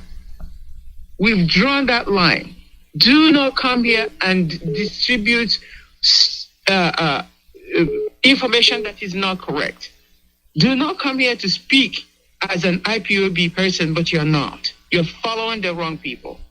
If you're not following the wrong people, declare yourself, come out and say, I don't believe in these people anymore. I used to be on their side. I'm no longer on their side. We'll accept you back. And by the way, we'll give you another oath. That's what we have been informed and told to do. Instructed to give you another oath. If you take another oath, we might allow you back. The window is still cracked open. The door has closed. I keep warning these people. They play with fire. We are in a fight for our lives and they are playing. This is not time to play. They know that our children are being killed. They have seen it on TV. They have seen it on the media, on social media. They know that women like us, they come to our houses and rape us in Biafra land, and they're playing in the United States of America.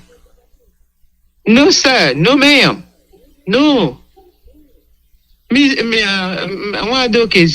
you have any questions, please call me and ask me. We are not going to wash our laundry in the outside, but y'all all took it outside to wash our laundry. So let's wash it out there. Let's do that. Beatrice Okezie, if you are real and if you still believe in IPOB, come back and make public apology for having put yourself in the camp of Nelly Ofebu, Idu Nation. And having worked with Riteze, whom I warned you against, warned you people against. This is too much, Mazi. They cannot come here and say, USA, IPOB. You're not IPOB. You're not that. Please pray for our leader. If your prayer is sincere, please pray for him. But do not misrepresent. Thank you, sir.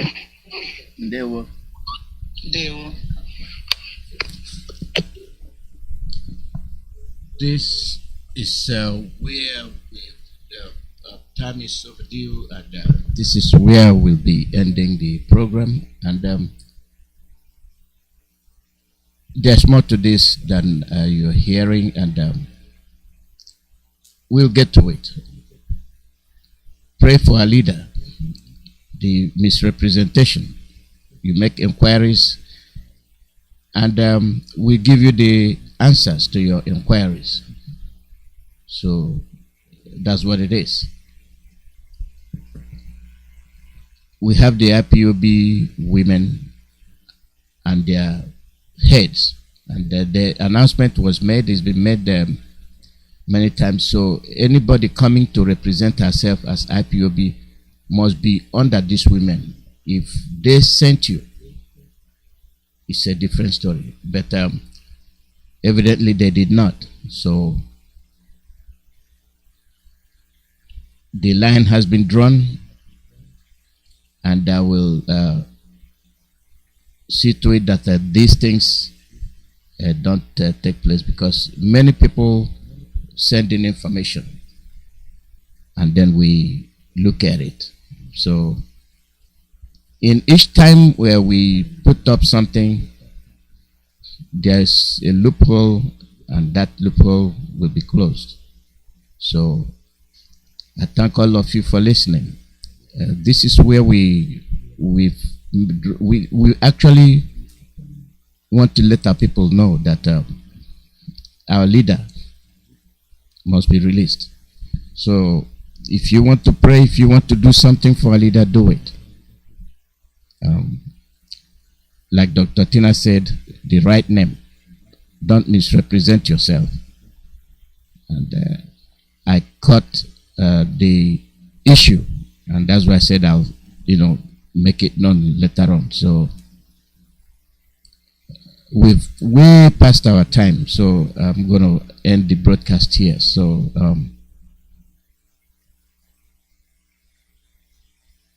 thank all of you for listening. We'll be on the air again tomorrow,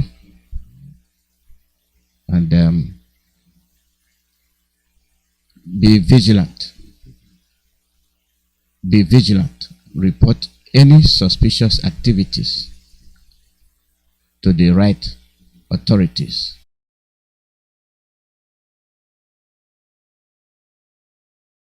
And then our media warriors pick it up and analyze it in details in their various platforms. But here on Radio Biafra, the likes of Mazi Jonathan on daily basis say those things that need to be said. Why those ones that should be passed across to specified individual, not